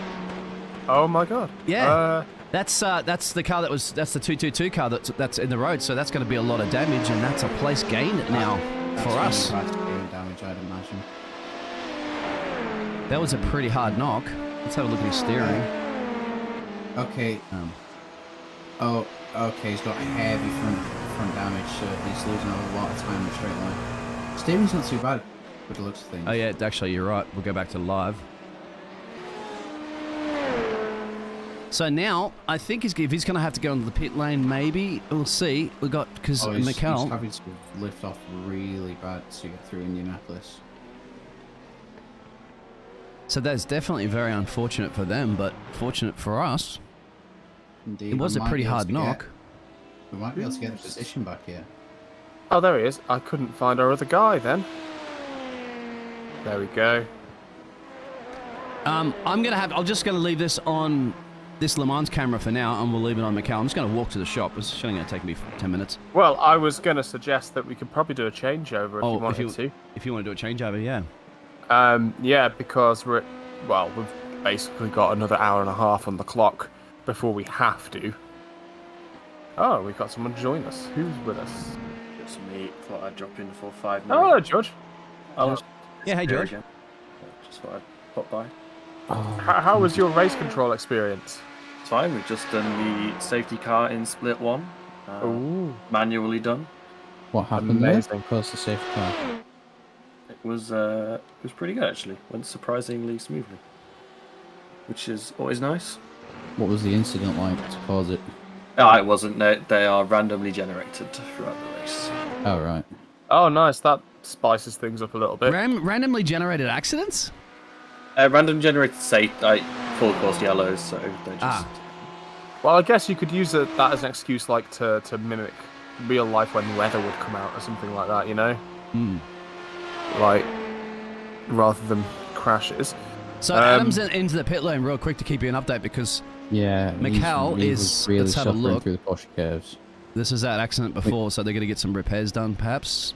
We'll keep an eye. We've got Paul just up the road, the 26 car, and of course our driver Mikel. Mikel, is that what we call him? Mikel? Got another. Shane Larson has crashed where? Oh, who's a P2 behind us? So where are we? Where's the 26 car there? And we'll be close to the final. This is the Crazy S's. And the 222 car still sitting in the pit lane, so there should be a overtake for us soon. We should be moving up into P6. That depends on how much damage this guy's got. Yeah. Let me just walk to the shop, but I gotta get before they close. And then we'll do the swap over. I'll keep it on this camera for now because it's fine. Yeah. Yeah, it's all good, man. So I'll be back in a second. Sure thing, my dude. Right, how are we getting on? How are the LMP1 team doing? I heard we had a little bit of damage. Oh, Mikel's just lost it. Sorry. Sorry to interrupt you. Oh, yeah, there. I just got up and I was just at the corner of my eye just before I left. We didn't hit the wall, but I'll tell the replay. I'm watching on YouTube, so I think I'm about to see it now. Yeah. Yeah. That's good. That's good. That's not the worst case. Nice damage-free incident now. Yeah, exactly. Yeah. And especially with Adam still in the pit lane, so we should still get that position. I think he dipped his front right into the grass maybe as he started to turn. Yeah, all right, now I'm going to get back to the shops. So keep it on the track, mate. Wait till I get back and then you can spin. Only problem is that has put him in some traffic going into the Porsche curves now. Yeah, it always makes me nervous as well. How many? Oh wow, basically that there. How many people sort of touch that grass on the inside? And I'm like, oh my god, you're gonna touch that, you're gonna die. Then everybody still does it. You can get away with it. It's not too bad. You're not putting too much angle into the car there, so if you take too much, obviously it's gonna hurt. Oh, hit that sausage curve a bit hard as well, but I think he's still settling into the car right now, isn't he?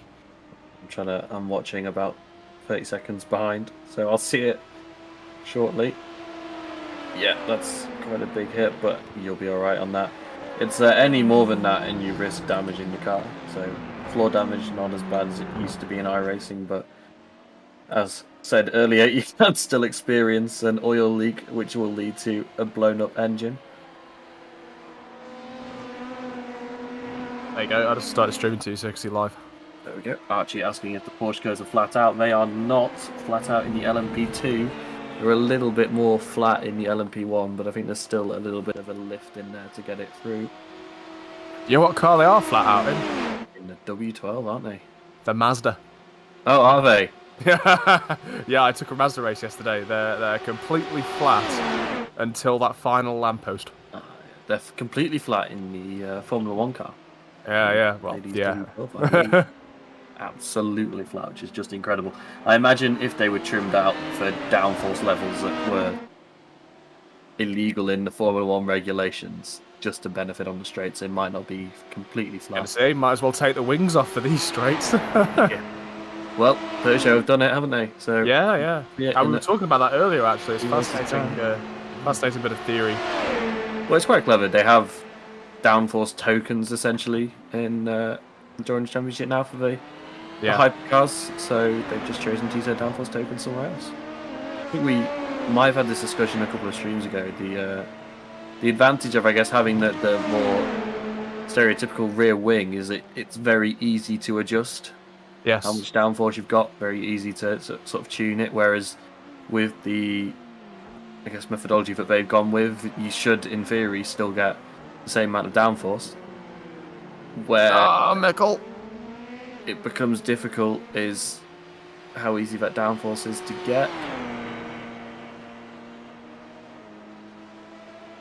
He's still going to fight it. He's passed though. It's a back mark, I believe. Yeah. We're on the outside. Leon only 6 seconds behind these guys now as well in the LMP1, hoping to catch up. Yeah, he will catch up very soon, I believe. Probably, unfortunately, going to get them in the Porsche because he's going to go for the inside net. That guy's really fighting. Well, this is us behind now.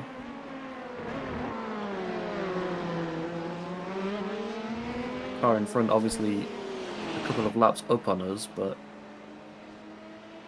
looks slower at the moment anyway. I think the P1 is going to hit us in the Porsche curves. Beautiful. And on that, I'm going to have to leave, so it was nice to pop in for a short chat, but I'll have to get back and hopefully be able to join you guys again tomorrow. Hey man, well, I'm going to be doing overnight and I'll be here tomorrow morning as well, so... There you go, I might be joining you soon then. Amazing. Alright, have a good stream. See you guys later. See you in a bit. Oh, Mikel went off track again. Come on, my dude. Keep it on track.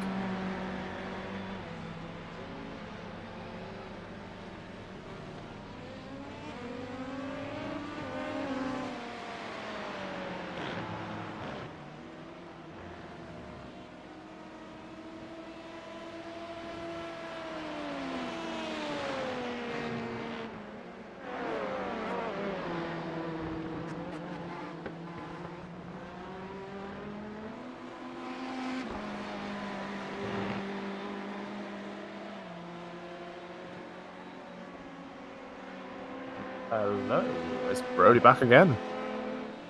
I don't know if George has popped in. Yeah, he popped in, he's disappeared again. Did he mention anything? No, why? He's just. I've got a little bit of insider information actually, just now. So the guys who got the hefty penalties before could possibly be receiving another one. I mean, they're currently out, I believe. Whoa! Mikhail just gonna get taken out again. Yeah, apparently they could be receiving another one. You know what? Let's go. We won't see this on stream for a second, guys, but I'm just gonna go take a look at our LMP1 because I was certain that it was. Let me get the right data up for me. Oh, P6 now. It was team. Was it? Who was it? Team name. Team Racing Purple, wasn't it? Yeah, that's the most recent one to crash. Yeah, they're out. They've got out of the car. Yeah. They're how many laps back? Jesus, there are a lot of laps back there. 6, 7, 8, 9, 10, 11. It's showing 14 here, so they'll be on the same lap as us. In the LP2. On the iRacing. What? There's one in P2 in the LP2s as well. No, what I'm basically saying is on the iRacing telemetry. I'm just looking. They're 14 laps down, which is the same as our P2 car. Oh wow, yeah. Well, they got out of the car and haven't come back, so they must have either huge damage. Oh, come on, Mikhail. Keep it tight, dude. I stayed not in the set. Yeah, they're finished, but they've not taken a checker flag. So they might have just had some damage. How long have they been out for? Quite a while. The last lap they did was 160 something, 163. So what's? LMP1, our LMP, yeah. So our LMP car is 15 laps in front. Yes, almost. That's right. Yeah, that's not coming back basically unless we have massive issues.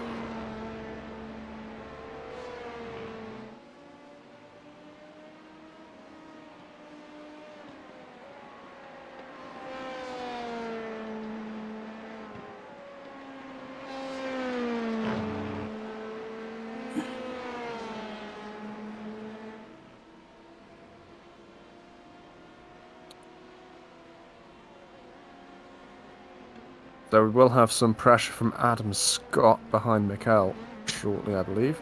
Possibly just a little bit, but I think Mikhail's more than capable of handling that. Got a better run. Start finish there into turn 1. A much better run. And pulled it round turn 1. Almost looked easy, that did.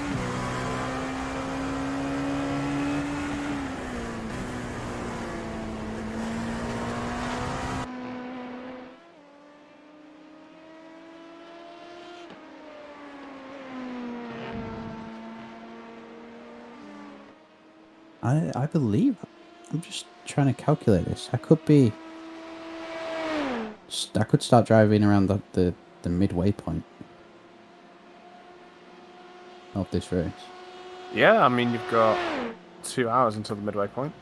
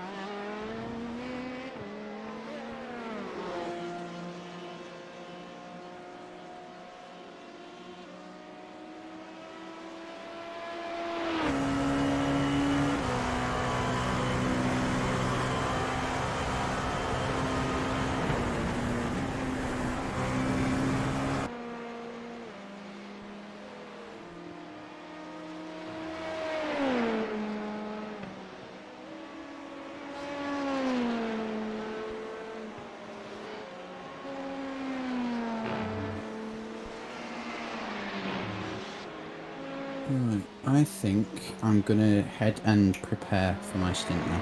Yeah, that's a good idea.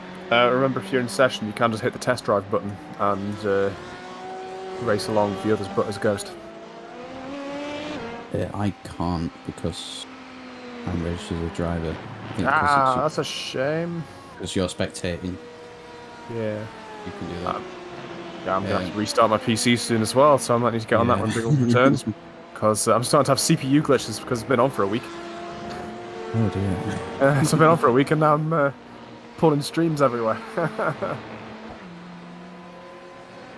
Yeah, I'd probably launch a test session just to brush the dust off. Yeah, I'll see you guys after the stint.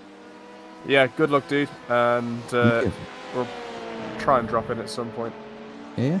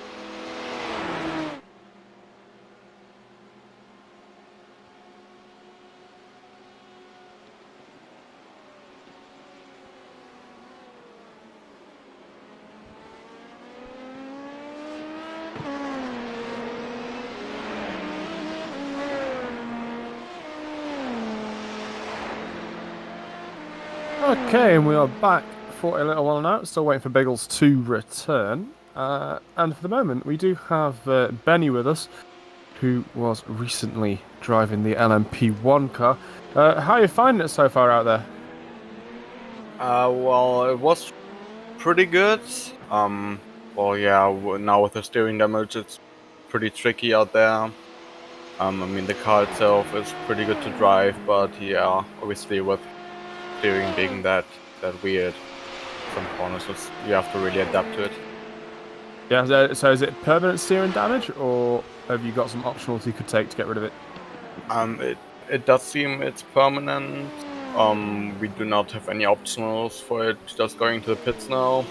We thought maybe it would fix along with our other crash damage, but it's the same steering damage ever since Kevin had his incident.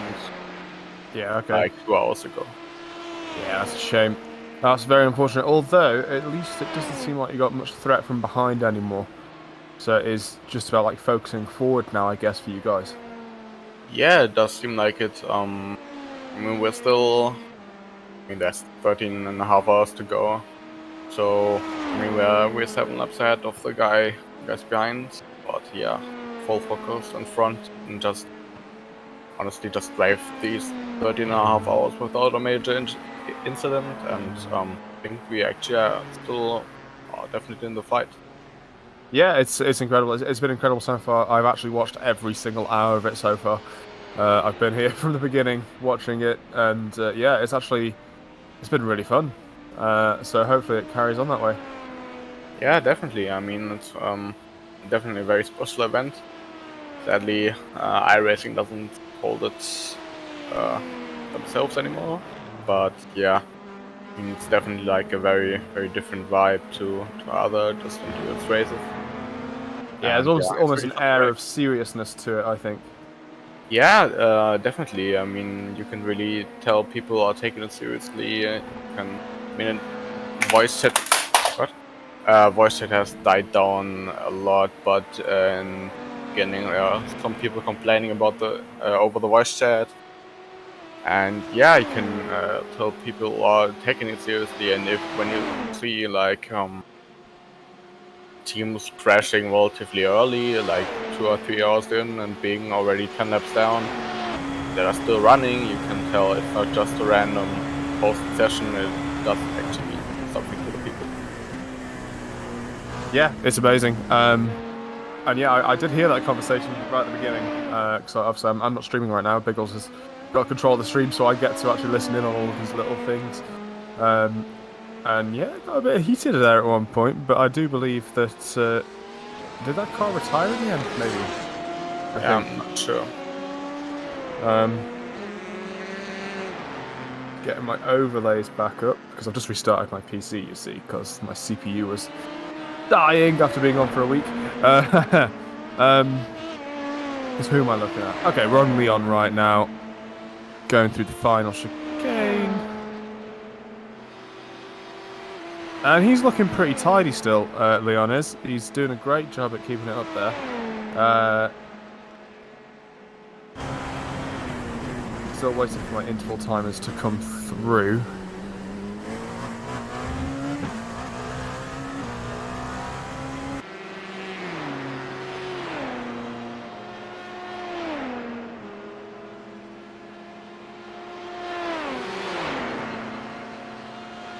Ah, there it is.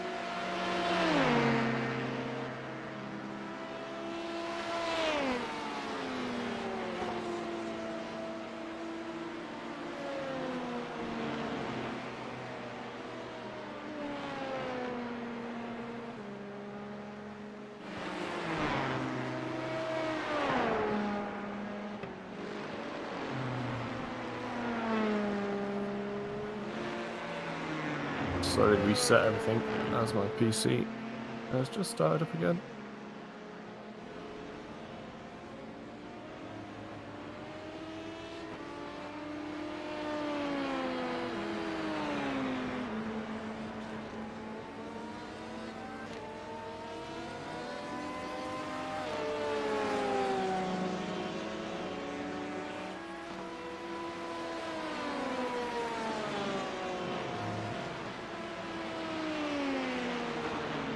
There we go. Beautiful. Everything I need, all my information back again.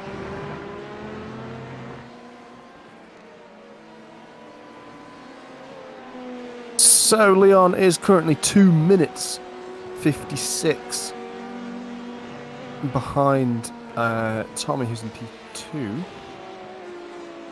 Do you think that's obtainable? Do you think any higher than P3 is obtainable? Yeah, I do think so, actually. I mean, maybe not purely on pace. That's gonna be pretty difficult because I don't know how much damage their cars have. But I mean, we've seen even the lap that I have crashed. P1 has crashed in the exact same lap and are now, I think, way behind us, if I'm not correct. If I'm not wrong, yeah. 28 laps down now. I think they have retired from the race. But yeah, I mean, things can shift very quickly in this race, and you only need to have contact with one GTE, you need to have contact with one LMP2, have one snap of oversteer, understeer, lock up into one wall, and it's all shifted around. So, yeah, again, maybe not purely on pace. It's gonna be pretty difficult out there for us, but yeah. A lot can happen, and if we are there until the last 2 hours, and we maybe have unlocked ourselves, I think we have a pretty good shot still. Yeah, well, I mean, I have every faith in you guys at the minute. You've been driving absolutely fantastically so far. And you probably need some rest, so I won't keep you for any longer. I know Biggles will be back shortly, so we'll have a bit more chit-chat going on. But yeah, well done for your stints, man. It was absolutely fantastic to watch, and hopefully it goes just as well later. Yeah. I mean, I'm actually going to be in the car after Leon. Yeah, okay. So I'm going to be back in again, and yeah, and then I think I have like 5-6 hours worth of break, so I'm going to take a nap then after. Makes sense. Makes sense. Yeah. When's your last stint? I think my last stint's actually the very end, but yeah. Okay. Schedule is gonna be shifting around, or has already shifted around quite a bit. And so it's basically my stint that I'm gonna be having right after Leon finishes, then 6 stints by Kevin and Leon, or 3 stints by each, 6 in total. Then I'm gonna be back in. Then Alex is gonna rejoin us for the morning. At least that's what the schedule says. And yeah, then the other guys will have each 3 stints again, and then we're gonna finish off with probably 2, it says on the schedule, but yeah. Yeah, makes sense. Well, everything can change, so we'll see if that works out for you. Yeah, absolutely. Well, we hope so. Well, thank you for that, man, and thank you for the update. Definitely come back later, maybe after another couple of stints, and let us know how it feels out there and how it's going. And hopefully we'll catch up with some of the other guys as well. I think it's going to be a long night ahead, but we're here and we're doing it, and it's going to be amazing. Absolutely. All right, goodbye. Cheers.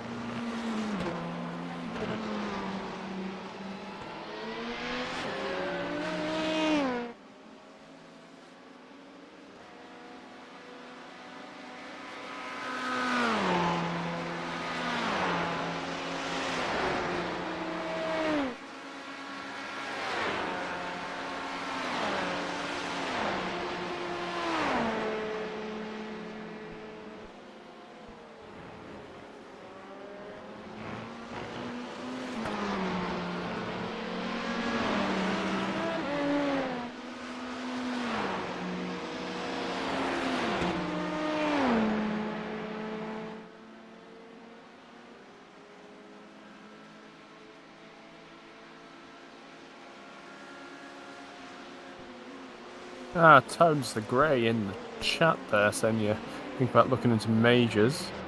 If you check out the description to this video, you'll find an affiliate link in there. Basically, that allows ASRs to get a bit of kickback if you do end up getting anything. So feel free to follow that link if you do end up getting anything from majors.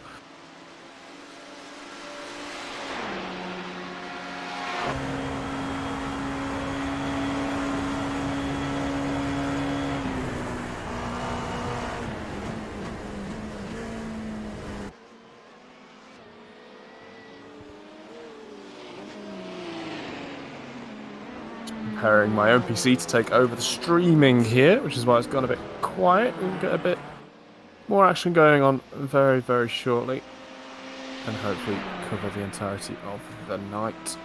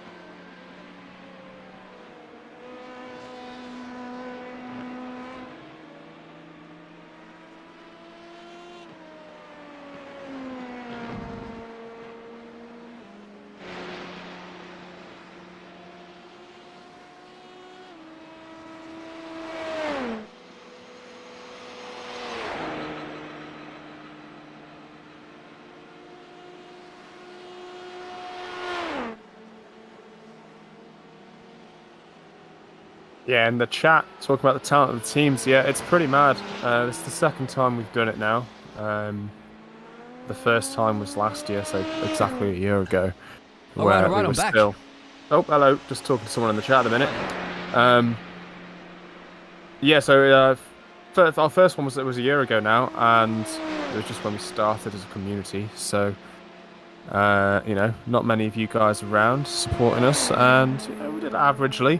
But in comparison to the preparation we did for that one feels like a practice in comparison to this. Yeah.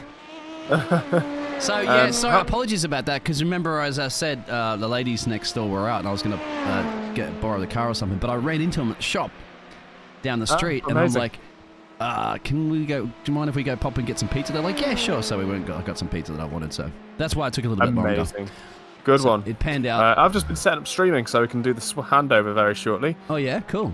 Let's have a look. Nick's just crashed. I want to see what happened here.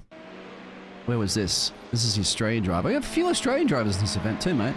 Let's have a look. Yeah, I noticed that. Must be difficult having US located servers. True. And has he lost it here? Yeah. Oh, that's the typical. Yeah. Also, Tones asked how long are driver stints? Approximately 10 or 11 laps are the driver stints. And Tom Mavis, sorry if I pronounced that wrong, asked LMP1 equals what? LMP1 stands for Le Mans Prototype. Oh, I didn't know that. Thank you very much for asking that question. I was always wondering what these things meant. Yeah, it means Le Mans Prototype, and it's number one because it is the fastest car in its division. So there is actually LMP1, 2s, and 3s, but we don't have 3s here today. So like the GTs, GT3, GT4. There's no GT2, is there? I think there was at one point, but they don't exist anymore. I mean, in fact, GT1s barely exist anymore. True. You'd be up to this class anyway now, isn't it?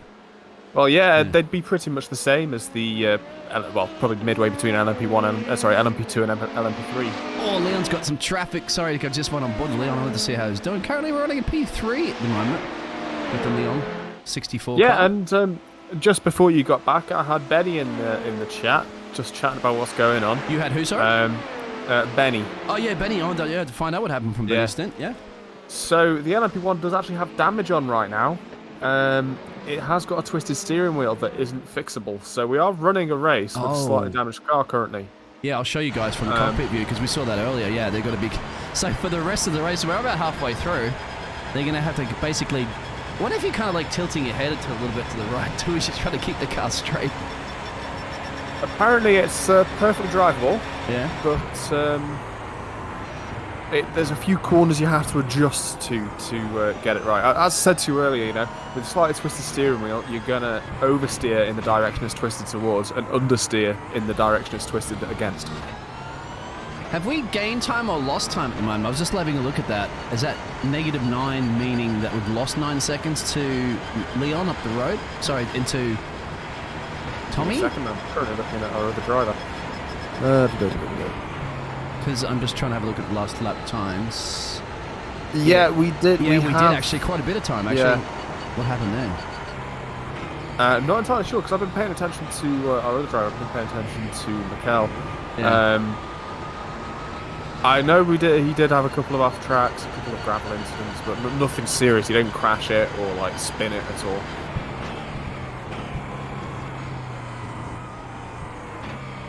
Yeah, very interesting. We'll do the handover in a second, mate, so I can munch down on my pizza.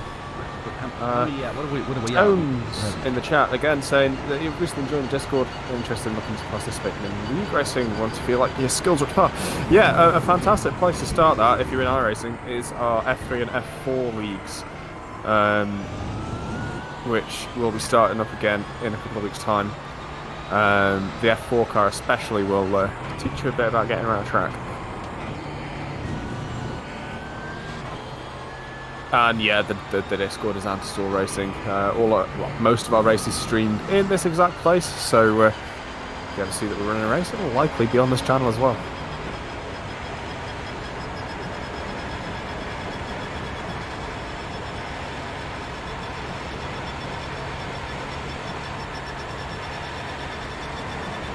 Chief Dean saying if it was a Porsche, it wouldn't have the damage. Yeah, well, if it was a Porsche, it'd be slow.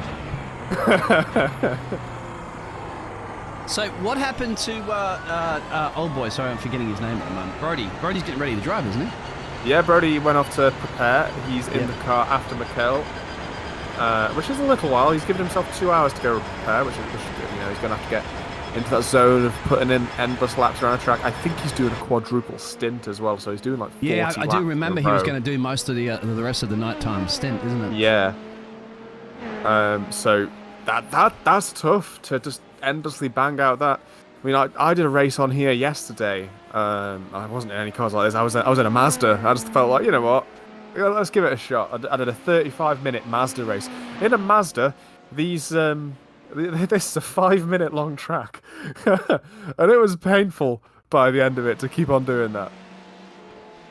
Just looking at Charles, yeah, exactly. Well, on top of it too, he's been since the start as well too. So not only racing, he's been casting for quite a bit. Exactly. Let's look at James going out of around the corner here. Will he hit the fence? Oh, just a little tap. That could be a steering damage, but that's the 46 car of James. Nothing that we have to worry about, of course, but excitement. Tones, yeah, the IR04 is the F4 car. So yeah, Mikhail Fernandez there, the 71 car. There, we got two, obviously, as you guys know, cars in both the divisions here. The LMP1 and the LMP2. This is the LMP2, I believe, there from Mikhail. Yes, it is. And running. Yeah, that's right. And yeah, good. We're solid. Because remember, yeah, we got the 222 car of Adam up the road. 1 second. Yep. 1 second. Something's happened here. Adam was in front of Mikhail a second ago, and now we're gaining a lot of time on him. I was just about to say, but wasn't the 222 car that's Adam? They remember they had that accident and they had to spend a bit of time in the pit lane. Yeah, I think Adam may have had an issue there.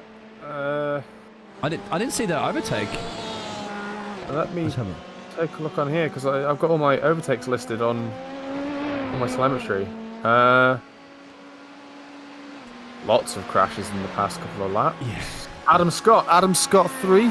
Is that him? Yeah, he crashed. Yeah. Let's take this replay if you can get it. It's at the timestamp 10:49:27 in race. Yep.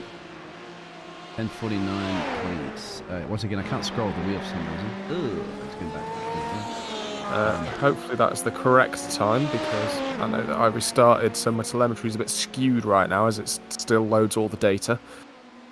10:49. Scroll.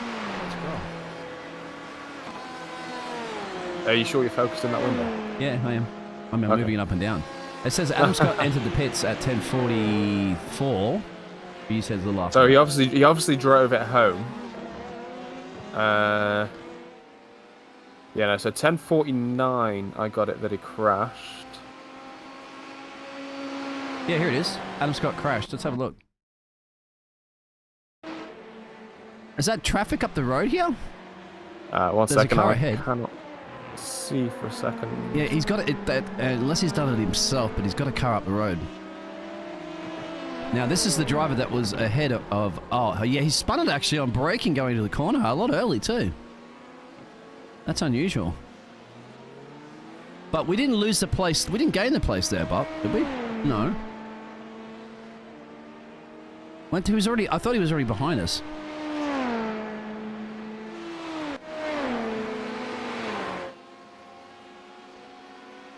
Because they took a pretty deep pit stop, I remember, damage.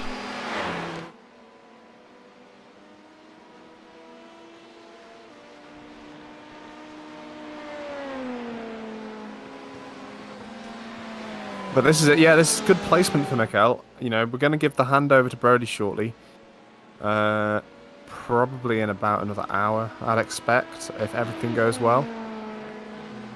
Lap 172 when we are on lap. I'm just going to have to load a lap counter on my stream deck for a moment. Have you got the lap count on your stream deck? Sorry, I'm eating. That's alright. I'm pretty sure that one of the... Mine says lap count 1, that's all, but I haven't got it tweaked up. It does have the remaining time. Shows me that. I've got remaining time as well. 13 hours, 5 minutes, yeah. No... If I try and find... Yeah, it's weird. I can't scroll through this event thing at all. Won't use the keyboard either. So that's a real pain. The other scroll works. For the timing. Okay. Yeah, we're on lap 192 right now. So that'll be what the leader's on. He's on lap 192. Yeah, and the laps that we're showing next to that up there, guys, at the moment when they last boxed on what lap that was. Hey, Tommy's going in, mate, up the road from... So let's go to Leon. Now, Tommy's ahead of Leon. And they're in the pit exit right now. Where is... Let's have a look at that map. That's the 8 car. Just exiting the pit lane. And we're obviously, if you look on that track map there, we are the 64 car, which is the black dot. So, yeah, not too far down the road, my friend. Now, from P2, but then again, we're a lap down. Yeah. But actually, I was going to say... That gap was about a minute between Tom and Tommy, believe it or not, P1 and P2. That's a good question. Down to a minute after 10 hours? 11 hours? Pretty good. That's a good question there by Achieved Ian. Saying, how many estimated laps are there? So, if we're at, what did I say, 190... You got to crunch some mathematics there, Ian. Yeah, 192 laps. If they're doing 3 minutes and 20 on average. Well, these guys. Sorry, that's after. Sorry, after 11 hours, we're at 192 laps. So you can almost double it and add a few more. The Aussie driver here of Nick Warnest, the 408 car. He's got actually on the car too. You can see it says Australia something as well too. It's an Australian New Zealand team. The pride of the Down Under racing. But what's he done? Oh, just a little bit of a lock up at the front, but kept it out of the fence. In that same corner where we've seen a lot of incidents occur tonight, and today.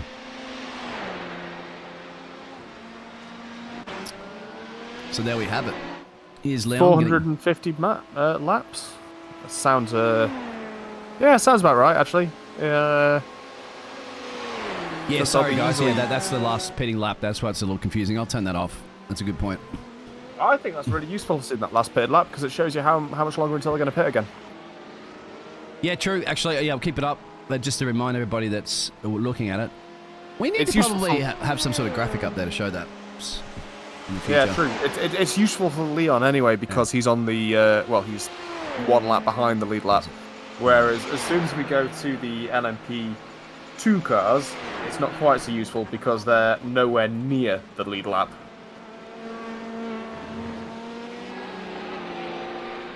Oh, Mikkel is entering the pit now. Let's have a look. Yep. Let's see what happens here. Is he going to drive a change? Is he going to just get tyres?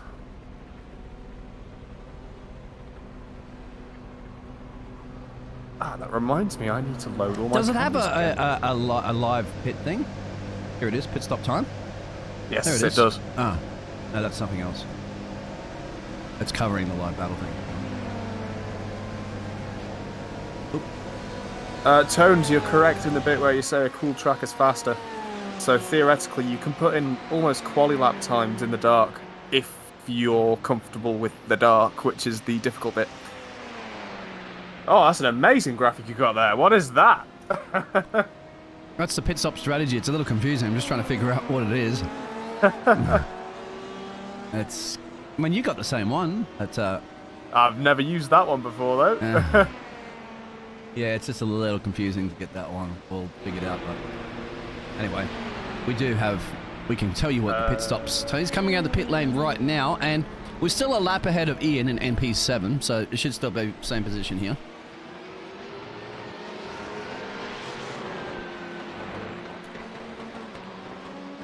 On cameras, do you think? Thank you. There we go.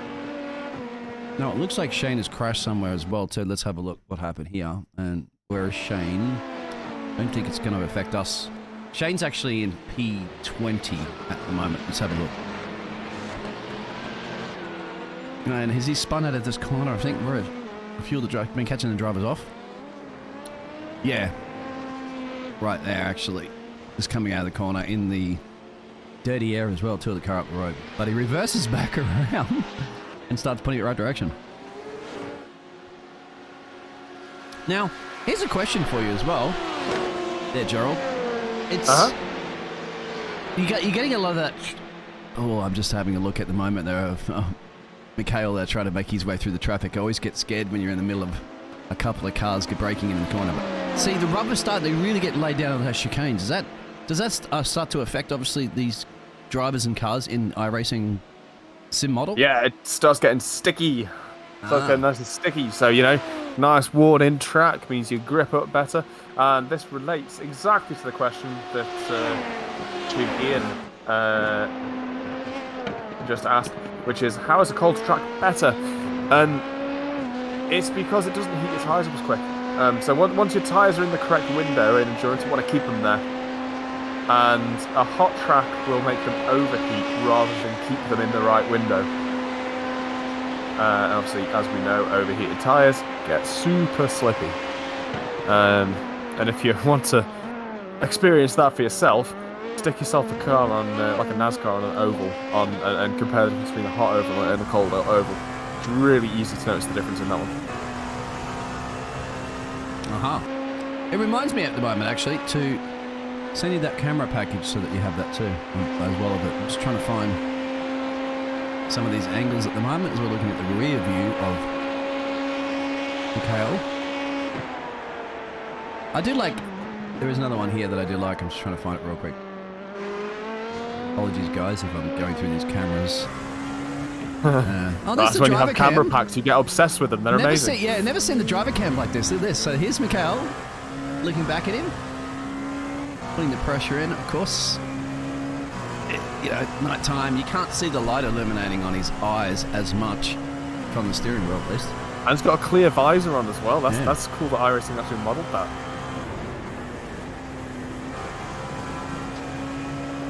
Absolutely focusing.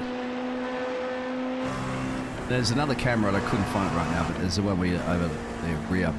Anyway. I like how his gear shift paddles are color-coded as well.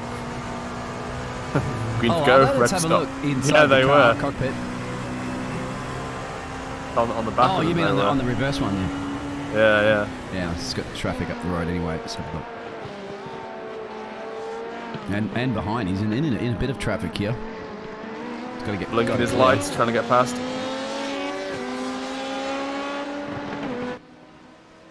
Yeah, right, so we are coming up to. Send you the camera pack real quick, so you have that. Yes, that would be really before cool. You start. Because we are coming up to the 11-hour 40 mark now, and as we know, YouTube can only handle 12 hours of stream, which means we won't get the replay if we go over that, which means we'll have to do the handover very, very shortly.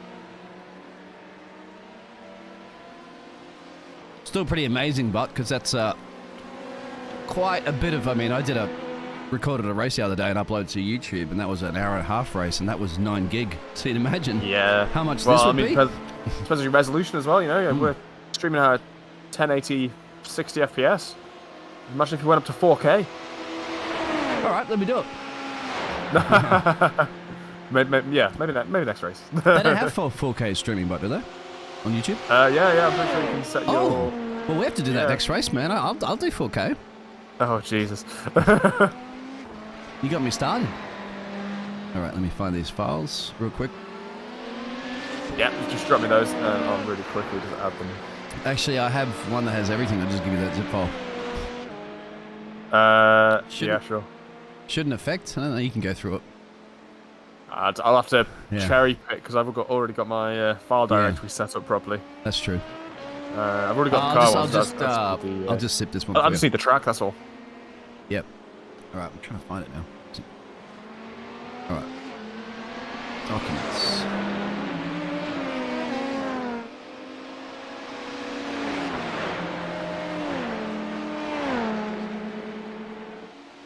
Now to find the track. It's under Le Mans. It is under Le Mans, okay. It is, yeah. Full of no chicane. You want the full, I guess. I do like full. What is the no chicane version? No chicane is on the Mulsanne straight, so you literally go straight and then brake at Mulsanne corner.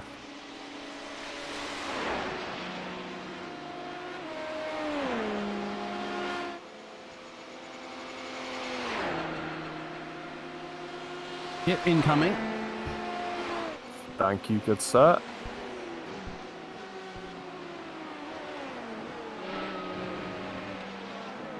So the car before the storm. Let's have a look at. I've got the weather information up there at the moment. Well, that's the date and the time. What are we looking at for local time? Currently, I'm just trying to see that. Is that 2? That's got to be. Is that 2 in the morning? What, in-game or my time? In-game. In-game it is just after 2, yeah. Yeah. I'm just looking at the weather and the temperature of the track. My time 21 is Celsius. Yeah, my time currently is 1:15 in the morning, which is an hour behind the server. Oh, that's not bad. Ian's had a crash somewhere. I want to have a look at this. Not you, Ian, out there. The other Ian. This Ian on track. I haven't received that file yet, by the way, if you're still sending it. Oh, I didn't. I did hit enter, but it didn't send. Sorry. No, do it again. All right. Cheers. Now, he's getting flashed from somebody behind, and he lets him past, and then he loses it. Oh, just keeps it. But that same corner, and he's flashing his lights like, no, he's not. That's difficult, isn't it? I mean, do you think he got thrown off because of the fact that somebody was flashing their lights going into that corner? I mean, I'm not sure if he was really holding anybody up, but you can't let anybody overtake through there. You got the main straight right now, of course. You pull off the racing line and allow the faster car through. That flashing is going to get a little bit annoying. The flashing is a bit of a tactic sometimes. Not sure if I agree with it too much, but you know, it's there and it's something you can use. But I mean, gentleman's agreement, right? You only flash somebody if the slower car needs to be out of the way. Ian says we all know that he's the better Ian, of course, because he wouldn't have spun. Yeah, he wouldn't have spun.